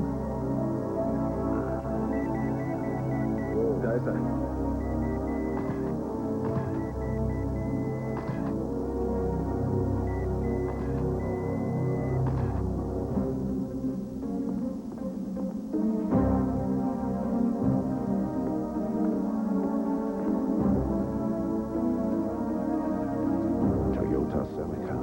Das sieht nicht gut aus, Hans. Wir bewegen uns ins nächste Modelljahr 1990, während Toyota Celica ins nächste Jahrzehnt geht. Watch out, Hogan's. People magazine says it's the most promising sitcom of the season. Valerie Harper is the talk of the town in City, premiering tomorrow night after Major Dad. Watch this. Jerry Rice has caught 3 touchdown passes. He's here. He comes over here. Atwater jumps up on him, so they bring John Taylor. Boom, right there. That's how he gets to the post. Watch Atwater take the bite when Rice comes across, and that's what lets John Taylor get into the post. You see, right there, now Taylor, now he's up there. Now Taylor can get in behind him, and he's wide open for the touchdown. Right at the goal post. And again, the pass was right in the basket. Joe Montana's career has been putting passes in a basket. Yeah. Hofer set to kick off. Kickoff team's gotten a lot of work today. That's Carrington at the goal line.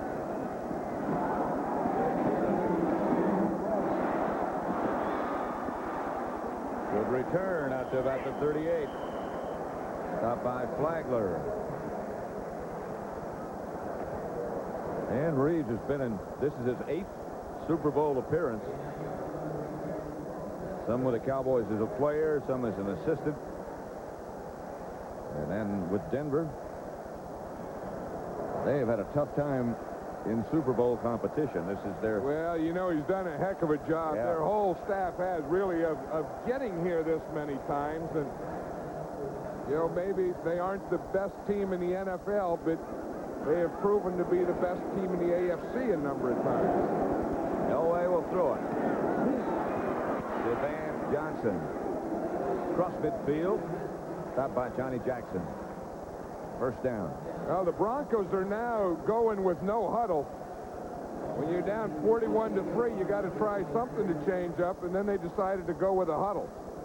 They started a no huddle, and then they went back and huddled. Not a lot to talk about when you're behind 41-3. Let's put it up, boys. Humphrey on the draw play.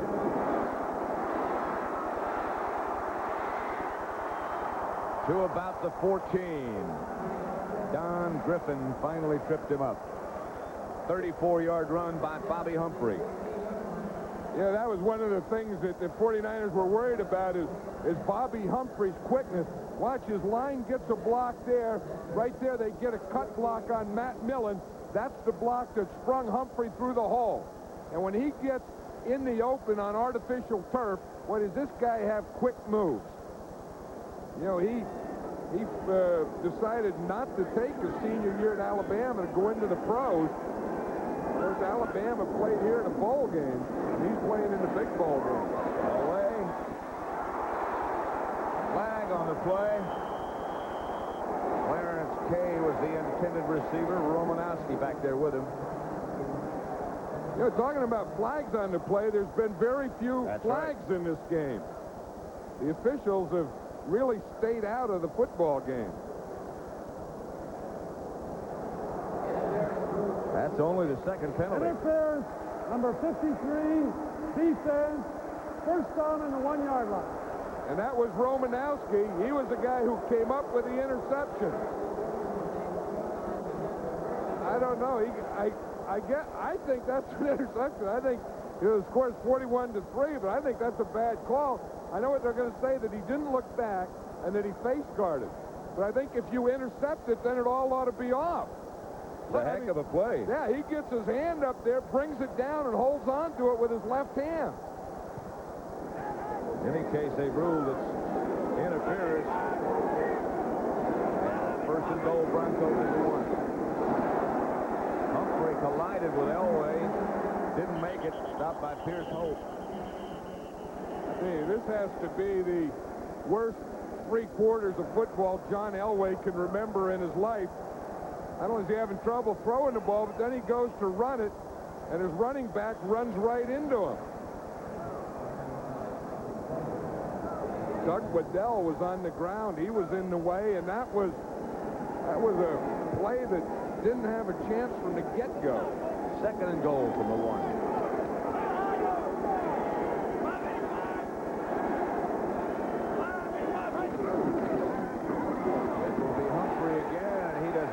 To the line of scrimmage.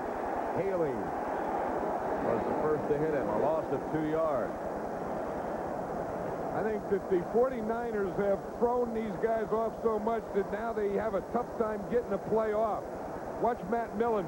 Matt Millen loves to play short yardage and goal line. Just gets the feel the guy, gets around his guys, gets around their guys, and finds a ball carrier. So now it's third and goal from the 3.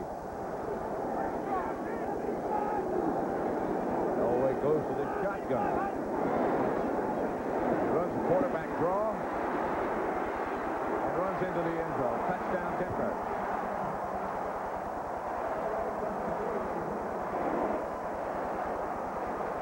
Elway doesn't even look like he wants to celebrate that one, and I think he's right.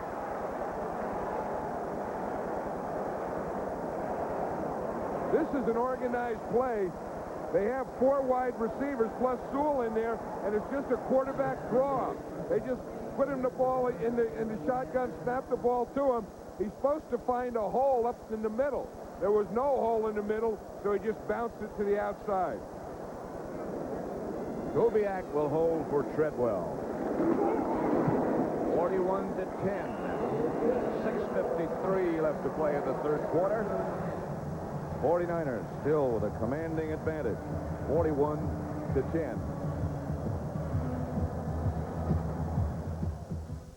Dear Jenny. Dear Jenny. I don't know. You're so neat. No. Dear Jenny. I don't usually...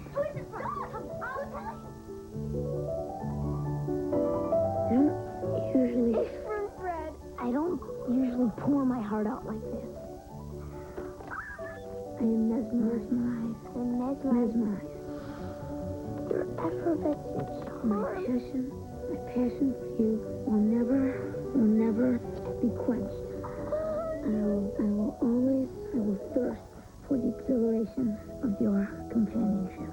And I will place you on a pedestal above all others. For eternity. Well, Fred. Oh, Jenny, you must feel so special. I feel like a Pepsi. I get letters from all over the country, pre-game, post-game. Jay, when should my Super Bowl party begin? When should it end? Jay, what's the proper etiquette? Hey, look, take it easy, okay? Start any time. But when you're out of Doritos tortilla chips, the party is pretty much over. That's right. Mm-hmm. This guy writes, because of this Berlin Wall thing, will there be enough Doritos tortilla chips to go around for my Super Bowl party? Didn't you understand that whole Crunch All You Want campaign? Hey, the day comes that we can't make more than you can eat. That's when we hang it up, pal. You understand that? Now eat Doritos and enjoy the game. His job was espionage. You're a spy! And he made it a family business. You're in this and you know it. Family of Spies, beginning next Sunday. Super Bowl number 24. Pat Summerall, John Madden at the Superdome in New Orleans. 41-10. Broncos just scored. Treadwell about to kick off. See who's in the wedge here all by himself? That's a one-man wedge. They're playing Tom Rathman. I think if I had Tom Rathman, I'd play a one-man wedge, too. This is going to be Flagler from about the 3. Down at the 24 by Bruce Klosterman. 23-yard return.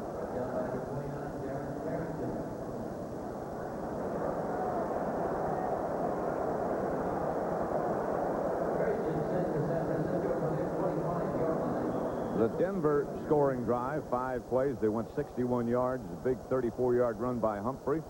Elway got the touchdown from 3 yards out. Rice and Taylor split wide left. Flagler was in motion. Craig gets the carry. Again, steps out of a couple of tackles, gets the first down. Simon Fletcher wrapped him up. I don't think the Broncos have any idea of where to go to start to stop this team anymore. Yeah, I mean, they got Craig is still running. They can still run Rathman. They have thrown 4 touchdowns in the post in that area. And it seems like anything they want to do, they can do. The Broncos have not knocked Montana down all day. So I know it's artificial turf, but that's about as clean a jersey as a quarterback can have in a third quarter. First and 10 49ers. At the 36. Here's counter Craig. To Craig. Up by Andre Townsend this time. And Tim Lucas. Yeah, if you look at where they pass, you can see that he was 5 for 5 in the middle deep. That's where he's killed them. Look, 142 yards deep in the middle, and 4 of those were touchdowns. Then he's 4 for 6 to the left, 6 for 8 in the middle short, 3 for 3. Bruce Colley, who plays the third quarter. Then Terry Tausch comes in.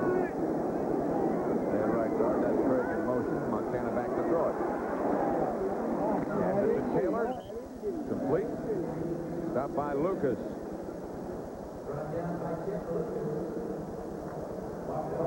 In the 4 Super Bowls, look at the numbers for Montana. 68% completion. 1,105 yards, 11 touchdowns. No interception. Remarkable.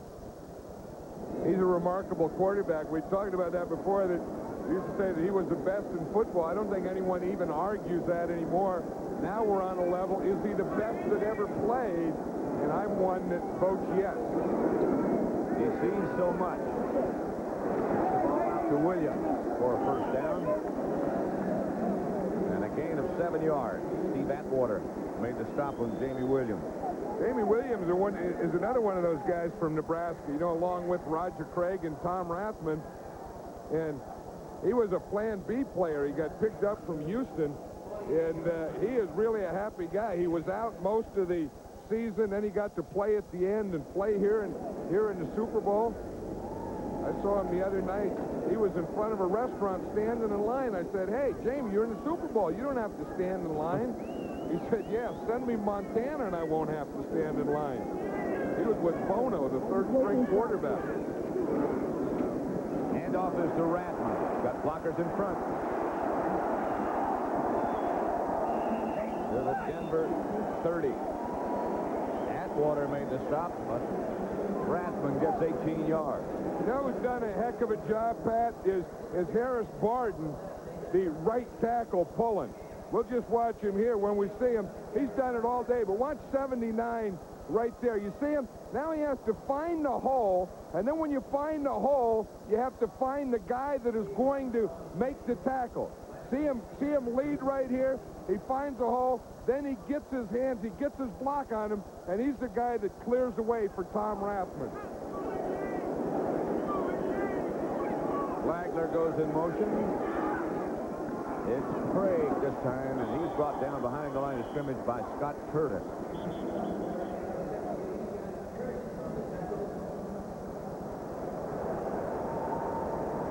Joe Montana has completed 12 consecutive passes.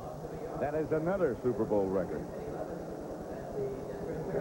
He's going to have so many of them that they won't even remember the other guy. That just broke Phil Simms' record for consecutive passes. 2nd and 11 at the 31. 41-10, San Francisco.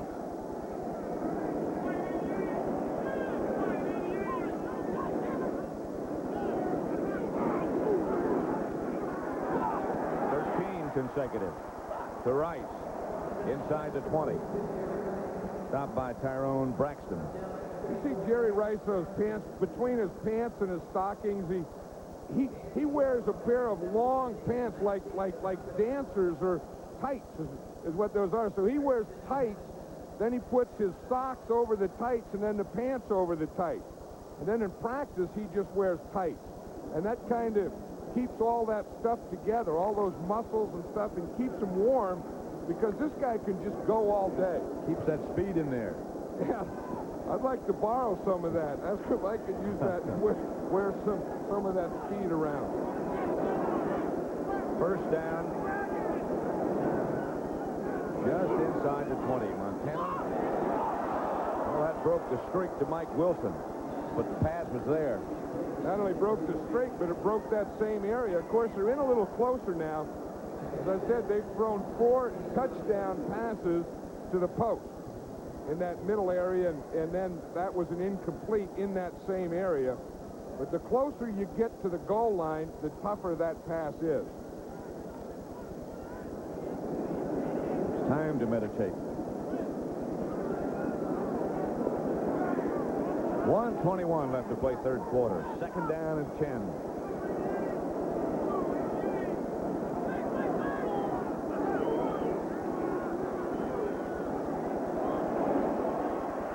To Craig. Moves to the 6. Stopped by Curtis and Simon Fletcher, but a 12-yard pass completion from Montana to Craig. You know, I think at some point you have to give this offensive line credit, too, because Craig has done a lot. Rathman, Joe Montana hasn't been knocked down.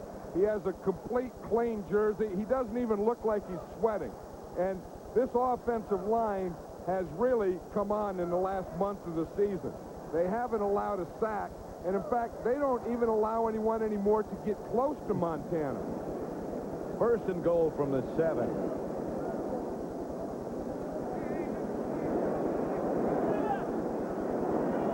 30 seconds left before the end of the third quarter. Montana didn't like what he saw. Timeout San Francisco with 28 seconds to go. The 49ers leading 41-10. 500 miles of the hottest wheels on earth. Daytona 500. We're back with the Budweiser scoring machine in high gear. 4th and goal for the Bud Light 3. They're bringing in, you know who? But wait, Bud Light counters with the washer, the dryer. Folks are throwing everything at him, but No! they give it to the freezer. No, it's Bobby Budd. Touchdown! At the end of the third quarter, it's Bud Light 34, Budweiser 30. It's really starting to snow. I love what you do for me, Toyota. I love how you set me free, Toyota.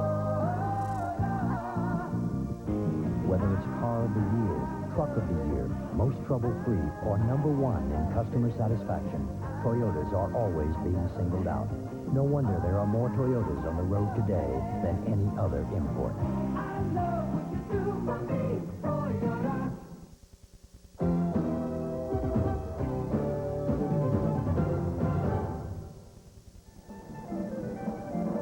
Join us next weekend when CBS Sports tees off its coverage of the PGA Tour with the AT&T Pebble Beach National Pro-Am. Coverage starts Saturday at 4 o'clock Eastern Time in one of the most beautiful spots anywhere in this country.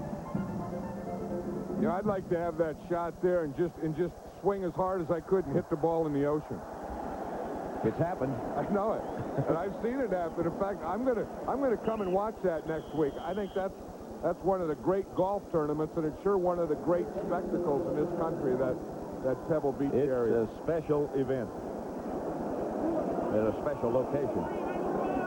First and goal at the 7. Rathman to about the 3, stopped by Andre Townsend. 4-yard pickup. There's nothing that guy can do now. I know the feeling there, you just kind of hope it gets over.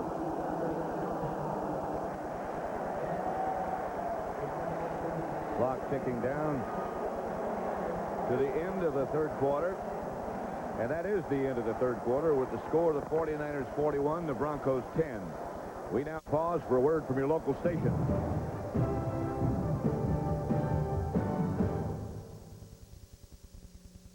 Sexy, sophisticated, and successful. Driving like you stole it. Well, 2 out of 3 ain't bad. Schneider and Rodriguez, Grand Slam premieres after the Super Bowl. This is CBS. It was just one of those things. Just one. Now, when you write a Valley Bank check for practically anything, your purchases are covered against damage, loss, or theft, and the warranty is automatically extended. Introducing checking accounts with Shopper's Assurance, only from Valley National Bank. The perfect solution for an imperfect world. I'm used everywhere, man, I'm used everywhere. Across the desert bare, man, up in the mountain air. People all declare, man, I'm used everywhere. I'm used in Brighton, Clarkson, Stapleton, Tullow, Pendleton, Madison, Denison, Alamosa, Hot Springs, Rock Springs, Soda Springs, Pocatello, Fargo, Pueblo, Provo, Walla Walla, Sioux City, Rapid City, Junction City, Moose Lake, Crater Lake, Devil's Lake, Salt Lake, for Pete's sake, I'm used everywhere. It's the one that gets used. U.S. West Direct.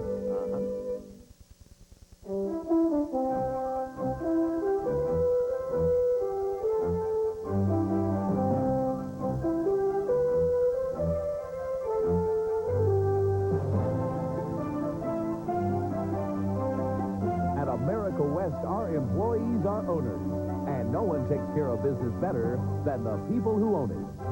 America West, what we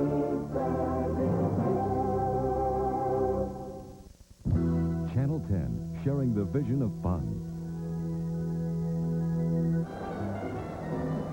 That's Joe Montana's wife, Jennifer, the blonde.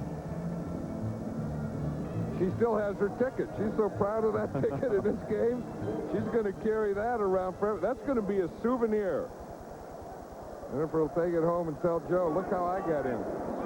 Second and goal at the 4. Touchdown.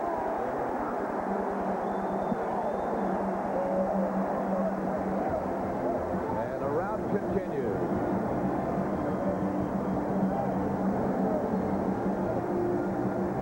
From 3 yards away. Rathman adds to the total.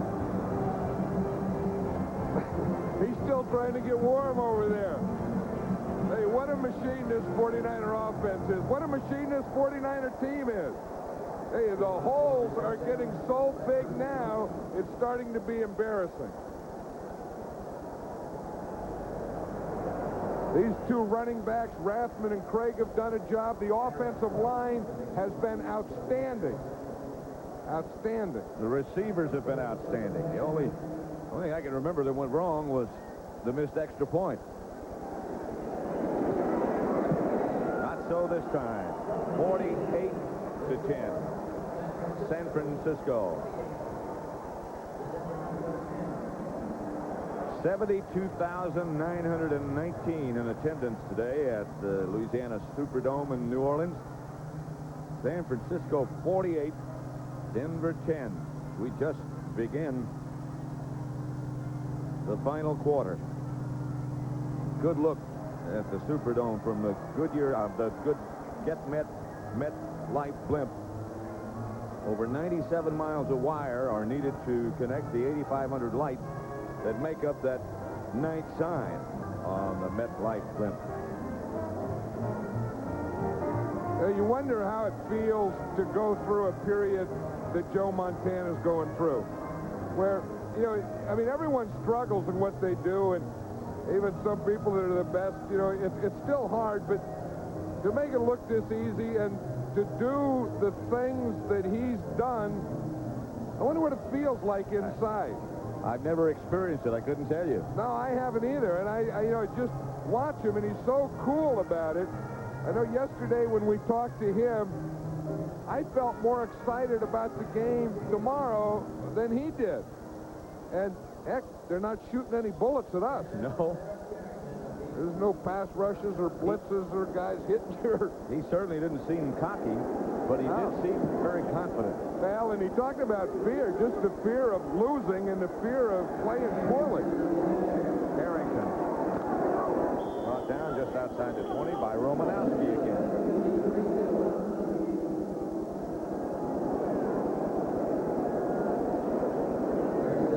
I think everyone's wondering at what point do the Broncos say that's enough and put in Gary Kubiak for John Elway. I was just starting to think that myself. Well, it's a type of thing that Elway has never really gotten started today. I mean, he did run that one in for a touchdown, but this was just not his day, and I don't know that the answer, of course, is to change quarterbacks either. It is still Elway. Mark Jackson, the man on the move. Elway sacked by Daniel Stubbs. Steve Young getting ready. Yeah, I would think that with a 48-10 lead in the fourth quarter that Steve Young is probably going to come in the next series. That's a nice way to go in, too. I mean, it's not fun. It's not good being a backup quarterback, but, you have to mop up to usually go in when you're way ahead or way behind. But when it's the Super Bowl and you're following a guy like Joe Montana, what the heck, smile about it. Flag on the play as Elway goes back to throw, gets the string pass up the middle to Sammy Winder.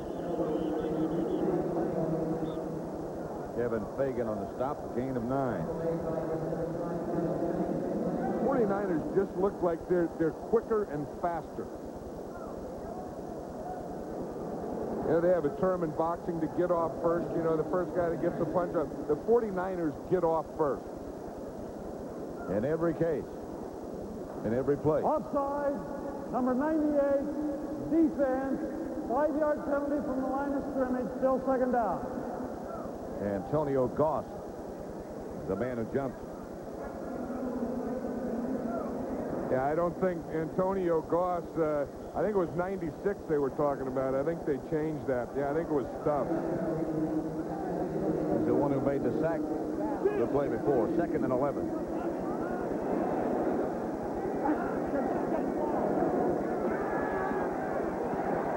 Elway almost taken down again, and is. Fumble. And the 49ers pick it up. Stubbs recovered the fumble. Returned it 16 yards.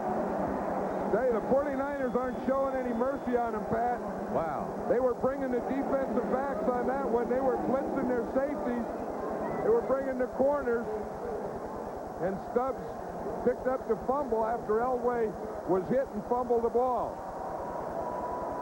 But watch this. They got the 4-man rush. Now watch the corners coming from the outside. See Griffin, 29. There you see the other corner, Pollard, coming from the other side. And they're the guys that flush him out. Griffin's the guy that hits him.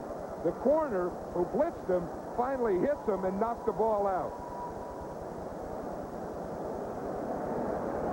Millen and Elway in conversation. I don't know what about. I don't know. Matt Millen, of course, played against the Broncos and John Elway for so many years when Matt Millen was with the Raiders. 1st and goal at the 1. Montana still in. Craig. 49er touchdown. From a yard out.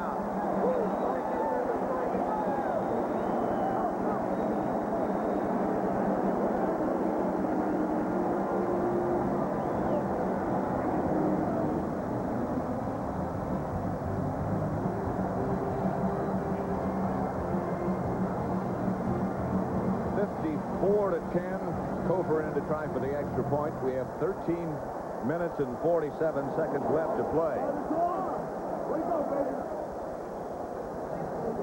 Hey, this is complete domination. The 49er offense has beaten the Denver Bronco defense every way a defense can be beaten. 55-10. With 13:47 left to play. This is just unfortunate. Are we on yet? Are we on yet? We on yet? Oh, hi, folks. Hello, everybody. Do we have a big one for you today? Jordan gets the ball. He drives down the left side of the fairway. Bo Jackson catches it at the wall and fires a bullet to McEnroe. Gretzky, Jackson. Wow. Delectable. And now a word from our sponsor. Nice shoes. Over to you, Dick. Over to you, Kurt. Over to you, Tommy. Over to you, Dick. No, the other Dick. Over to you, Harry. Me out to the... Lovely. And now a word from our sponsor. Nice shoes. Gretzky takes the puck up the ice and fires it back in. Out of the bunker for a home run. Game, set, and Touchdown. Nice shoes. I couldn't have said it better myself. In all my years, decades, as a sportscaster, I've never, ever seen anything like it. and now a word from our sponsor. Holy cow!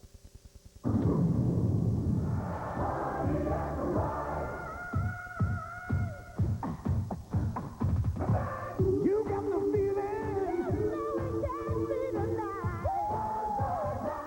Get on your Pontiac and ride. Pontiac ride. Ride. Pontiac ride. Ride. Pontiac. Keep it excitement. CBS Sports coverage of Super Bowl 24 is sponsored by Nike, who reminds you to just do it. Pontiac and your local Pontiac dealer. We build excitement. And by Budweiser and Bud Light, who also bring you today's exciting Bud Bowl 2 matchup. 55-10. Super Bowl record for number of points scored. They broke the record, the 49ers did, of the Bears when they beat the Patriots. Same field. Go for the kickoff.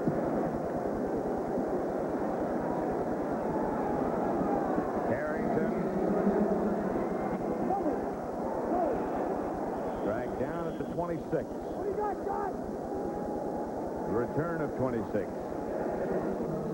Yeah, we just saw Pete Kugler going in there, Pat, on defense, number 67.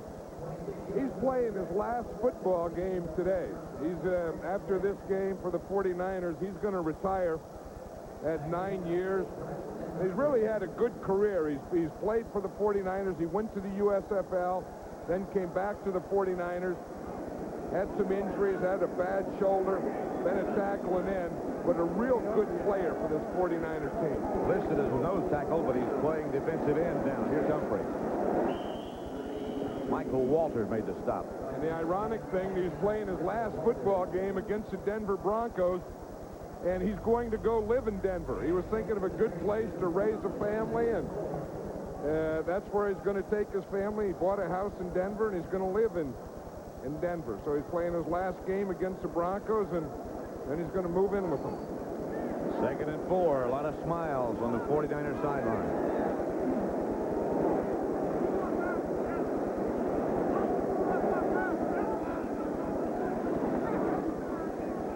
Elway chased out of the pocket by Stubbs. Gets it to Melvin Bratton. And he gets the first down. Goes out of bounds. Matt Millen.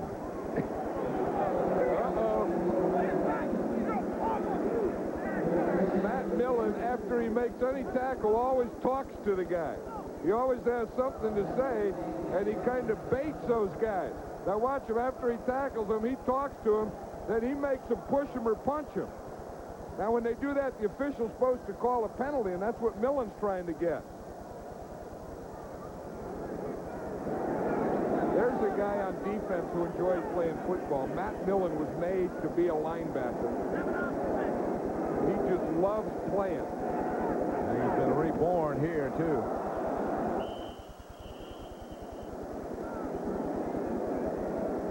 You know, the Broncos are reduced to a point that they can't even get the snap from the center anymore.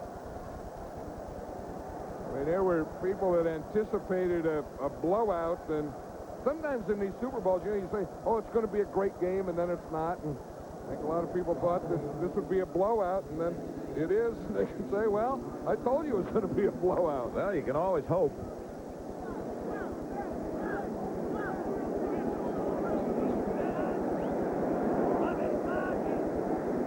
Second and 11. Elway again chased out of the pocket. And down. Stubbs and Roberts. Backup defensive ends. Yeah, the 49ers have so many good ones. You know, you got Pierce Holt, you got Kugler, and you got Fagan, and then you bring in a Roberts and a Stubbs, and they're all good pass rushers. They're all strong guys. You know, some of them quick, some of them are bull rushers, but they can just keep throwing those defensive guys at you. And then when you have that offense to go with it, that's a pretty good sandwich. Third down for Denver and 23. The winder taken from behind the line of scrimmage by Kevin Fagan. Loss of 6. I know sometimes you think, is there any way that you could just call off a game?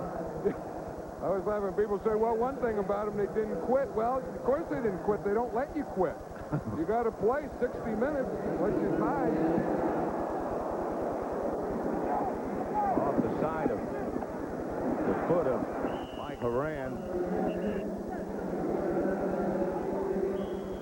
We have 11:13 left now. And the 49ers leading Denver by the score of 55-10. Look out tomorrow. Here comes party. The road to excitement now leads to this, a special touring edition of the Grand Prix Sports Sedan. Its V6 power, fuel injected quick. Its optional anti-lock braking, sure and precise.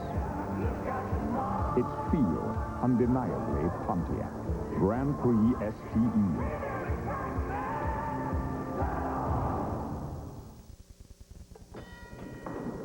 So you're back for more, huh? Well, forget about it. You can only knock down so many. You know what I'm saying? I don't mean to be taking any jabs, but you're too heavy for me. That's why I'm leaving. Besides, I have a new title now. Just call me sugar-free.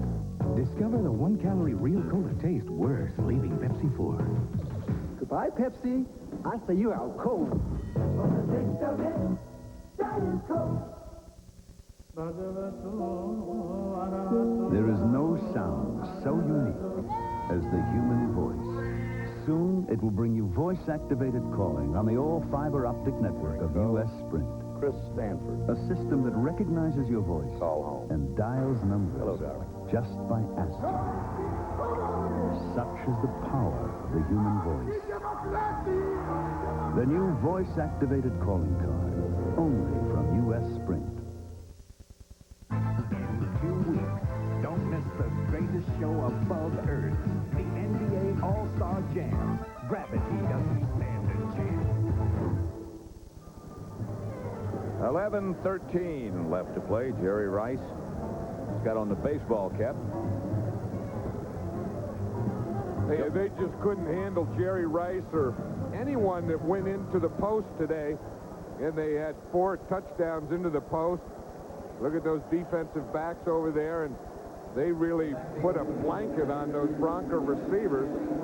Elway didn't have much of a day, but he really didn't have too many guys open to throw to either. Joe Montana still the quarterback for the 49ers. This is Flagler. Tackled by Rick Dennison. Yeah, there's an amazing guy, Pat, right there. Pierce Holt, number 78, playing as well as he does in his second year. They're taking Montana out now. They finally took him out, and they're putting in Steve Young.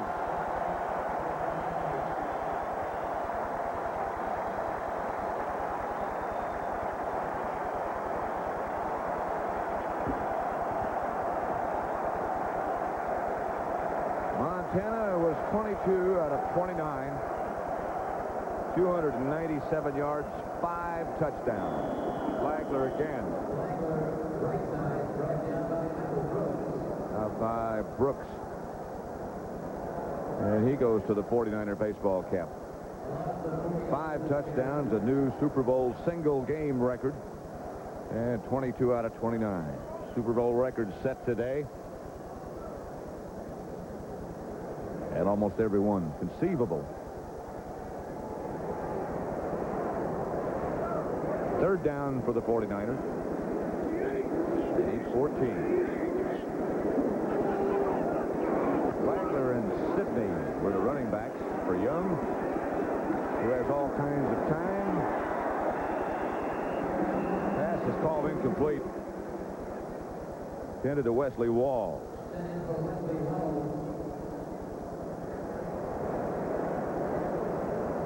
Vance Johnson will go back deep for Denver. Barry Helton will do the punting.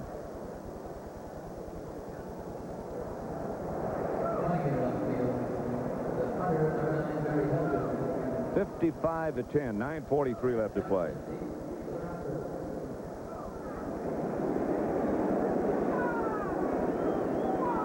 Not much left to analyze, is there?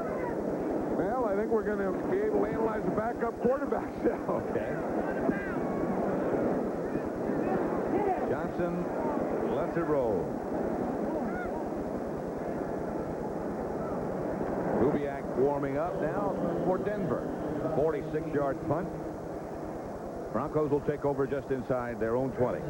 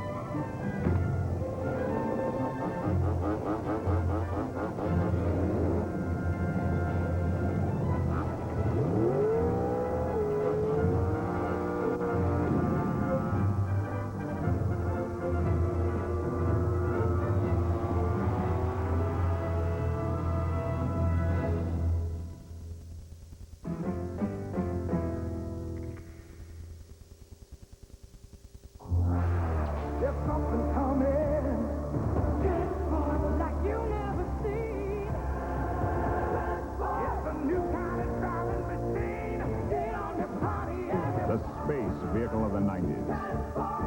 Introducing the Pontiac of minivans, the new Pontiac Transport.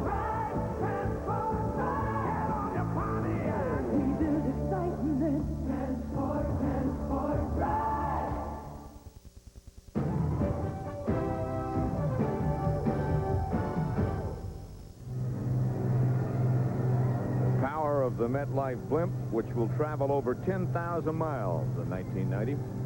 As it covers network sporting events around the country. That's how it looks inside. They're having fun.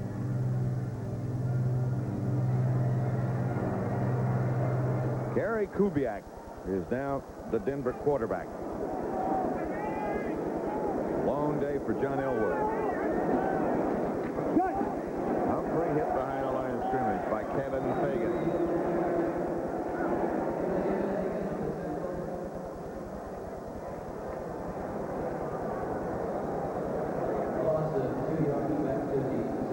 Here's what they do with Joe Montana. He's always had that elbow problem, so it's a lot like a baseball pitcher. Once they finish the day, then they just kind of wrap it up and put it away. You got an arm like that, you just pack it around in some kind of case, then you wrap it up at the end and you put it away till next year. Kubiak under pressure. And down by Pete Kugler. I tell you, Kugler is thinking that this is his last game. Let's make this last one a good one. And here you are at the end of your career. You're playing your last game, and you might as well just fight that thing out to the end. Yeah, it always has to be a double-edged sword. And on one hand, you're kind of happy that it's over. You are retiring. You're making your decision. But on the other hand, in fact, I talked to him in the streets about it the other night. You wonder if you're going to worry 5 years from now that maybe you left a year too early. That's 49ers' 5th sack. Kubiak with plenty of time this time. And the pass complete to Ricky Teal. Out to about the 43. Johnny Jackson made the stop. Ricky Teal is the guy that has to have surgery in the offseason. He cracked a kneecap during the season. And they held him out, and they just rested him. He only caught 10 passes all year. As he said, it's just been kind of a lost and wasted year for him. And he hopes to have the surgery in the offseason, get the knee better, and come back and be a complete player again. Kubiak again. Ball batted down. Hit by Haley. Deflected. Here's a guy. When we were talking to John Elway yesterday, he says the key to the 49er defense is Charles Haley. That when they break the line, he wants to go up and find out where he is because he's their most active guy, their best pass rusher, and where he lines up determines what they're going to do. And he's just one of those guys who is all over the place. He'll go inside, outside, bat balls down. A very active and very good player. Winder is the lone setback. 2nd and 10. Kubiak throws behind the Teal this time.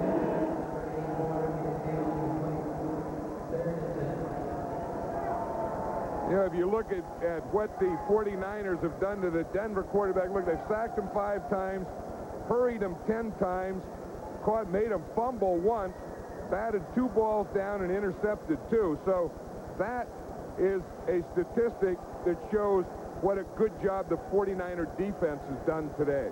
Elway finished 10 out of 26. Had 2 picked off. Only threw for 108 yards, and that was the key to their success going into the game. Kubiak from behind. By Daniel Stubbs, a loss of 1. You know, John Elway is going to take the heat, and this is his 3rd Super Bowl, his 3rd loss in a Super Bowl. But as he said, he would rather be there and take a swing at it. He also said before he's ever going to be considered a great quarterback, he knows that he has to win one of these things. Taylor back. Fields the punt.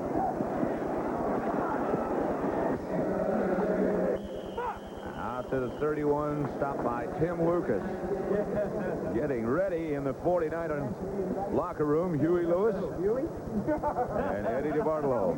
Yeah, Jr. This is Eddie DeBartolo, and there's Huey Lewis right there. They're getting the celebration done before the game's still 6 minutes, 5 and 58 seconds. Huey Lewis and Eddie DeBartolo down there, they're waiting for the team to come in. And we'll be in there as well after the game is over for the presentation of the championship trophy, the Lombardi Trophy. Each player, of course, will get the honor of being a member of the repeating Super Bowl champions and also $36,000. Flagler, a flag on the play. Yeah, who said you can't repeat? In fact, at the ring ceremony last year, when the 49ers got their rings, Joe Montana was the first guy to bring it up, and he said, let's repeat. Roger Craig already has the hat. They're still in the 4th quarter. Number 66, offense. Roger Craig is talking about 3-peats. You hear that? It's a new word. You win a Super Bowl. Hey, good, you know. Then can you repeat? Then you repeat. Now you talk about 3-peats. Well, they certainly have got enough people to accomplish that. Oh, yeah. Yeah, look at that. They got the team of the decade there in the locker room already. They got hats. And I'm sure someone will make up a thing now for 3-peats. I like that. It's a good word. Well, you got your Pete, your 2 peats, and go for 3 peats. This will be their 4th Super Bowl championship. Flagler again, about the 33, or the 23, make that. Stopped by Warren Powers. There's the guys, that offensive line that really did the job today. They're protecting Joe Montana. This guy McIntyre going to a Pro Bowl, starting left guard. Yes, back to back. Now let's go for... The coordinating producer of Super Bowl number 24 is Charles H. Milton III. Boy, he did a heck of a job this week. Or on this event, I should say.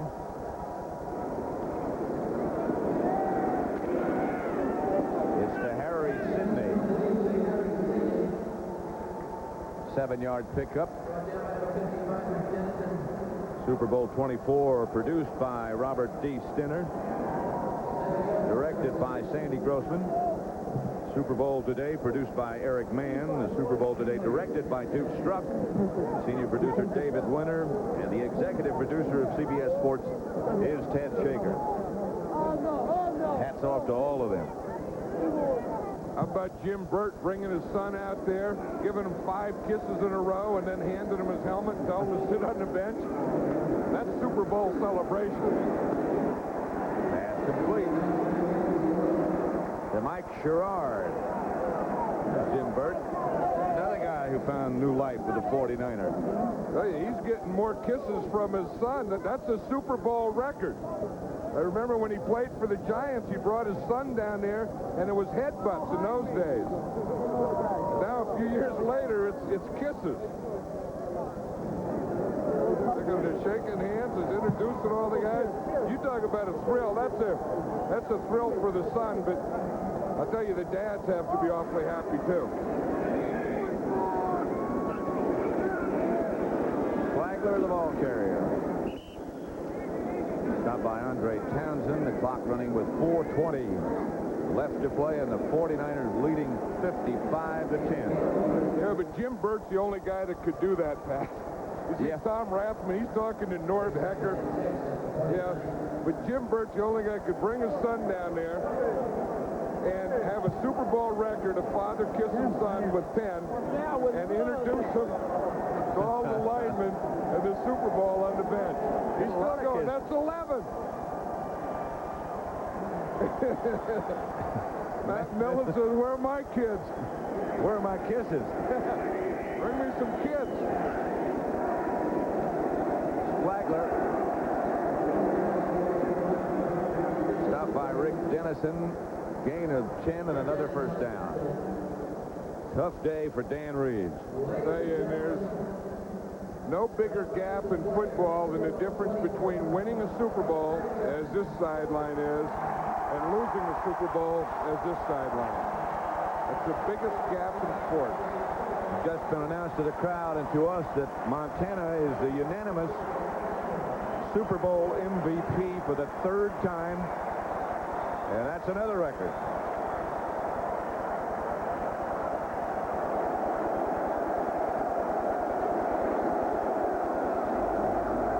Flagler trying to skip to the outside.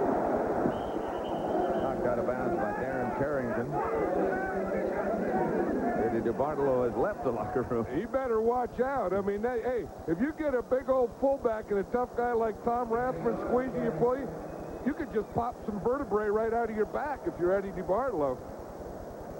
But you know, one of the things about Eddie DeBartolo is these players really love this guy. I mean, they really do. And they said, the guy has so much money, he has everything. Joe Montana was saying, the only thing we can give him in return for what he does for us is the Super Bowl. That's the only thing he can't buy himself.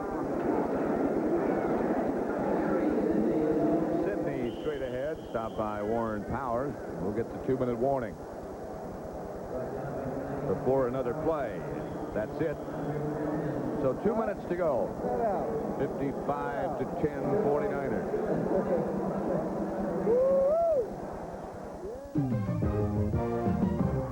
We're back, and we got us a blizzard here at Bud Bowl. For Budweiser, it's down to 1 last play. 3 seconds left. They're down by 4. Come on, guys. Don't fizzle out on me now. They need a touchdown. They need a miracle. Blue, 33.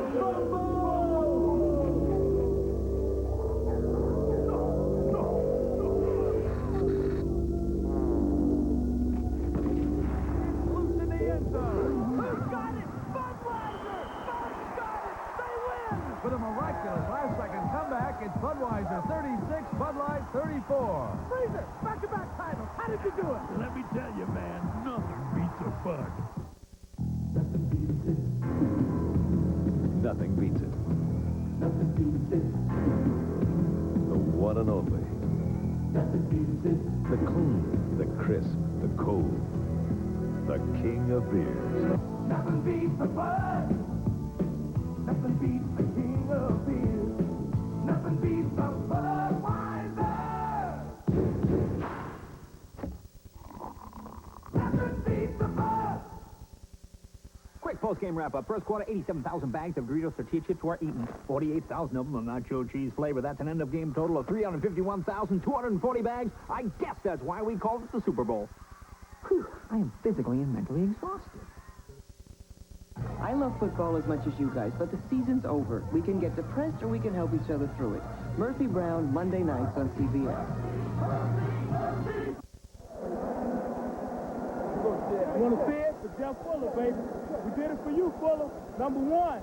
We did it for you, baby. The whole team, it was for you. The best in the world.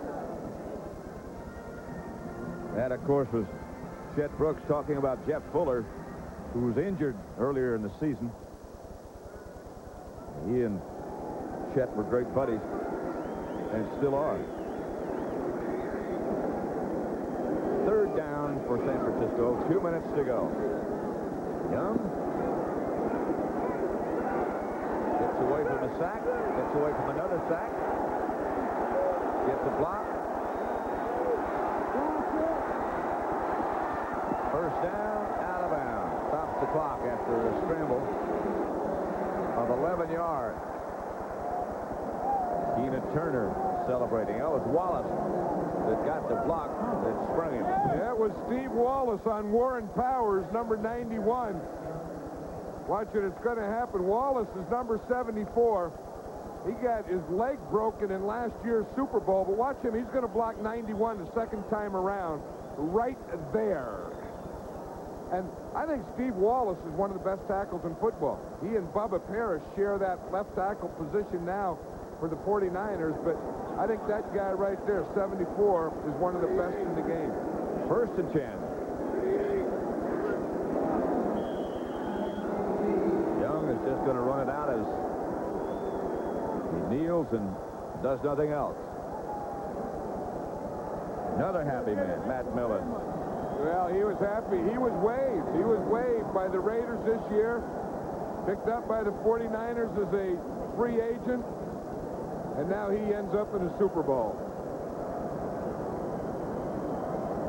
Tonight on CBS, John Schneider and Paul Rodriguez star as rival bail bondsmen out to catch a killer in the world premiere of the new CBS series Grand Slam. That, of course, after our postgame show when we be in both locker rooms. Young again, just Neal. This telecast presented by authority of the National Football League and is intended for the private use of our audience. Any rebroadcast or other use of this telecast without the express written consent of the National Football League is prohibited. A happy 49er day. I tell you, if you're a football player, a football coach, football family, there's no higher honor than winning the Super Bowl. There's no better feeling than this feeling right now. Because this year, you're the best. George Seifert in his first year, and they can never take it away.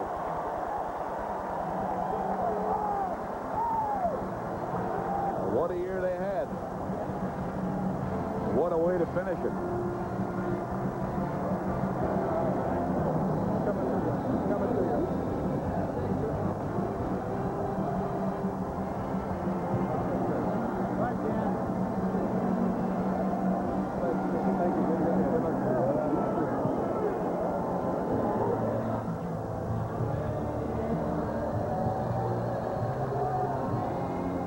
Dejected John Elway.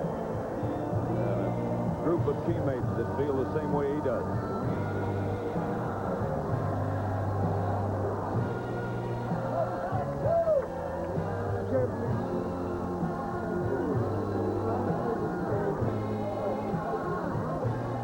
to the locker room. It'll be a pleasant off-season for them.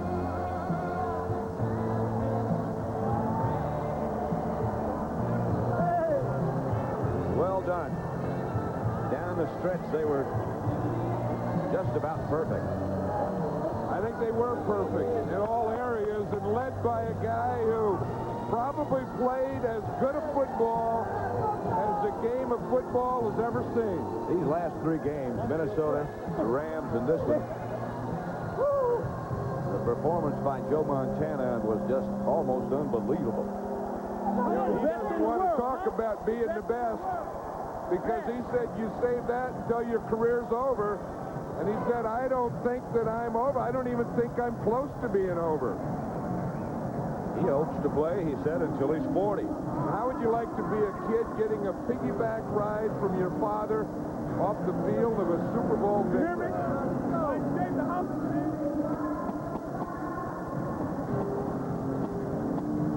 Isn't that something? The MVP of the Super Bowl, he has to go in and fix his own chair in the locker room? 3 times. The MVP. The final score again, the 49ers 55, the Denver Broncos 10. You've been watching CBS Sports coverage of Super Bowl 24. In 13 cities and 10 countries across the Pacific, they're playing our song. United Airlines, rededicated to giving you the service you deserve, halfway around the world. Come fly the friendly skies. Your putt, Snoopy. Good grief. Next weekend on CBS Sports. This is CBS. I had my purse snatched on a business trip. I was stranded. No cash, no plane ticket, no credit card, no ID. I called Citibank immediately. I told her not to worry. With Citibank's Lost Wallet service, I could get her emergency cash, help replace her plane ticket, and get a new Citibank MasterCard to her in 24 hours. Citibank helped me get home. And after a trip like mine, that's where I wanted to be. Not just MasterCard, Citibank MasterCard. Sun Valley Waterbeds went to great lengths to fill its stores with the best selection of waterbeds, inner springs, bedroom furniture, and accessories. Now, it's going even further to empty them. Presenting the huge annual clearance sale at Sun Valley Waterbeds and More. You'll save 15 to 50% off everything, including beautiful black lacquer, wall units, solid oak, day beds, Sealy, and spring air. Plus, put no money down, make no payments, and pay no interest until spring. They filled the stores, but they're emptying fast during the annual clearance sale at Sun Valley Waterbeds and More. Showcase Honda presents number 24 of 50 ways to hurt your car dealer. Hey, Maury, I'm at Showcase Honda. You are going to love this. I just beat the dealer at his own game. I mean, really hurt him.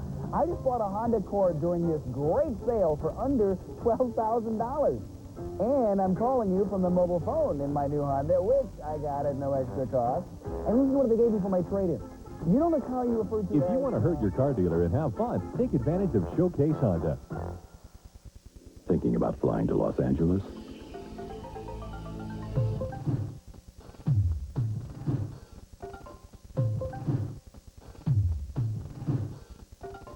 If these 18 reasons don't convince you to fly Southwest Airlines to Los Angeles International Airport, maybe this one will.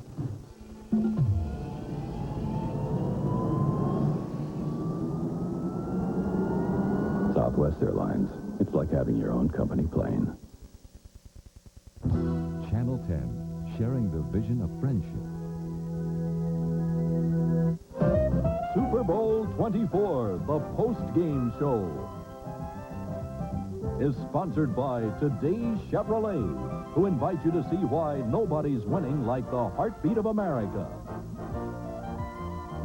And by Budweiser, Beechwood aged for that clean, crisp taste. This Bud's for you.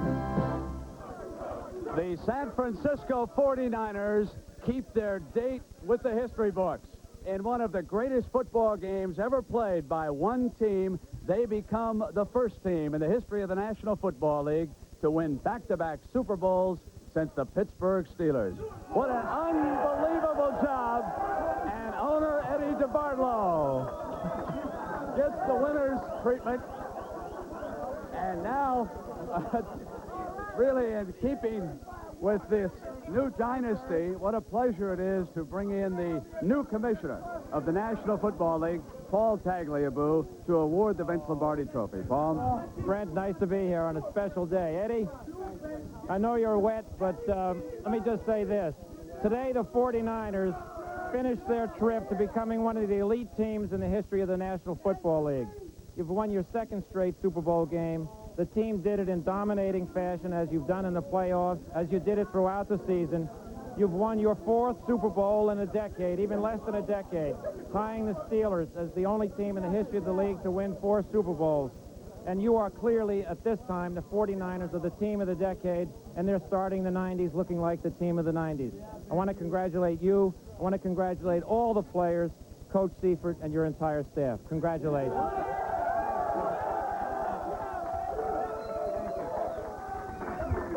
All right. I know you guys think that I'm all wet, and I am.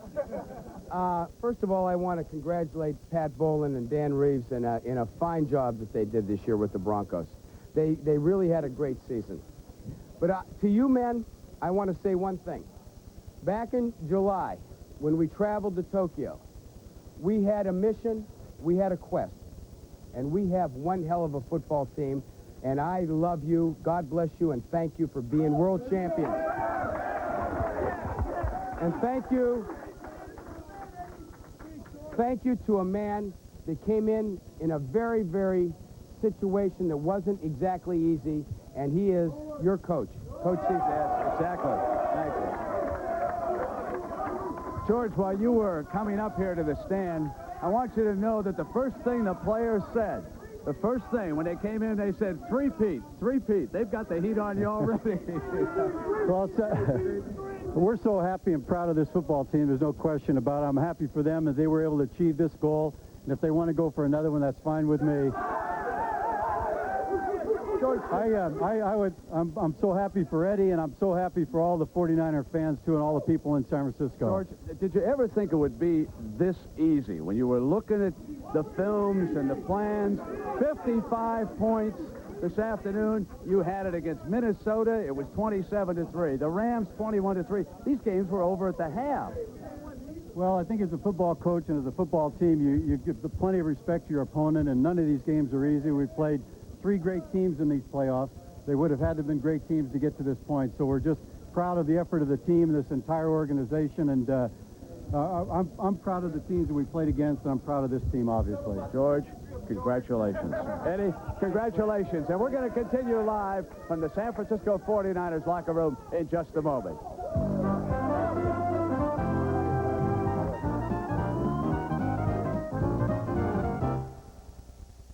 Getting to know. In the 80s, Honda became known for its reliable, feature-filled cars. You ready, Dad? Love this car. But today, the 90s begin with the new Geo Prism. The quality sedan with 16-valve performance, Prism is designed for years of carefree driving, with more of the features and little extras that make life easier. So you know you'll be friends for a long time. Get to know the new Geo Prism at your Chevrolet Geo dealers. Getting to know you. Whiskas. It's no ordinary cat food. It's the cat food cats find irresistible.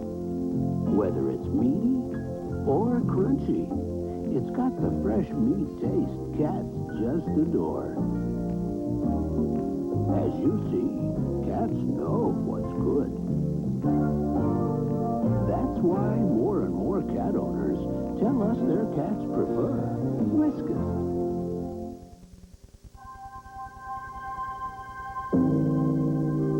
From the Far East to Europe.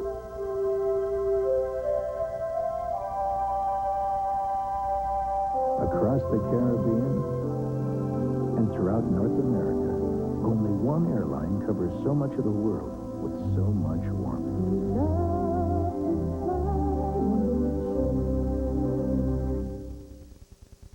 Well, 49ers won. Yay! Darn. So McDonald's everywhere, even in Homer, Alaska, will honor the winners with a $1.09 DLT.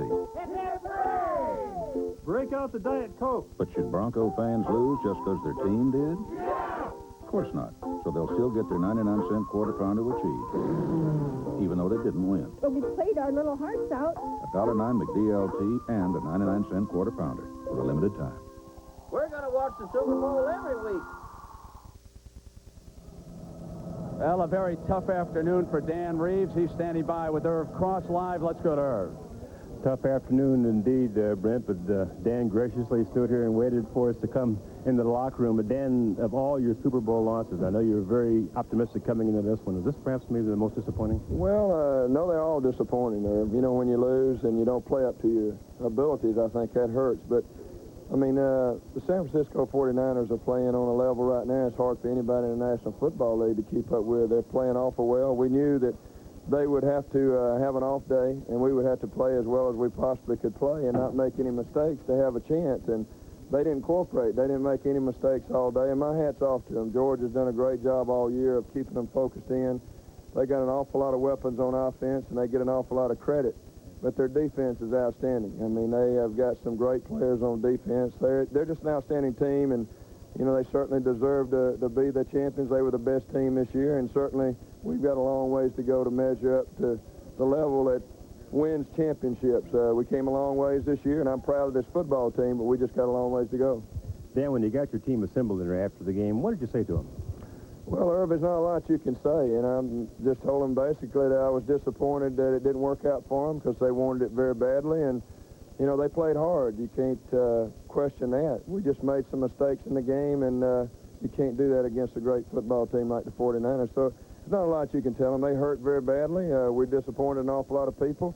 We made some brilliant forecasters out of a lot of experts. They did a great job and said we didn't belong on the field with them, and you'd like to, you know, have something to say about that, and just didn't turn out that way. Dan, thanks for being with us. Okay, thanks, sir. Brent?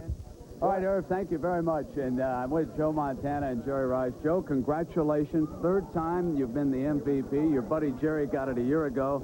But this was some performance. You really looked pumped up when you were introduced to the crowd.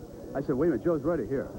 Well, I think we all were ready. You know, there was a lot of talk about, you know, them, and there had been some things that happened out in the streets. They weren't talking to us, and I think that helped to motivate our team. And I'll tell you what, our offense was executing, and I'll tell you what, our defense has shut down another great offensive team, and that was two of the biggest keys. Jerry, tell us about your two touchdowns. The first one, I know Steve Atwater tried to decapitate you down by the goal line. Yeah, he really wanted to knock me down, but the thing I tried to do, just focus in on the football, and I was able to really keep my balance and get into the end zone. Yeah, and then the third touchdown, as we roll that up, describe that for us. Well, Joe is the best, and he drilled the ball in there.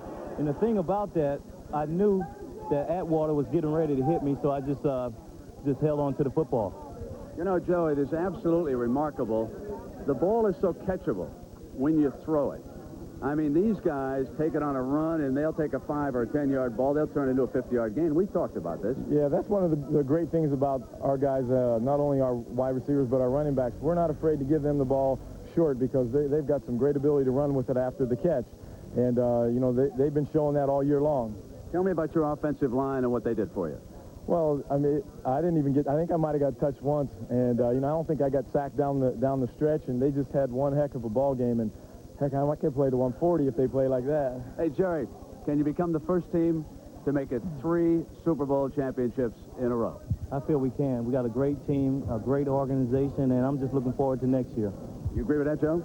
I sure do. I tell you, you know, Coach Holman called a great game, him and George, and there was a lot of pressure going into the ball game, but, you know, they put it on. Hold that picture up there now. Is this the 2 Montana girls here? Yeah, Jennifer did this for me about 3 months or so before, and I've been keeping it in my locker, in the back of my locker, and there was only one little mistake here. It says, this ring is mine. Well, I think this one's hers. I'll take the next one. All right, Jerry and Joe, congratulations. Another fabulous performance by the San Francisco 49ers, and we're going to continue live from New Orleans after these messages from your local stations.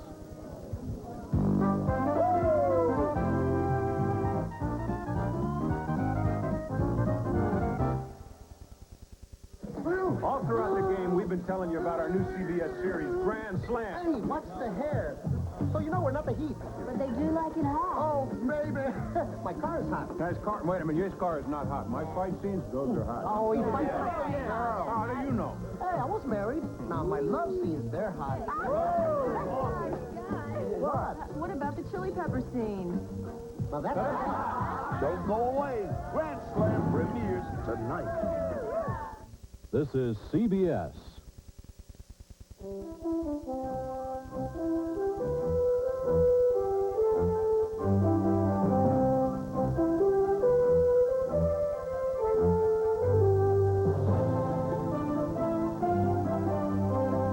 At America West, our employees are owners, and no one takes care of business better than the people who own it.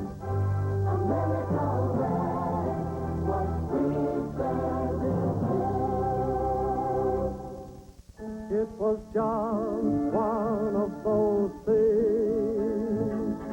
Just one. Now, when you write a Valley Bank check for practically anything, your purchases are covered against damage, loss, or theft, and the warranty is automatically extended. Introducing checking accounts with Shopper's Assurance, only from Valley National Bank. The perfect solution for an imperfect world.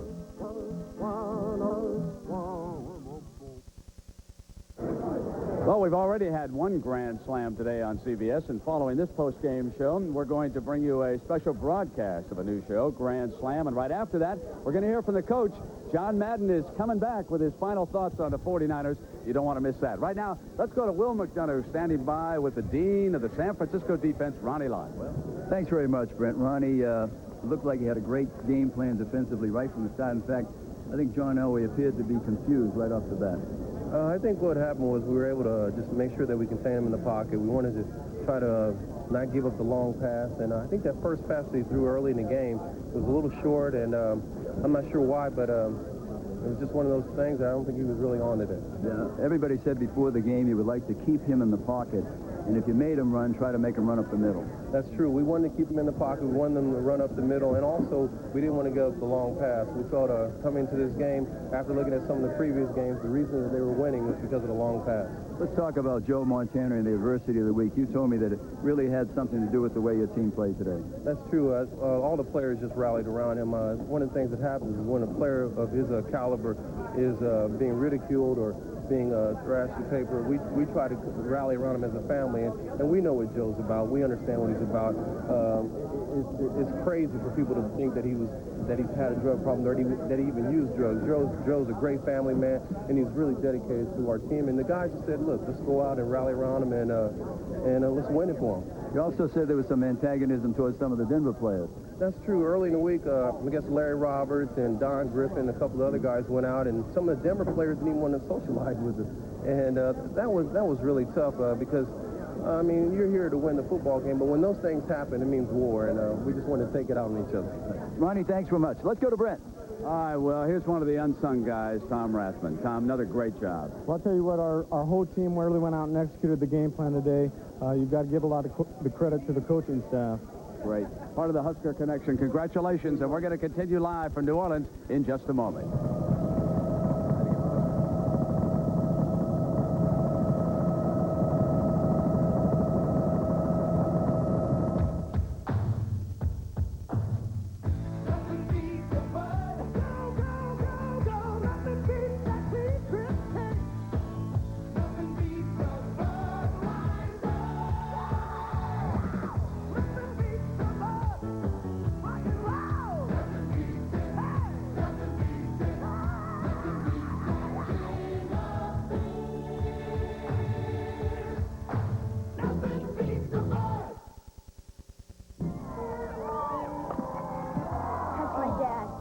He's got a real job at Dow.